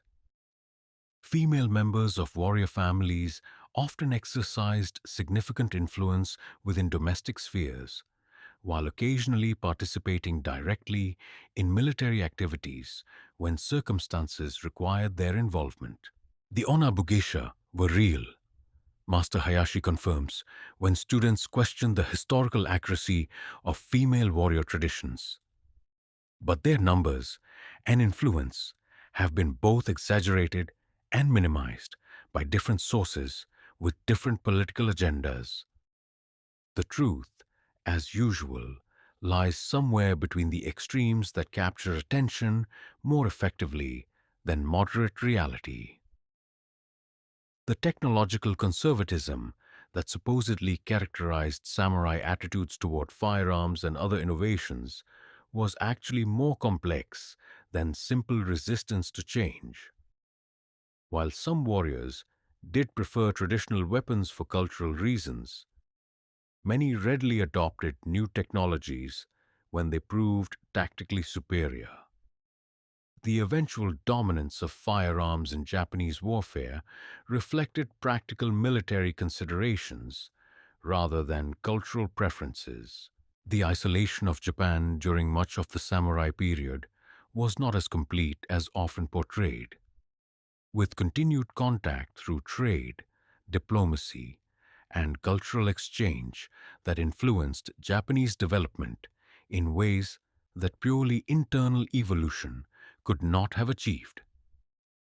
The arrival of European weapons and military advisors, while dramatic, represented acceleration of existing trends rather than complete transformation of Japanese military culture. The philosophical foundations of samurai culture drew from multiple sources that were not always compatible with each other, creating internal tensions that individual warriors had to resolve through personal interpretation rather than adherence to standardized doctrine. The synthesis that each warrior achieved reflected his own understanding and circumstances rather than compliance with universal principles. Master Hayashi's own journey toward understanding illustrates the process by which myths and realities can be distinguished through careful study and honest examination of available evidence. His early training emphasized legendary accounts that inspired dedication, while his later research revealed complexities that required modification of his initial beliefs without destroying his fundamental respect for samurai achievements. The truth about samurai culture is both less romantic and more inspiring than the myths, he explains during evening discussions that follow intensive training sessions. These men were not perfect, but their imperfections make their achievements more remarkable rather than less. A supernatural being who displays courage faces no real test. A human being who overcomes fear, doubt, and selfish impulses to serve higher purposes demonstrates something genuinely heroic. The preservation of samurai traditions in modern Japan reflects both genuine historical continuity and conscious reconstruction of practices that had been modified or abandoned during periods of social change. The martial arts schools that claim direct lineage from medieval masters represent varying degrees of authentic transmission, with some maintaining genuine traditional knowledge while others preserve only superficial elements of historical practice. The influence of samurai culture on modern Japanese society extends beyond martial arts and tourist attractions to encompass business practices, educational methods, and social expectations that reflect warrior values adapted to contemporary circumstances. The work ethic, group loyalty, and attention to detail that characterize many Japanese institutions draw inspiration from samurai ideals while adapting them to serve modern purposes. The international fascination with samurai culture reflects both genuine appreciation for remarkable human achievements and projection of contemporary concerns onto historical figures who seem to embody solutions to modern problems. The warrior who achieves perfect loyalty, absolute courage, and complete self-discipline appeals to people who struggle with conflicting obligations, personal fears, and lack of direction in complex modern societies. Master Hayashi's teaching methodology emphasizes direct experience over theoretical knowledge, requiring students to discover through practice the gap between idealized accounts and physical reality. This approach reveals not only the limitations of romantic myths, but also the genuine achievements that historical warriors accomplished despite their human limitations. When you can execute this technique correctly while exhausted, frightened, and facing an opponent who genuinely intends to kill you, he challenges advanced students. Then you will begin to understand what historical samurai actually achieved. Until then, you're practicing dance rather than martial art, no matter how perfectly you perform the movements. The weapons training that forms the core of traditional instruction serves multiple purposes beyond the obviously practical goal of learning to fight effectively. The discipline required to master complex techniques develops mental concentration, physical coordination, and spiritual awareness that have applications extending far beyond combat situations. This holistic development explains why martial arts training continues to attract students who have no intention of engaging in actual combat. The meditation practices that complement physical training provide insight into the psychological states that historical warriors needed to achieve in order to function effectively under extreme stress. Modern students who develop even limited ability to maintain calm awareness during intensive practice gain appreciation for the mental discipline that combat required from their historical predecessors. The philosophical discussions that conclude each training session allow students to explore the ethical dimensions of warrior culture while recognizing that historical samurai faced moral dilemmas that had no perfect solutions. The tension between loyalty and justice, between individual conscience and social obligation, between idealistic principles and practical necessities created internal conflicts that each warrior had to resolve according to his own understanding and circumstances.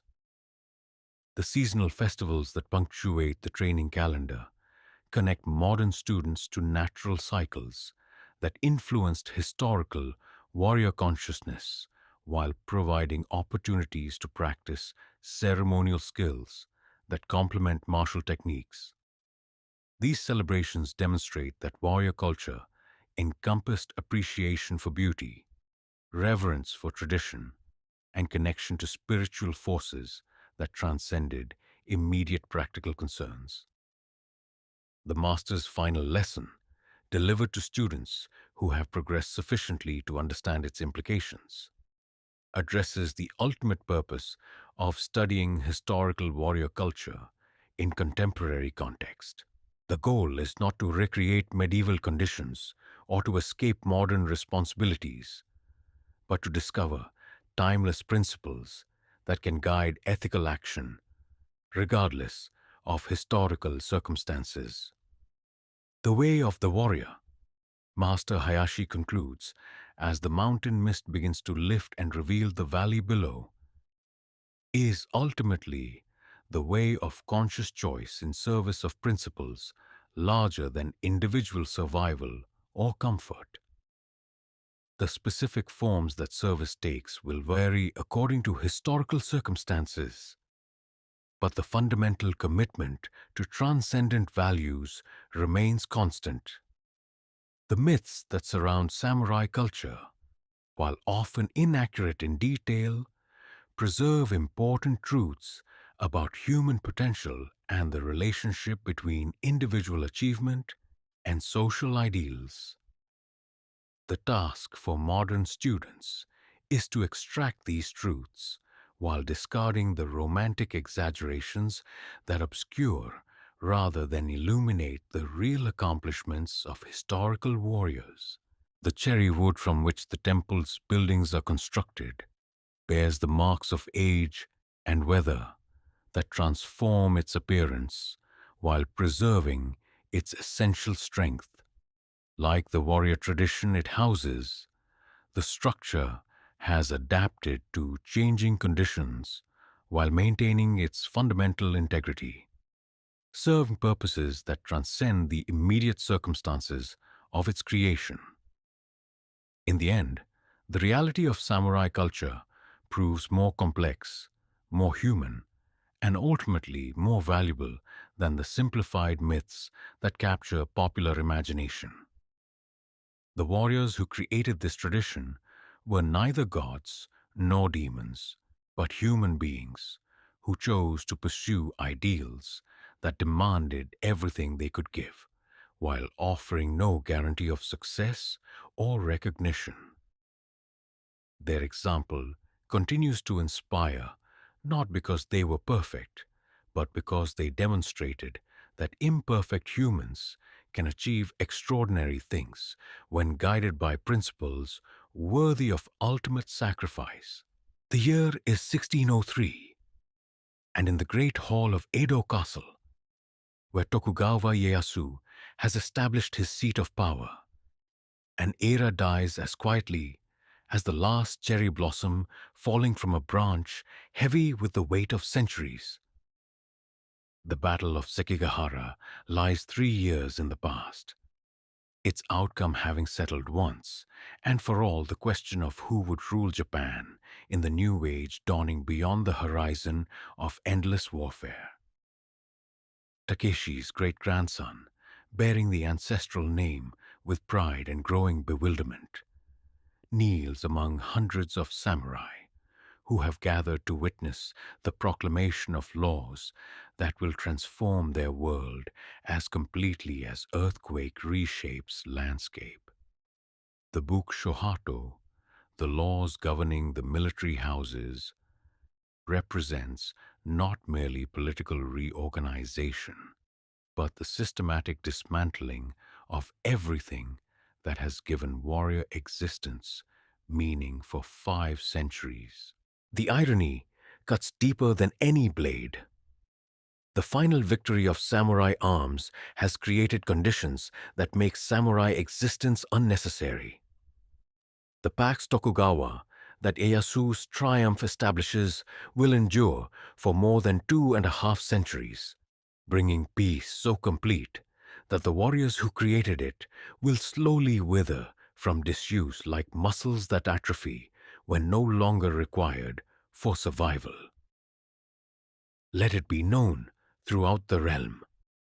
The shogun's herald announces in formal tones that carry the weight of absolute authority that the age of warfare has ended. No longer shall domain lords maintain private armies beyond their immediate defensive needs. No longer shall disputes between houses be settled through armed conflict. No longer shall the way of the sword determine political succession or territorial boundaries.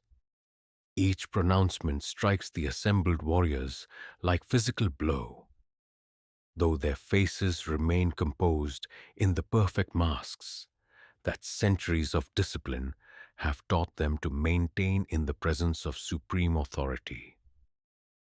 Yet beneath that surface calm, Takeshi can sense the shock waves that run through the hall as men who have known no other purpose than warfare struggle to comprehend existence without conflict. The social engineering that the Tokugawa implement extends far beyond military considerations to encompass every aspect of samurai life. The Sankin Kotai system will require domain lords to maintain residences in Edo, keeping their families as permanent hostages while alternating years between their domains and the capital. This elegant arrangement ensures loyalty through economic burden and political surveillance, while creating a cosmopolitan culture that gradually erodes regional distinctions. The economic foundations of warrior power undergo systematic dismantlement as the new government assumes control of major cities, strategic provinces, and crucial resources.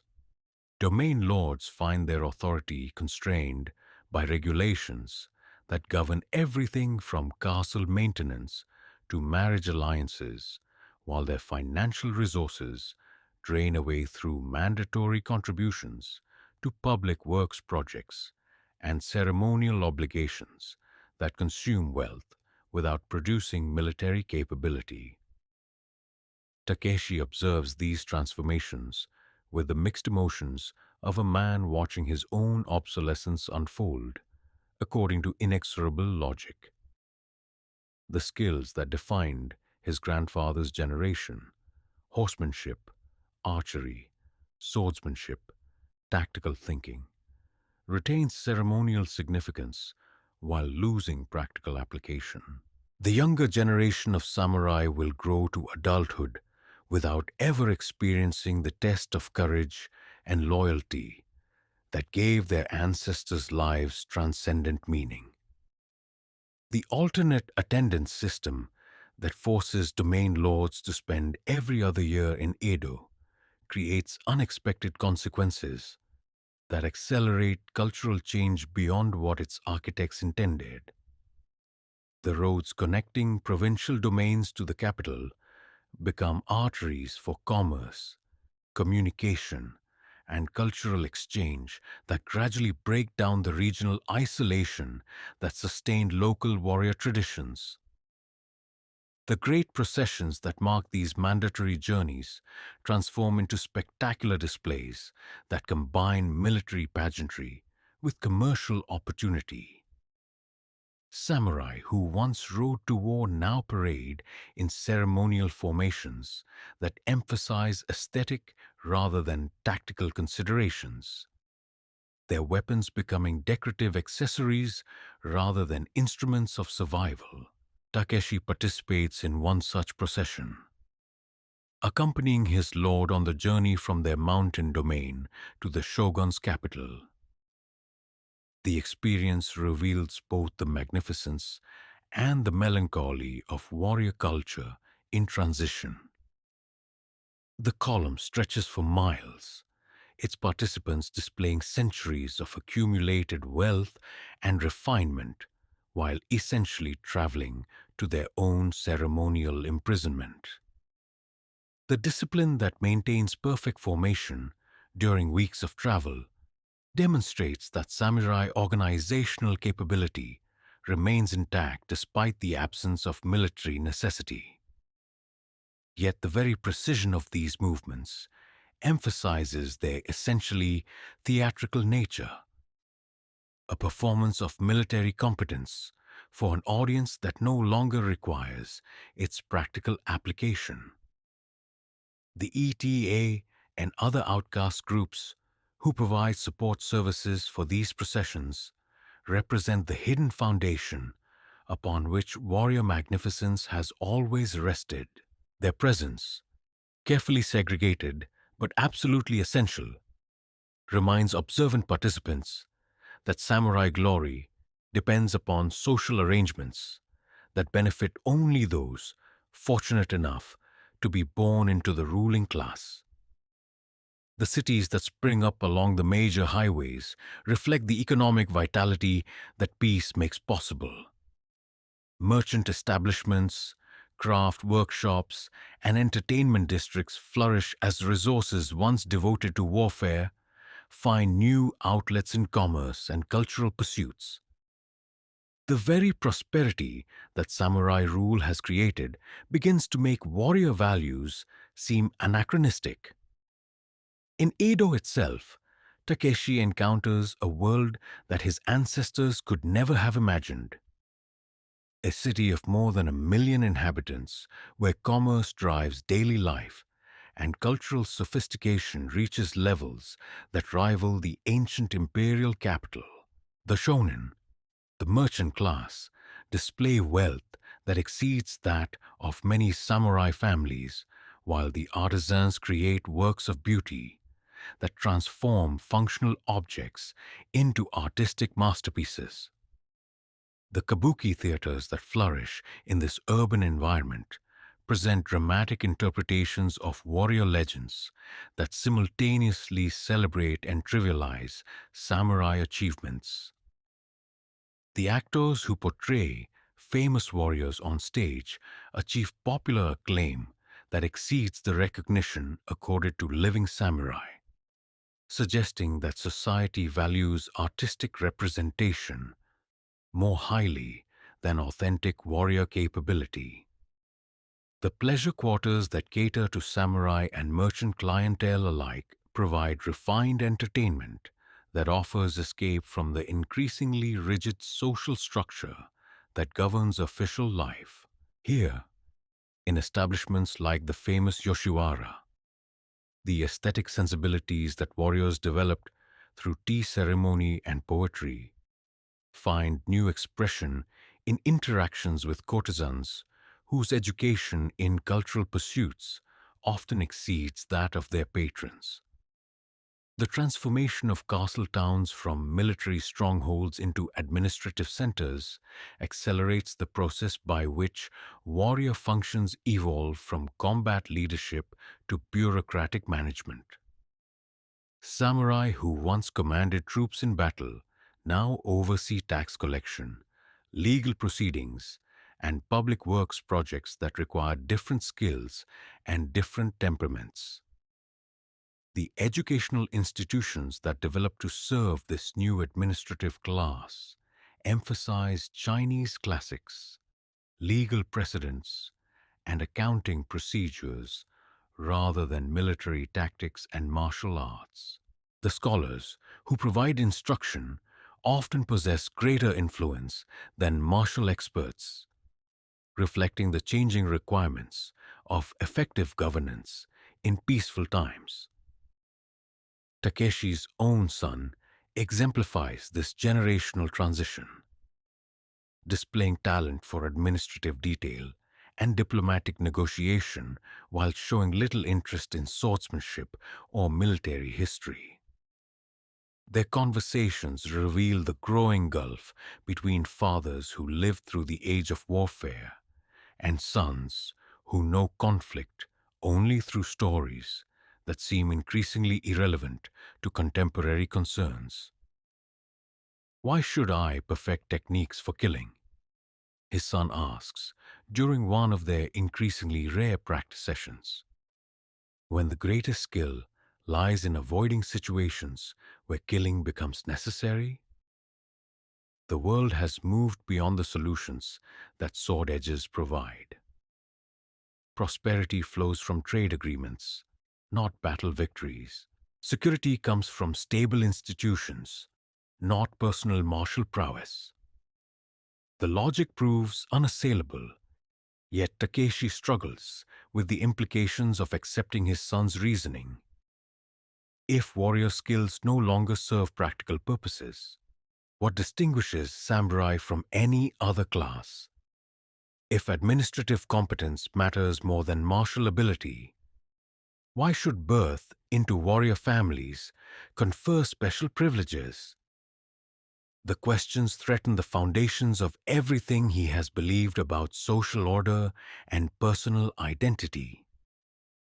The artistic achievements that flourished during the early Tokugawa period demonstrate that warrior aesthetic sensibilities can find expression even when martial applications disappear.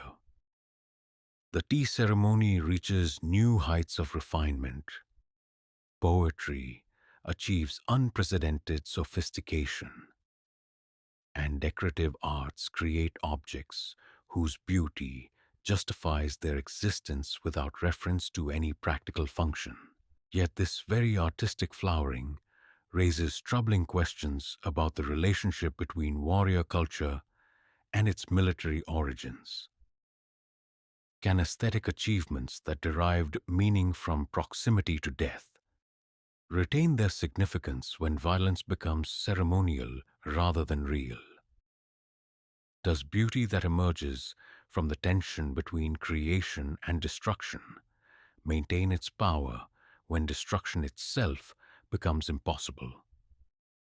The foreign observers who began appearing in Japanese ports during the middle years of Tokugawa rule provide outside perspectives on warrior culture that highlight its unique characteristics while revealing its growing obsolescence. Dutch merchants and Portuguese missionaries encounter social arrangements that have no equivalent in European experience. Yet they also recognize that Japan's military class serves increasingly ceremonial functions. The technological changes that these foreign contacts introduce challenge samurai assumptions about the superiority of traditional methods. Portuguese firearms prove more effective than traditional archery, while European navigation techniques enable longer voyages than Japanese coastal sailing.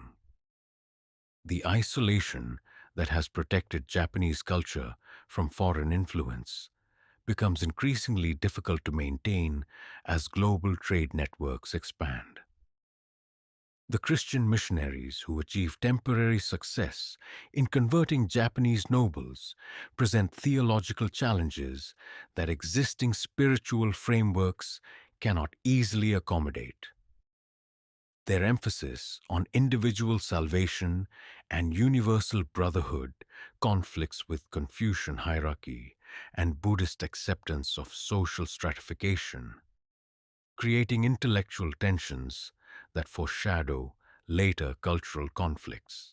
The persecution of Christians that eventually results reflects not merely religious prejudice, but recognition that foreign ideologies threaten the social arrangements that sustain Tokugawa power. The samurai who participate in this persecution demonstrate that warrior loyalty to established authority remains strong even when the causes they serve seem morally questionable. The Sakoku policy that closes Japan to most foreign contact represents the logical conclusion of Tokugawa efforts to create stable conditions for their rule. By eliminating external influences that might disrupt domestic arrangements, they ensure that change occurs only according to their direction and timing.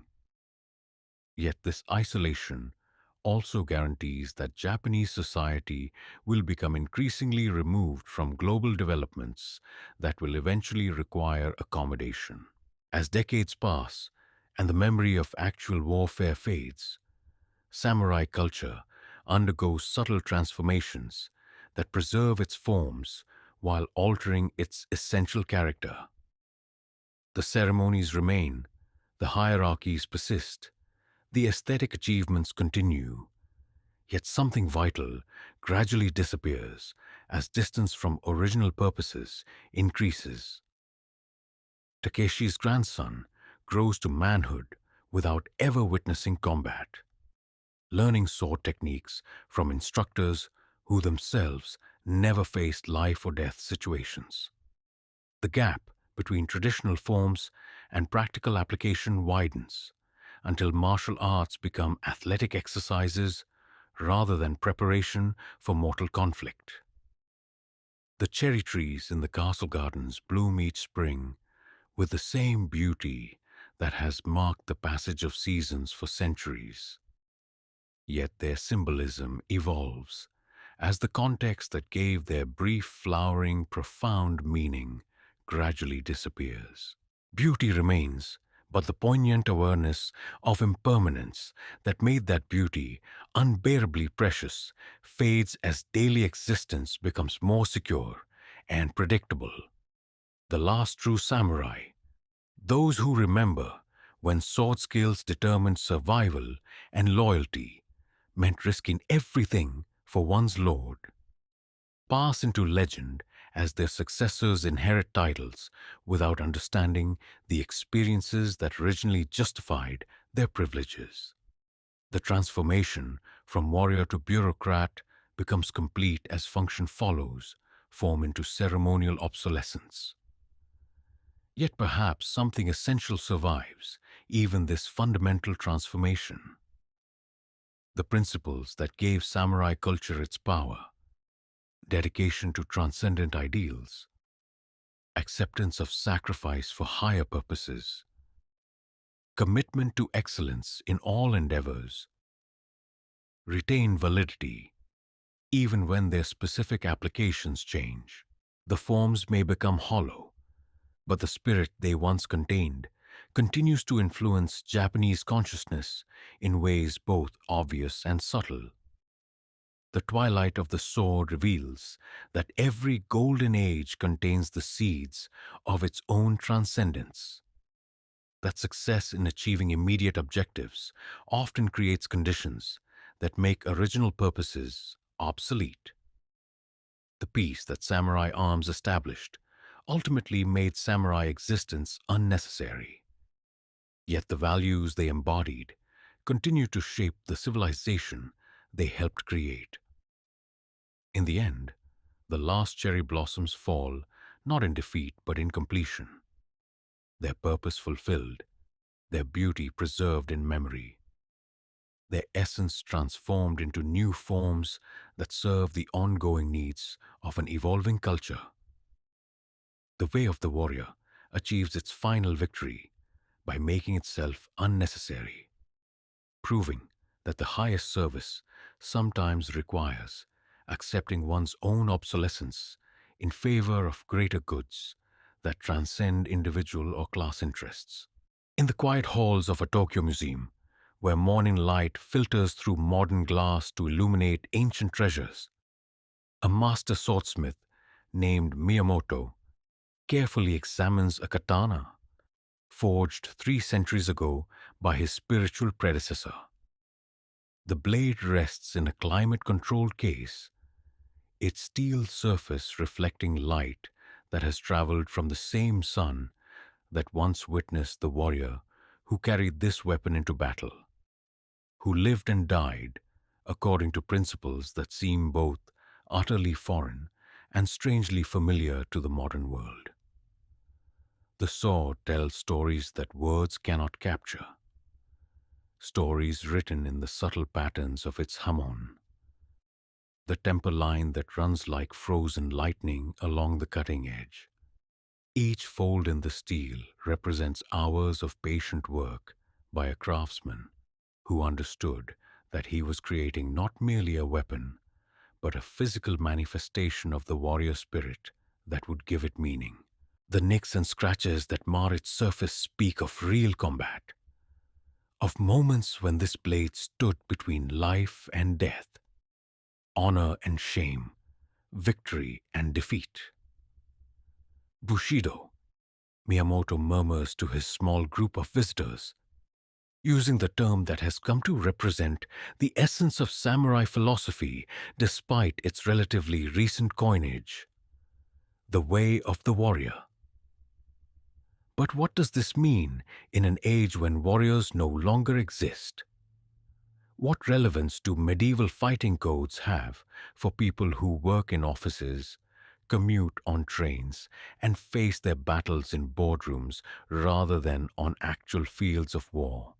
The question resonates through the museum's galleries, where artifacts of a vanished civilization draw millions of visitors annually, most of them seeking something that their modern lives seem to lack.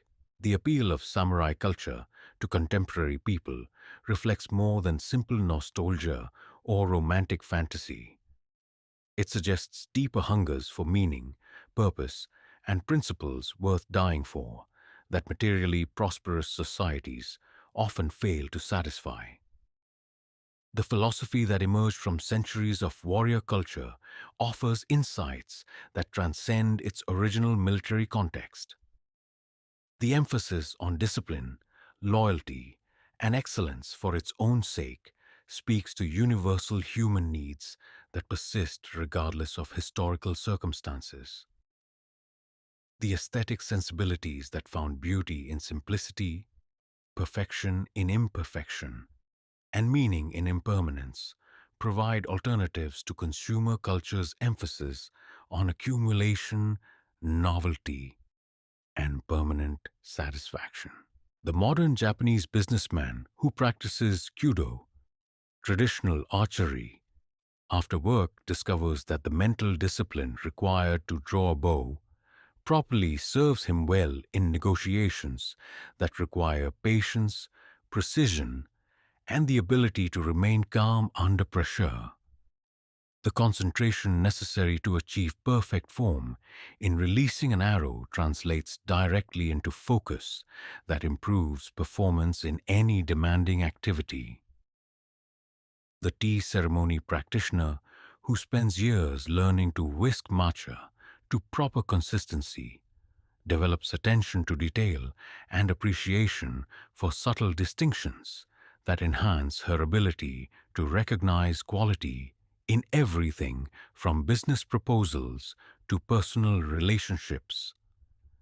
The meditative aspects of the ceremony provide psychological resources for dealing with stress that no amount of external success can eliminate. The martial arts student who dedicates himself to mastering kata, the formal practice sequences that preserve traditional fighting techniques, discovers that the precision required for correct execution develops character traits that benefit every aspect of his life. The patience necessary to perfect movements through thousands of repetitions builds tolerance for delayed gratification that serves him well in pursuit of long-term goals. Yet the application of samurai principles to modern circumstances requires careful adaptation that preserves essential spirit while modifying surface forms to fit contemporary requirements. The absolute loyalty that medieval warriors owe to their feudal lords cannot be simply transferred to modern employers without creating potential conflicts between personal integrity and institutional demands. The willingness to die for one's beliefs, while admirable in principle, must be balanced against responsibilities to family and society that make martyrdom selfish rather than noble in most contemporary situations.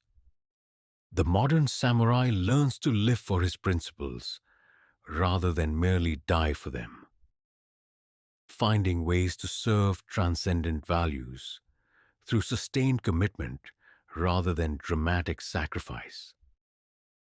The aesthetic principles that govern traditional warrior culture offer particularly valuable insights for modern people seeking alternatives to materialistic definitions of success.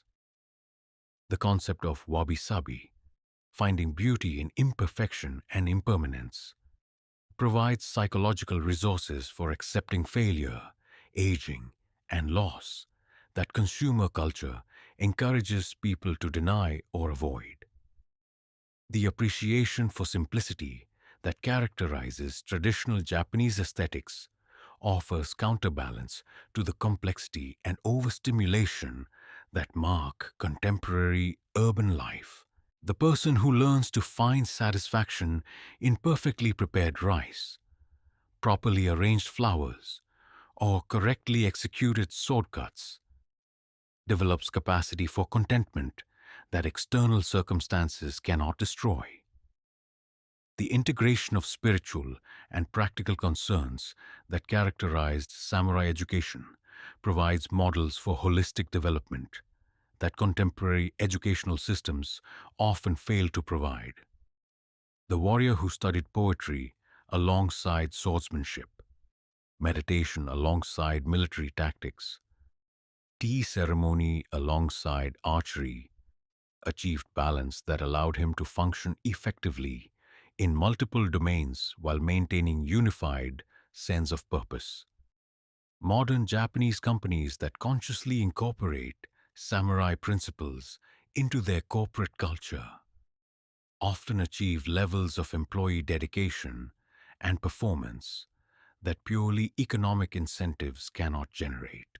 The concept of serving larger purposes beyond immediate self-interest creates motivation that survives temporary setbacks while building organizational loyalty that transcends individual career concerns. The quality consciousness that traditional craftsmen developed through lifelong dedication to perfecting their skills offers alternatives to planned obsolescence and disposable consumer goods that characterize much modern production. The swordsmith, who spent years forging a single blade, created objects designed to last for centuries while serving as works of art that justified their existence through beauty as well as function.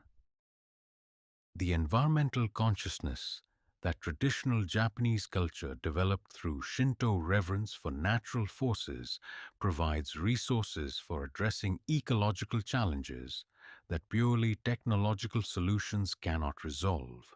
The person who understands mountains, rivers, and forests as sacred presences rather than mere resources for exploitation develops different relationships with the natural world that support sustainable rather than exploitative practices. The acceptance of mortality that warrior culture required its adherents to achieve offers psychological preparation for aging and death that youth-obsessed cultures systematically avoid.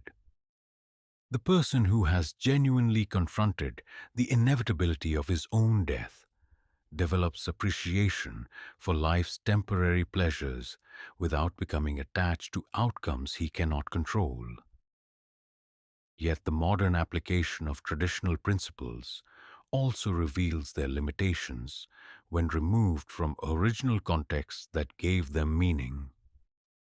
The loyalty that served feudal social structures may become mere conformity when applied to bureaucratic organizations that lack moral authority. The discipline that prepared warriors for mortal combat may become rigid adherence to rules that prevent necessary adaptation to changing circumstances. The hierarchical relationships that provided structure for traditional warrior society conflict with democratic ideals and human rights principles that represent genuine moral advances beyond medieval social arrangements. The modern samurai must navigate between respect for traditional wisdom and recognition that some historical practices deserve abandonment rather than preservation. The influence of samurai culture on modern Japan extends far beyond conscious applications of traditional principles to encompass unconscious attitudes and behaviors that shape everything from business practices to international relations. The emphasis on group harmony, consensus decision-making, and long-term thinking that characterizes much Japanese institutional behavior reflects warrior values adapted to contemporary requirements. The perfectionism that drives Japanese manufacturing excellence, the attention to detail that characterizes Japanese service industries, and the commitment to continuous improvement that marks Japanese industrial culture all reflect aesthetic and spiritual principles that warriors developed through centuries of pursuing perfection in martial arts and cultural accomplishments. The international fascination with samurai culture reflects universal human needs for meaning, purpose, and spiritual development that transcend cultural boundaries. People throughout the world find inspiration in warrior stories, not because they want to become medieval Japanese fighters, but because they recognize in samurai ideals possibilities for human excellence that their own cultures may not adequately provide. The Hollywood films, anime productions, and literary works that adapt samurai themes for global audiences often distort historical reality while preserving essential spiritual insights that retain relevance regardless of cultural context. The specific forms may be inaccurate, but the underlying messages about courage, loyalty, and self-sacrifice speak to universal human experiences.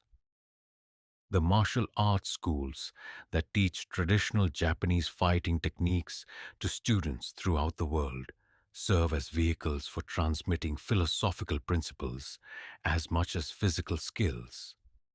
The discipline required to master complex movements, the respect for tradition that proper training demands, and the spiritual development that emerges from sustained practice create benefits that extend far beyond fighting capability. The business leadership seminars that draw inspiration from samurai principles attempt to apply warrior wisdom to contemporary management challenges. While such applications sometimes oversimplify complex philosophical traditions, they also recognize that effective leadership requires spiritual qualities, vision, integrity, courage, self-sacrifice that purely technical training cannot provide. The therapeutic applications of traditional Japanese practices offer alternatives to Western psychological approaches that emphasize individual analysis rather than disciplined practice. The person who learns to find peace through tea ceremony, meditation, or martial arts training develops resources for managing stress and depression that complement but differ from conventional medical treatments. Yet perhaps the most important legacy of samurai culture lies not in specific practices that can be adapted to modern circumstances, but in the demonstration that human beings can achieve extraordinary levels of excellence when guided by principles larger than immediate self-interest. The warrior who devoted his entire life to perfecting his service to transcendent ideals provides an example that transcends cultural and historical boundaries. The echo that resounds through centuries from the clash of steel on steel carries messages about human potential that remain relevant regardless of the specific forms that excellence might take in any particular era. The commitment to perfect technique, the willingness to sacrifice personal comfort for higher purposes, the integration of aesthetic and practical concerns, the acceptance of discipline as the path to freedom. These insights retain their power to inspire and guide human development. In the end, the way of the warrior reveals itself to be not merely a historical curiosity or romantic fantasy, but a profound exploration of what it means to live with purpose, integrity, and dedication to excellence that justifies human existence. The specific techniques may become obsolete, the social structures may evolve beyond recognition, but the essential challenge remains constant. How to transform the raw material of human potential into expressions of beauty, meaning, and service that transcend the limitations of individual mortality. The steel that once carried the samurai spirit continues to resonate with frequencies that awaken similar aspirations in contemporary hearts. The echo grows neither louder nor softer with time, but simply continues, waiting for ears trained to hear its message and souls prepared to answer its call to transcendence through dedicated service to principles worthy of complete devotion. As the final rays of afternoon sunlight filter through the paper screens of an ancient tea house overlooking Mount Fuji, an elderly monk who has spent 60 years studying the warrior traditions of his ancestors sets down his brush after completing the last character of a poem that attempts to capture truths too profound for ordinary language. The ink still glistens wet on rice paper, while the mountain beyond stands eternal and unchanging, its snow-capped peak reflecting light that has traveled 93 million miles to illuminate this moment of completion and beginning. The poem reads simply, "The way never ends. Each step forward reveals new paths through the same terrain. Mount Fuji remains unchanged while pilgrims transform climbing." These 5 lines, composed in the traditional tanka form that has carried Japanese wisdom for more than a millennium, contained within their syllabic constraints insights that could fill libraries of philosophical treatises. They speak to the paradox that lies at the heart of all spiritual discipline. The goal never changes, yet every approach to that goal transforms both seeker and understanding in ways that make each generation's journey unique while serving timeless purposes. The way of the warrior, as it has evolved through nearly 1,000 years of Japanese history, reveals itself finally to be neither beginning nor ending, but eternal process of becoming. A continuous transformation that uses the raw materials of human limitation to create expressions of transcendent beauty, meaning, and service that justify not merely individual existence, but the entire human experiment on this temporary planet. The mountain that dominates the view from the tea house has witnessed the rise and fall of countless human institutions, the birth and death of millions of individuals, the flowering and withering of entire civilizations. Yet it remains essentially unchanged, its presence serving as a reminder that some things transcend the temporary concerns that consume most human attention. Like the principles that animate true warrior consciousness, the mountain exists beyond time while manifesting within every moment.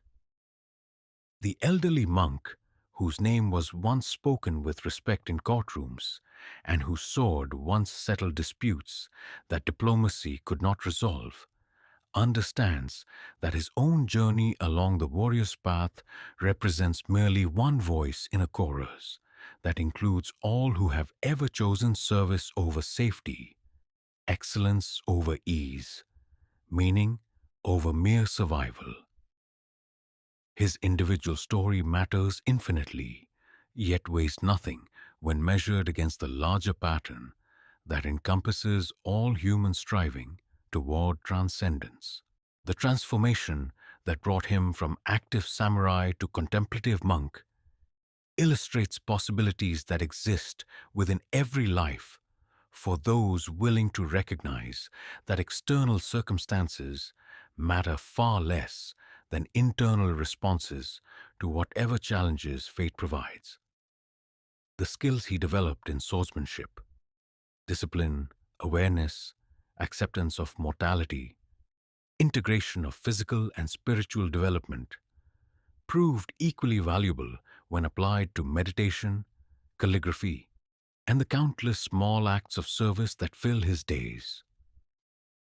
The young people who occasionally visit him, seeking guidance for navigating a world that seems to offer unlimited choices while providing little direction for making wise decisions among them, represent the eternal human need for wisdom, traditions that connect individual struggles to larger meanings.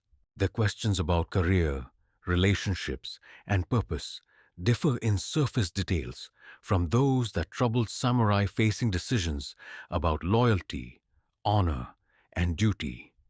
Yet the underlying challenges remain constant. How can I know if I'm following the right path? Asks a university student whose academic achievements have been impressive, yet somehow unsatisfying. The question echoes through centuries of similar inquiries from warriors who wondered whether their service truly honored the principles they claim to represent. The path becomes right through walking it correctly, the monk replies, using formulations that have guided countless seekers through similar doubts. Technique matters less than commitment. External validation matters less than internal integrity. Results matter less than the quality of attention you bring to each step.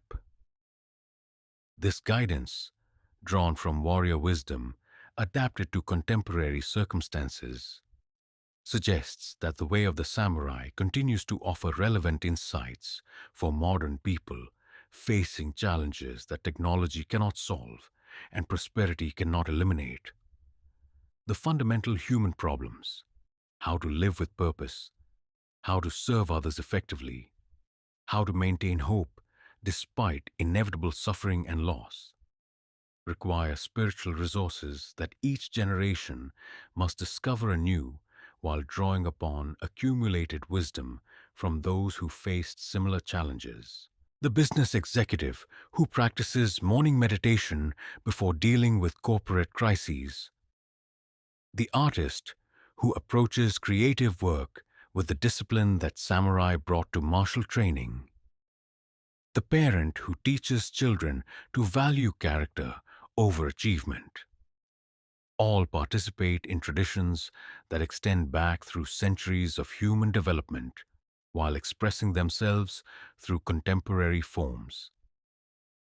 The integration of aesthetic and practical concerns that characterized samurai culture offers particularly valuable models for modern people seeking alternatives to purely materialistic definitions of success.